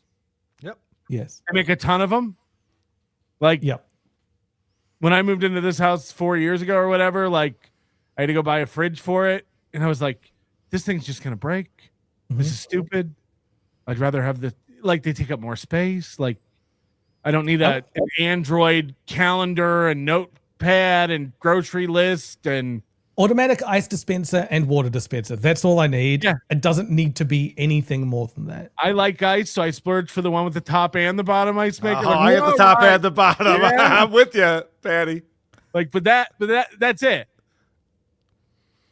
So shit can break. You spend a shitload of money fixing it, or you just got to go buy a new one. Like, let's say one of those electronics and one of those smart fridges goes out for like $3,500. One of those electronics goes out for $3,500. Yep. That's how a circuit board works. These fridges don't even cost $3,500. Right. Do you think a part does? One of the electronics has gone out. It sounds like the start of a bad porn scene. She's on the phone. Hello, Prude Brothers. Yep. One of my electronics has gone out. That's an acceptable time to go to eBay or Facebook Marketplace and get the part. Right. Like, you don't have to order it from Samsung. You can just go, buy the replacement screen. You can probably install it yourself with the manual. Like, he's like, but you know, what if an electronic breaks? Like, okay. That would be bad for my mental. Also, I'm the kind of guy, if the screen broke on my refrigerator, I'd be like, all right. I don't have a screen now. Right.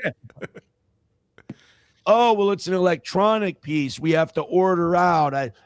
With labor, it's probably going to cost about $2,800. What?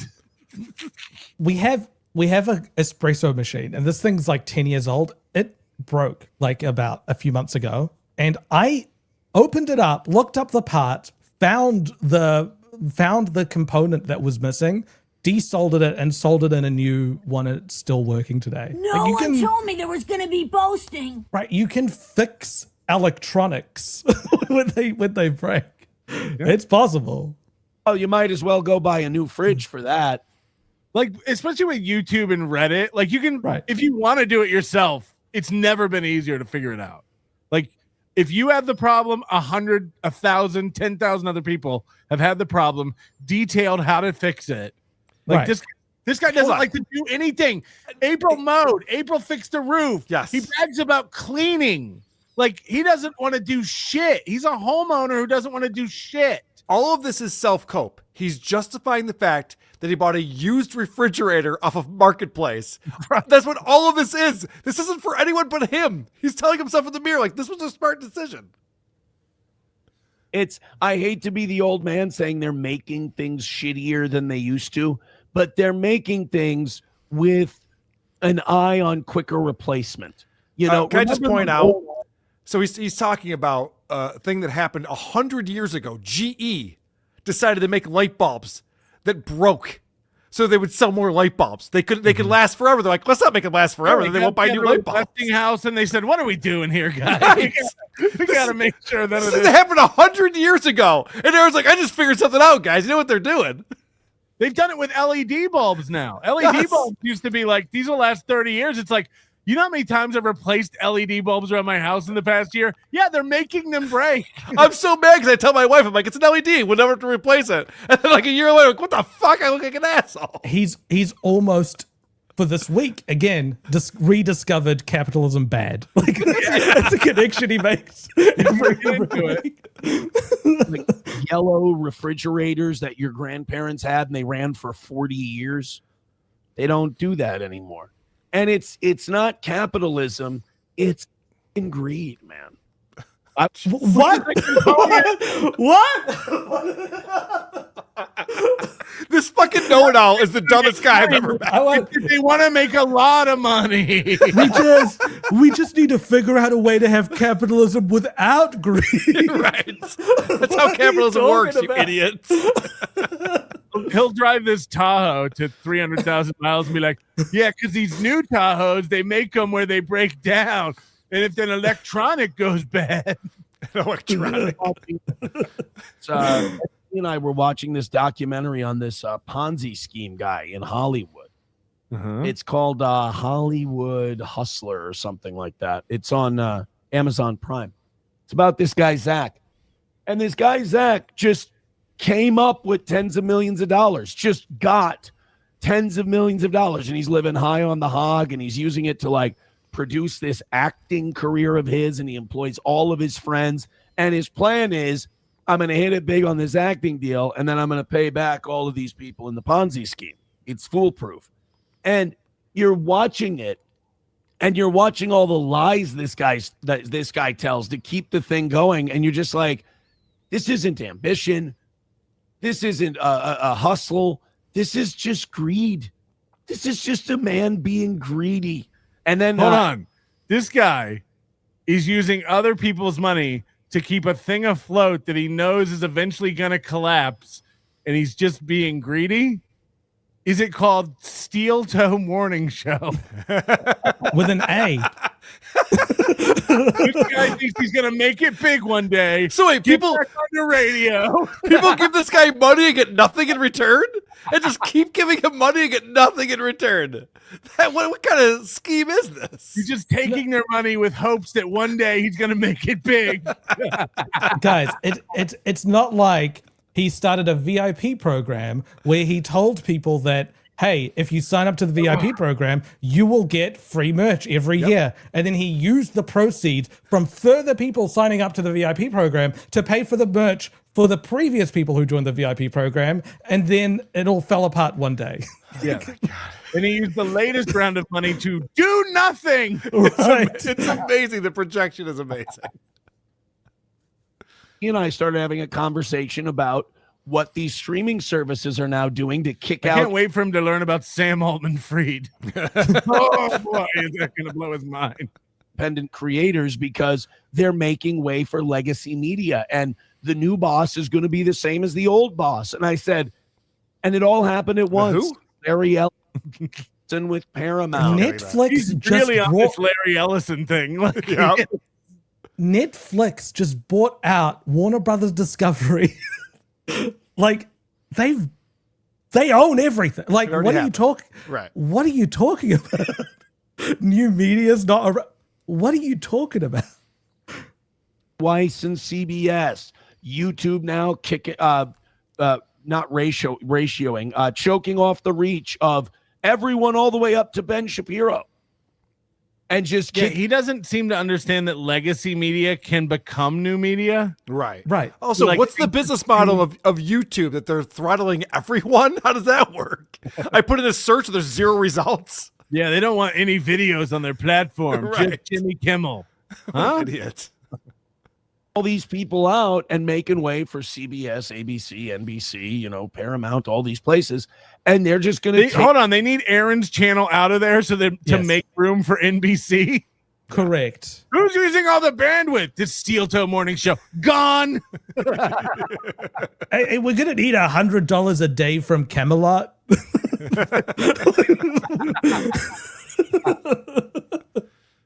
For streaming, like they took over television, and it's all with their money, and they got to kick people out to do it because otherwise people will choose them. It's just we were talking about that. If they don't get Aaron off the platform, people will choose Aaron. And they can't have that. Larry Ellison is sweating bullets. Who's a Steel Toe? No, they acquire you. If you're that successful, they just acquire you. Yeah, which is why they don't show Aaron to many people, unique people per month. Oh, wait! Oh, wait, he's got the most unique viewers ever.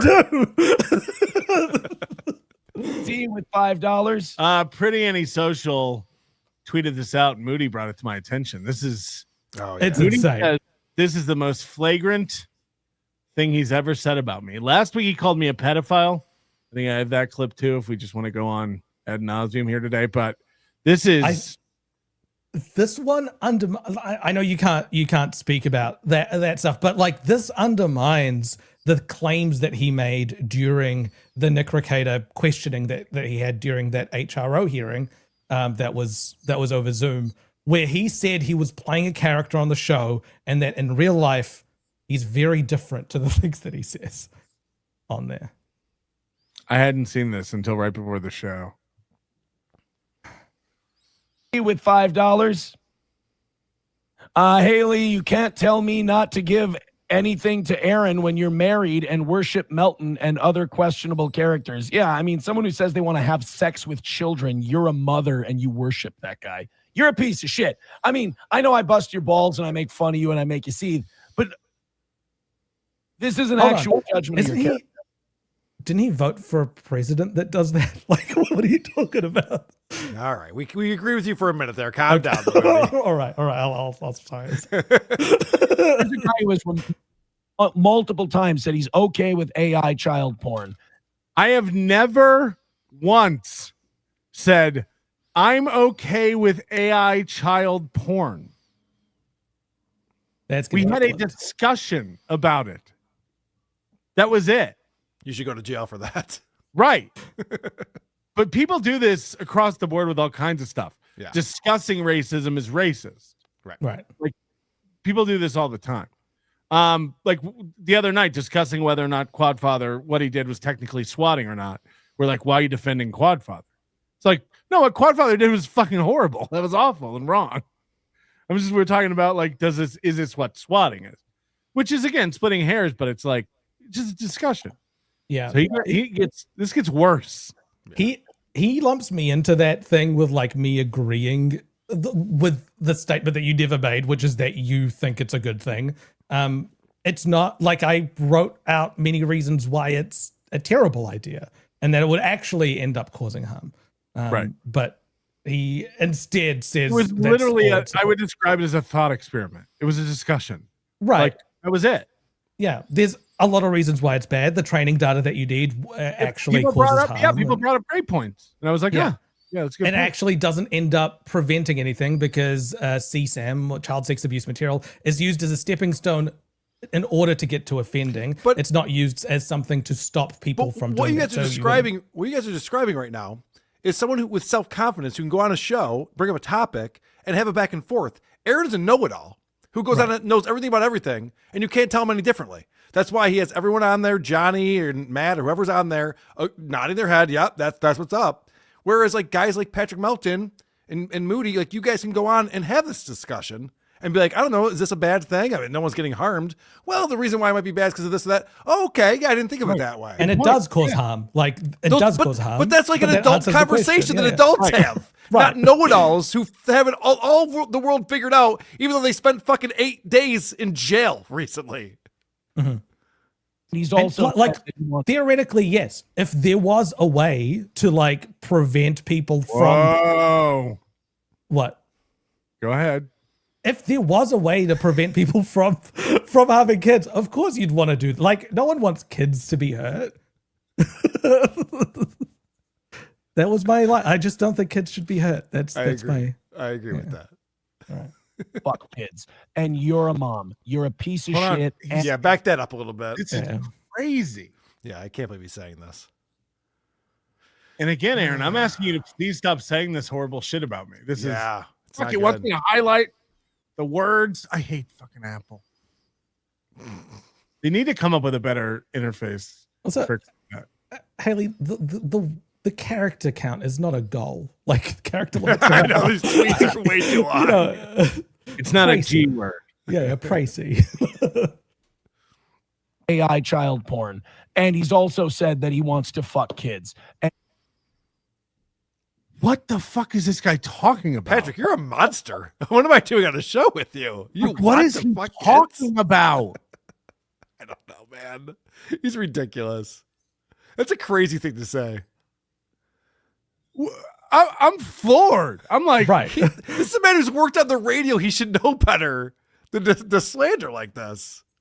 No, he's just playing a character. He's not talking real. Oh, Carl. right. Like Yeah. this is just his Right. bravado. On When the Alex show. Jones was talking about Sandy Hook, he's like, well, that was this crazy Yeah, character no- I play on the no radio. reasonable- The no only thing reasonable they- person would watch this and think this is him actually stating his actual opinion. The only as a thing that person. would counteract your thought there, Moody, was it be if he would lean into the camera and make it explicitly known that he's not joking and not playing a character. Yeah, he'd He'd need to be be crazy to do that. He wouldn't he'd do be that. Stupid to That'd do be that, stupid. especially while having an active HRO out. Yeah, right.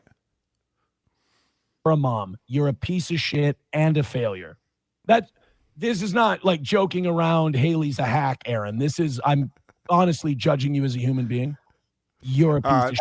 Anthony Kumi in the chat says he'd like to consult with Melendez Law whether this is defamation or not. So we just got to wait 3 or 4 years when Stuttering John becomes an attorney. This is the most clear cut he's ever been. Like I'm not a character. What He an wants to idiot. fuck kids and he likes AI porn. Like that's what he's claiming here. Out loud. But you know that deep down, and you kind of have to play to a certain audience because otherwise nobody will watch you. I love that your curse is that your entire audience is vermin. And if you try to turn back and your whole thing is criticizing me and what a terrible guy I am, but the two men you simp for most, one of them got their child high on cocaine and the other one has openly talked about his wantingness to fuck kids, and those are the people you idolize, and meanwhile I'm the bad guy. I love that everyone can see that, and now you're cursed with that fucking audience. And if you try to pull back and be a decent mom or a decent human being, you can't because you'll lose them all. Ugh. I'm so sick of I hate when I have a great joke that I just have. Oh boy. Oh boy. What do you say? Well, let me start with the lamer thing first. So he's repeating the Kevin Brennan thing that apparently Nick Rekieta was getting his kid high. like Kevin's been saying this now for months or whatever. It's just like, ah, he does coke with his kid. You're like, well, that's not the only what thing you happened at can all. say is that his kid tested positive for cocaine. You can say that. You can say that. What Kevin Brennan and Aaron do is go, he got high with his kid. Yep. He gave his kid coke. Yep. He gets high with his children. He lets his kids do coke. Like, that's all crazy speculation. Well, it's defamatory. It's insane.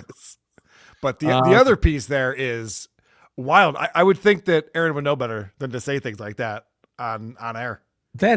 I'd say that's actionable, but yeah. Oh, for sure it is. Because Nah, the put thing it on is, put it on the bundle. Right. No, I know, but I know this for a fact. Like, when someone accuses you of that, you don't have to prove harm. You know, like with a lot of defamation cases, it's tough because you got to prove harm. It's called defamation per se. Yeah. When the damage is so extreme to someone's character and identity that damages don't need to be proven. Now it helps if the person goes like anyone who does business with this guy or anyone who associates with this person. That would be like just a cherry on top. That would make it like a slam dunk. Imply some damages. You'd be really dumb to say anything like that. Labber Mystic, so you're saying Steel Toe is deeply closeted? I didn't say that. I think he's out. That's so deep. He's in a hole that's cut out of his wall. The pantry. yeah. It's pre-cut. Barely fit. I barely fit in there anymore. I have to get out. Eighth of an inch. He's the kind of guy who would just save on a refrigerator, get one that doesn't fit, and just leave it like floating in the middle of it. Yeah. He claimed that he's got 2 chest freezers, and you can actually use one of the chest freezers as a fridge if you have a temperature controller on the outside, which is true. But like, why would he have a temperature controller but not a fridge? He lives by himself. Why does he need 2 chest freezers? And, well, to be fair, when he saw an advertisement for a chest freezer, he thought he could save some of Nick's cum. Maybe I can freeze her whole chest and taste this whenever I want. I better get 2. I don't know how they work. Onion it up. Thank you for the gifted membership. Weird Comet. Thank you for the another Anthony Cumia reference. Thank you for the gifted membership. He's a weird comet. Oh, dear God. Prince Grisat. She said the tooth that is there is possibly his wisdom. If that's the case, it's the 2-3. If it isn't wisdom, then it's the 3-4. We're getting clarity on the number of the molars. Good to know. I was deployed in the military when I had a filling crumble on one side of my mouth, so I could only chew with the left side. Never experienced any eye twitching during the deployment, unless Steel Toe has truly put himself under more stress than being deployed to Iraq after 9/11. Okay. Karl wants you to know if you guys rip on him 15 or 16 more times, he's out of here. For real, guys. TSN at Hackamania 2026, buddy. You know, we draw Patty. I can't afford another entourage. Guys, honestly, I'm very thin-skinned, and 4 hours in, it's too much. You guys have beat me up. I have to get the fuck out of here, but whoarethese.com. Thanks for having me. Thank you. Bye. Bye. Karl's out of here, guys. Finally. We can play this song again. Can we play Rabbit Hubby Wubby? Rub the vibrating rabbit on my funny place. Jesus Christ. You guys are great. Moody, is there a way to check if Aaron looked at your website? I know Haley had that site a few days ago. Do you know if anyone in Minnesota checked? Also, have I told you about my horse? I can check, but like there's people that would be interested in Aaron in St. Clair, like Paul Shea, for example, would be from that area. So I wouldn't know specifically if it was Aaron or not. Yeah, you But would. I'll Just check for the person who's checking it constantly during shows. Check for the IP address that has checked nonstop. Hey, Smokey back here taking a shit. Yes. By the way, do you still have any free paving stones, Moody? How much? No, we got rid of them. I do have a pre-cut hole in my pantry. It's smaller, round, and not for a fridge. I use duct tape to prevent guys from scraping their elbows. Whoa. The damn left rear blinker light went out on the Tahoe. Better go look for a new car. Sock Rapids, someone from Sock Rapids has checked in. Yeah, because you don't know with these, like sometimes they show up as somewhere close by. Geolocation is not a perfect science with IP addresses. All right. But there have been 7 visitors In the from stale, Minnesota. gaslit husk of a rural town that whispered more lies than truths, the toe stalked the shadowy depths of the dark web until an avocado green relic emerged, an old refrigerator that hummed with the secrets of what it had seen and smelled. When he slid it into the weird, narrow hole in his wall, it fit with eerie perfection. In triumph, he cried out in pride, "Another fridge for the hole." Gross. I don't understand nuance. I didn't realize Karl was describing having an adult conversation and not wanting to rehash the topic. I apologize to the chat. I just think that there might be some people tuning in who didn't hear that conversation and didn't know where it went, and it's a valuable thing to know that it doesn't actually help children if you have that. So it's funny because I was going to ask Haley last Monday to stop reviewing Aaron because he is boring. He still is boring, but can someone sue this motherfucker already? Yeah, can someone? Nick, what the fuck? To be fair, I hate women because I wish I had a pussy. I love drinking cum. I love big hogs. This is really Aaron Imholte and not an AI-generated voice. Yes, can someone sue him? People have overtly tried to get me to disassociate with you because of Aaron's defamatory statements. Good to know. You may be called upon. Chad's Mimic. Jesus Christo, you guys are still here. Yeah, I don't know. I have 10 more links. We could be here all goddamn day. You're eating a lot of sausages.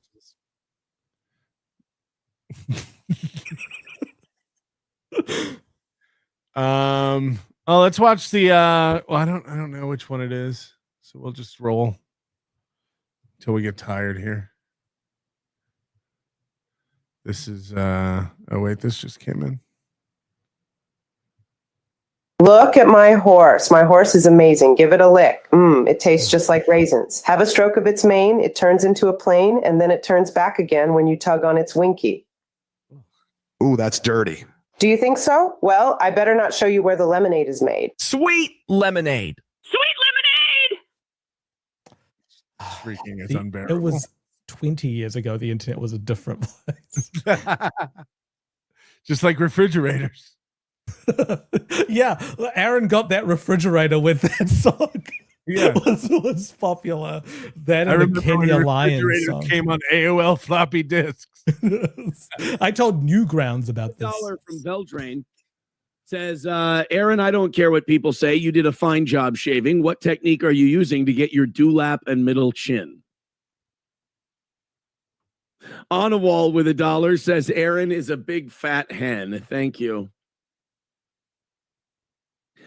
Thank you. I hate myself. Thank you, Waylon. I appreciate it. How am I handling this better than you're handling that? Oh, it is. He flops, man. There's his where his triceps should be is just the floppiest bingo wings. What do you think I have there? Bricks?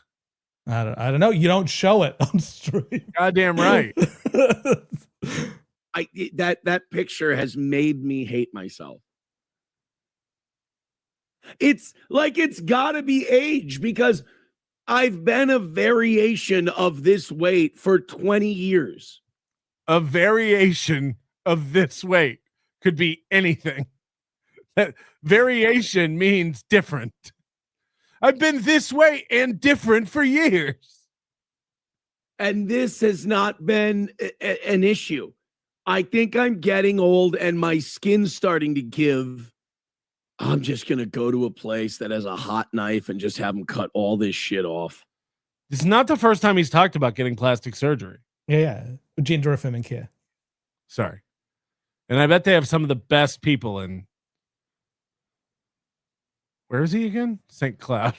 Yeah, Minnesota. There'd be plenty of people going female to male, needing probably. Hold on, guys. You got to take a break in the show. See, that shows the tooth missing at the front. Yeah. Yeah. I mean, it is full on baby gap. You know, Google spot reduction. You can't reduce fat by exercising an area. That's called spot reduction. This is literally, it's the same thing as those belts people used to put around them in the 50s and vibrate the fat. Or the vibrating like platforms that you stand on. Yeah, it's like, this isn't making you use your muscles at all. This is Well, not. people like get pens and do this with them. I'm just gonna go to a place that has a hot knife and just have them cut all this shit off. It has gotten so big. Like it's a chunt, man. Look, you've seen his dad. Right. It's very similar. Some people just look. We will all, I've seen your dad. It's coming. Mm-hmm. Oh, you didn't like that one, huh? No, I was reading something else. I take after my mom. Like my dad is taller than me, if you can believe it. Holy shit! Got to take a break in the show.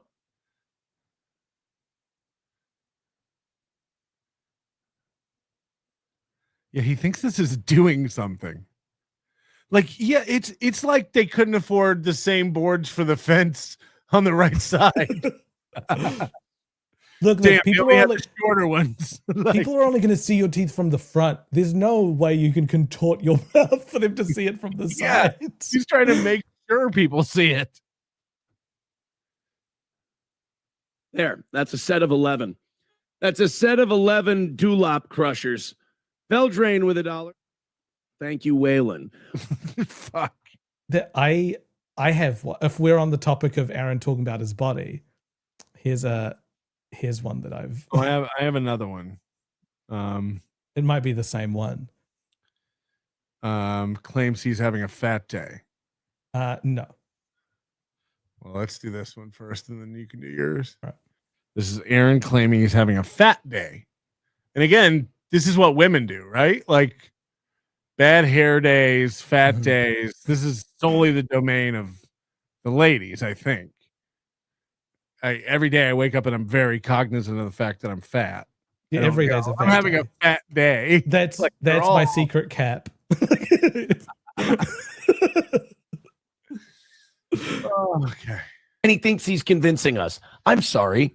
Welcome to the show. Good morning. We're 12 minutes in. Hit like, hit subscribe, hit follow. I'm on one today. Welcome to the program. Waylon with $5 says happy Thanksgiving. Thank you, buddy. What did he send us? What did he? By the way, someone sent in Winter Bites Cold to him. Right. And He heard refused to play a it. few notes of it, and he took it down and said that was made by steel toe haters, Stalkers. Yeah. I don't. Why? I thought I've always been of the impression that you guys liked me.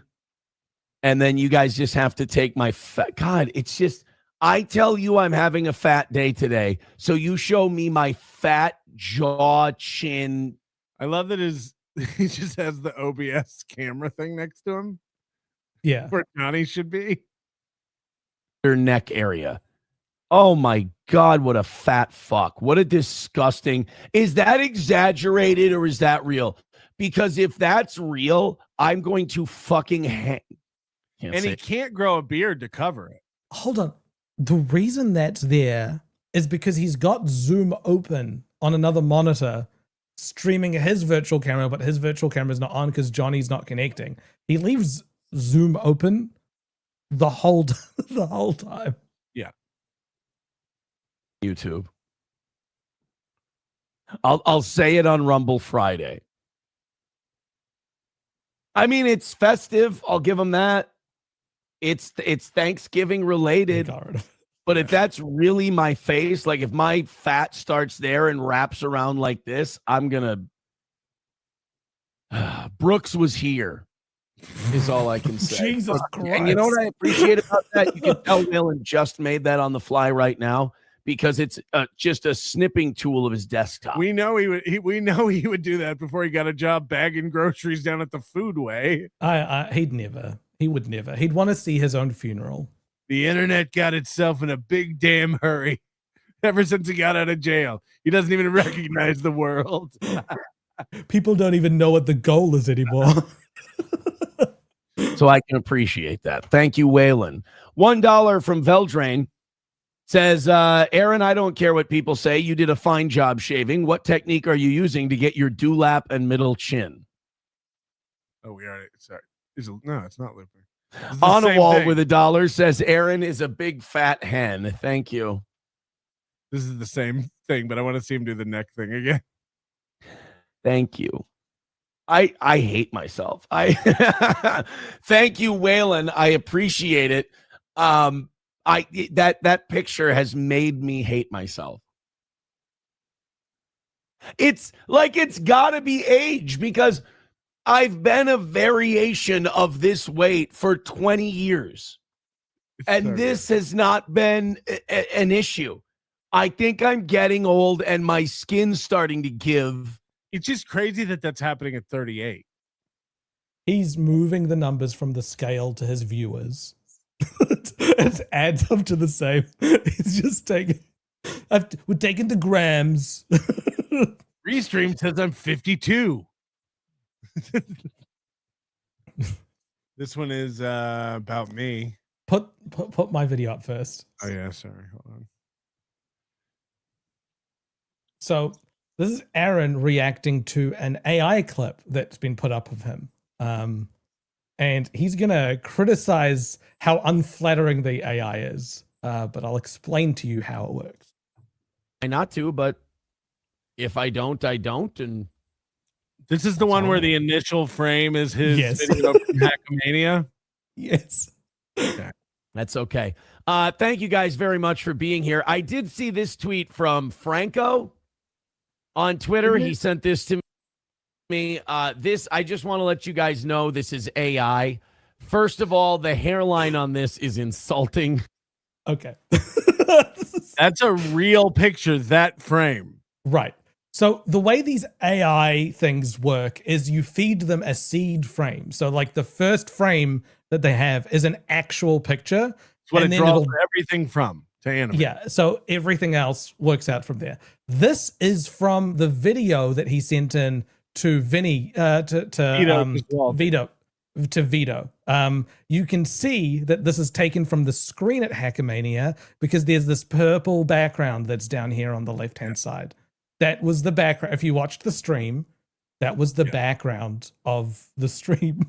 So someone took this, and this was, I mean, you were there in the room. When he came up, he wasn't wearing his glasses. He wasn't wearing his headphones. There was an audible gasp in the room because he looked so weird. The video's on his channel. Right. So this is an actual still of Aaron. This is so him going, the hairline is insulting. This is a picture of Aaron from 6 or 7 months ago. But he has such body dysmorphia that he looks at this and says, this is not me, this is AI. And he's going to talk about it as if it's AI. Look but how much thinner he was. Yeah. All the comments he makes are about an actual picture of him, though. This is really... This is not my hairline. My chin doesn't do this dimply thing here. It does. My head is not that much of a rectangle. I have a little more circular head than that. You know. But this, as I've been talking to radio people, and probably will continue to talk to radio people forever and ever and ever, this Franco guy on Twitter wants you to believe that news has leaked. I want to let you know that this is an AI creation. This is not real. I had nothing to do with this, and this is not any kind of contract announcement. Letterbuck. Welcome everyone to the Minnesota. Yeah, so now you see how He like looks it's like Charlie Kirk now. Right, that's what I'm saying. That's what I wanted to say. It's like Charlie Kirk and him merged. Morning show on KSOM. Not. I don't even know what KSOM is. I'm going to look it up. But that's a different. It's you see how like it made it more high def. It's also so boomery. He has to tell us it's AI when he peels his clothes and they change before our very eyes. I have not been chosen to host the morning show on. This is an AI creation made by a fan, not me. I don't talk like that. Look at that. Bring that guy back up there. I don't look. My face is much more. It's not as. Yeah. So that he's talking not about the actual AI one, but if you want to verify this for yourself, go on to the what is it? The biggest problems YouTube. Go to get their Hackamania footage and this frame. You can match it up. It's from there. Or on his own channel. Give him the hits. But to get the purple on the side. Purple, yeah. 100%. All right, this is about me, I think. Trans bigotry. I'll just say those weren't him tits that he was sporting.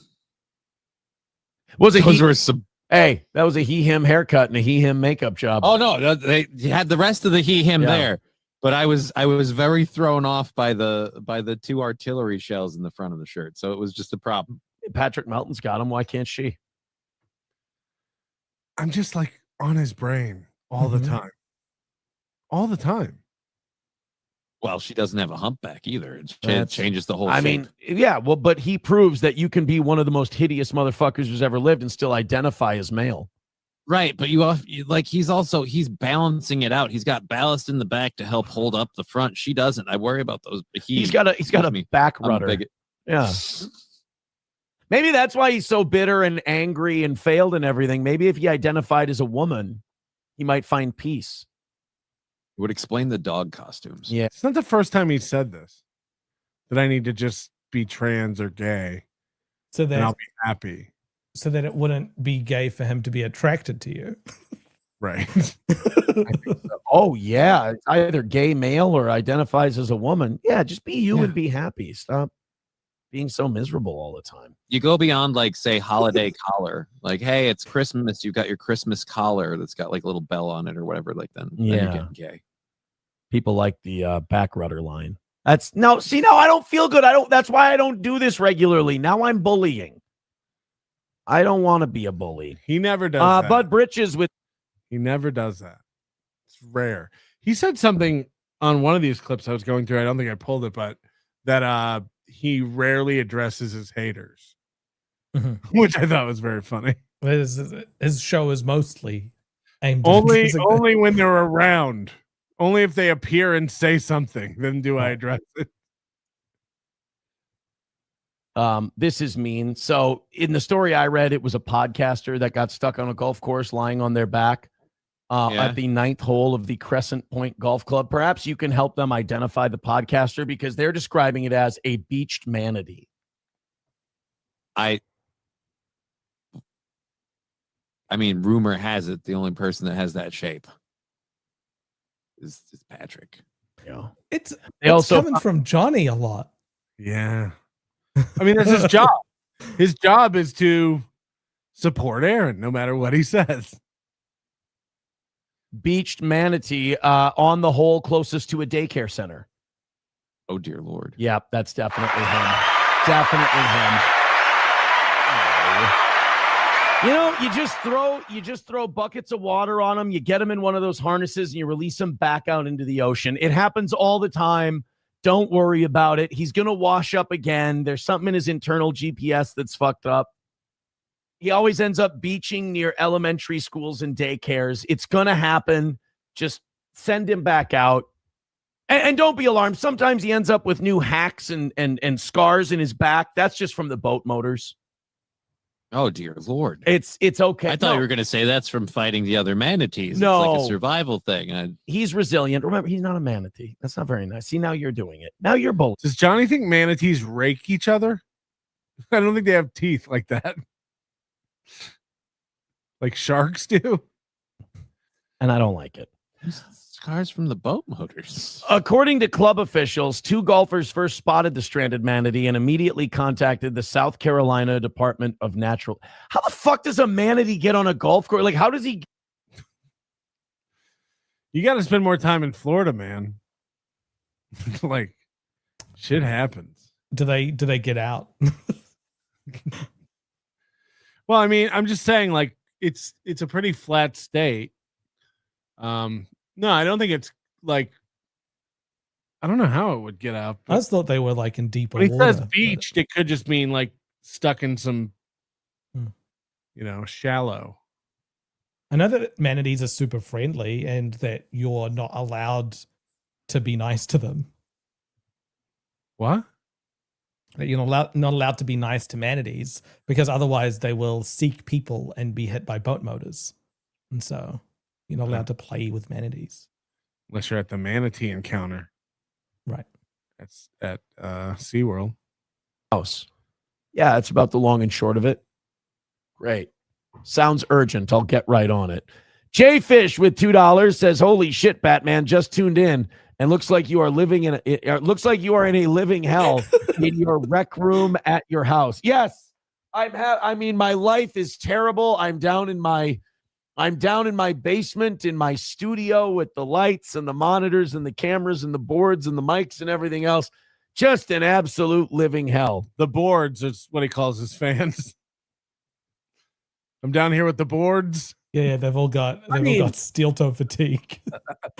Don't get me wrong. It's the results of tonight's show have not been great so far. There's still plenty of time. But I would say I'm doing pretty well. This week, this month, this year has been pretty good for the old all toe. I aces. appreciate you guys keeping us perfect. Annoyed Wawa supervisor says, speaking of fuel, if you need to fuel up, Holiday Blend coffee now back at all Wawa locations. Please don't bring your 23-year-old e-girlfriend to your local Wawa and have her try and swipe vapes. Who could you be talking about? Fauci's Pangolin says, I was deer hunting and I got jumped by 3 coyotes and one hit me with a violin. The other hit me with a cello. Last hit me with a clarinet. Oh, for fuck's sake. What's the joke? You know, we've made dick tonight, right? You guys could at least throw a couple of bucks in with these painful fucking jokes. You're just rubbing my own failure in my face at this. You're choosing to read them. What is this show? The authorities are calling it an orchestrated attack. So he plays the applause for bad jokes. I think we've cracked it. The applause means good and bad? No, just bad. Makes sense now. I just look like an asshole to you, don't I? You're just going, is he really gonna, like, he knows we're all in this together and he knows that this is gonna end poorly for him tonight.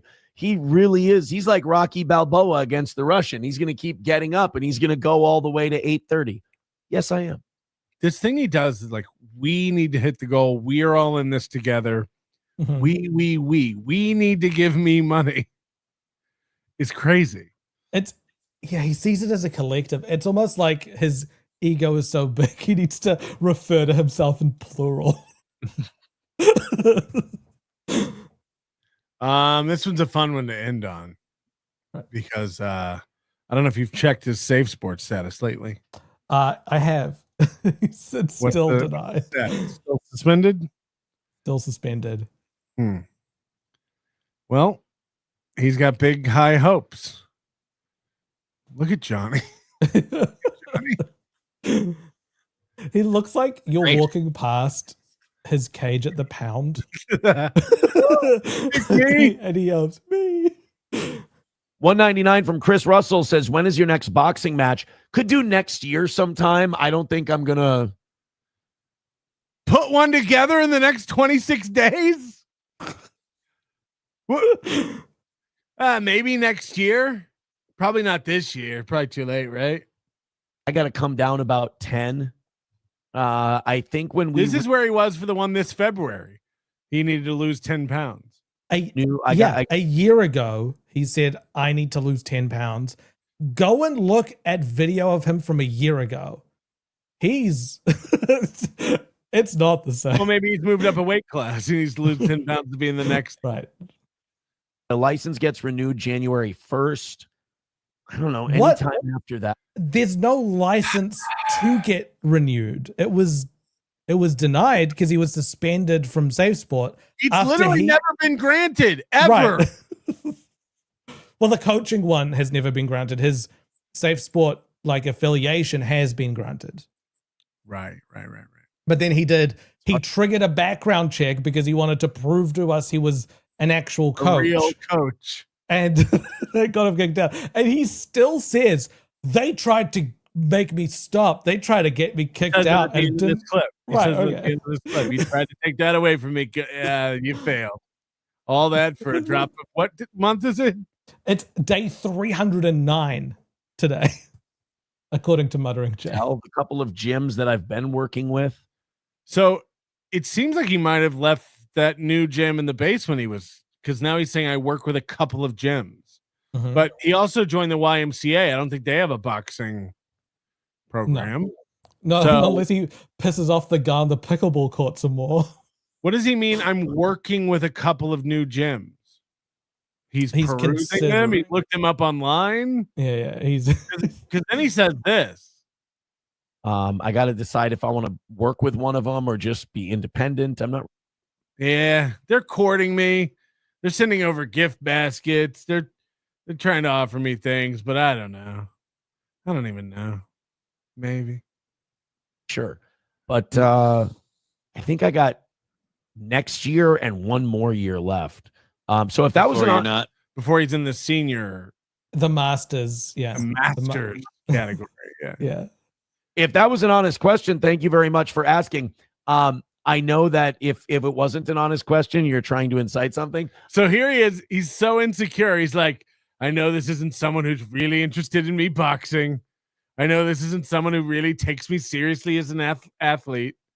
I know this is a troll, and this is how he has to frame it.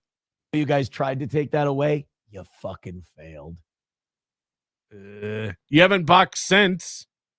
You left your boxing gym. You canceled the match that you had. You literally haven't boxed since. So, and no one took it away from him. He triggered it on himself.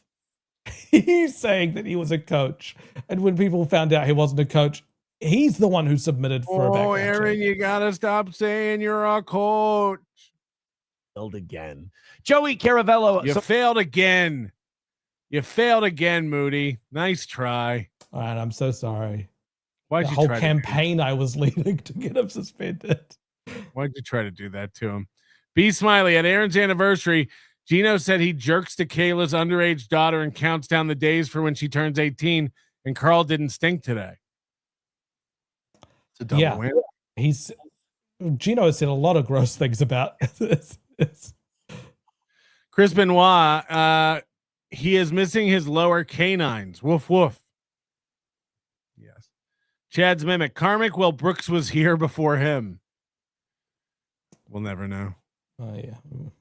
Shuli Madoff, is that Kevin Spacey mentally challenged nephew? Right, he does kind of look like him. And that still. Goldfolds is here. Goldfolds, we have a new voice called the Grand Miftu. Just for you. You seem to have missed it, but next time you do a super tip with the voices, use the Grand Miftu voice. You'll love it. All hail the Grand Mefdu, Homdi de Dila. Mr. French, you look heavier. What is the German word for cross-eyed? Mersch, Sheila. Fair enough. Sir, I grew up with manatees. I've swam with manatees, and you, sir, are no manatee. Thank you. Very slim. I'm having a skinny day. Ricana Law, he's a heavyweight. He literally has no reason to lose weight. His weight class has no ceiling. Right. Isn't that true? super heavyweight? Or was that like wrestling? Is that UFC or whatever? I don't know. Six String Man. Love the new Karl jingle. Use it whenever possible. Can we hear it one more time just for... We found another word Karl doesn't know. Does he know its meaning? Yes or no? Why is it asking a question if we found one he doesn't know? Why is No, it because asking? we found a word he doesn't know, but does he know the meaning? Yes or no? Got it. So, Carissa, thank you for the 5 gifted memberships. And that's going to bring us to a close for today's This Little Piggy. I can see the numbers dropping. I can see everybody's attention span waning. you got to turn on. You got to turn on movie mode. You got to need to stream to Twitter. Sorry, 1,600 people checking out This Little Piggy program right now. We're doing pretty good. Members only show tonight. Give me a little time to go play with my dog a little bit and get some food, because God knows if I don't eat. Yeah, check out steeltoe.lol and enjoy the new movie mode, especially when he's live. When is Super Tips going to be ready for everybody? Well, with the testing team's gotten back to us with a lot of work. There's a show in town, it's going down. Every week we're back on solid ground. Steel toe slipping, but we're gripping. Got the tea to spill, it's always flipping. From April's script to Aaron's glee. Oh, this drama's just a spree. Polydrama, legal trauma, another win. Oh, that's the karma. This little piggy went to YouTube. This little piggy's on Rumble now. This little piggy's begging for dollars, and this little piggy's breaking down loud. Every week when we cabin full, tune in for This Little Piggy Show. From revenge porn to felony, it's a circus, can't you see? The toe is bent, the goal is spent. His empire crumbles, all hell sent. April's playlist on repeat.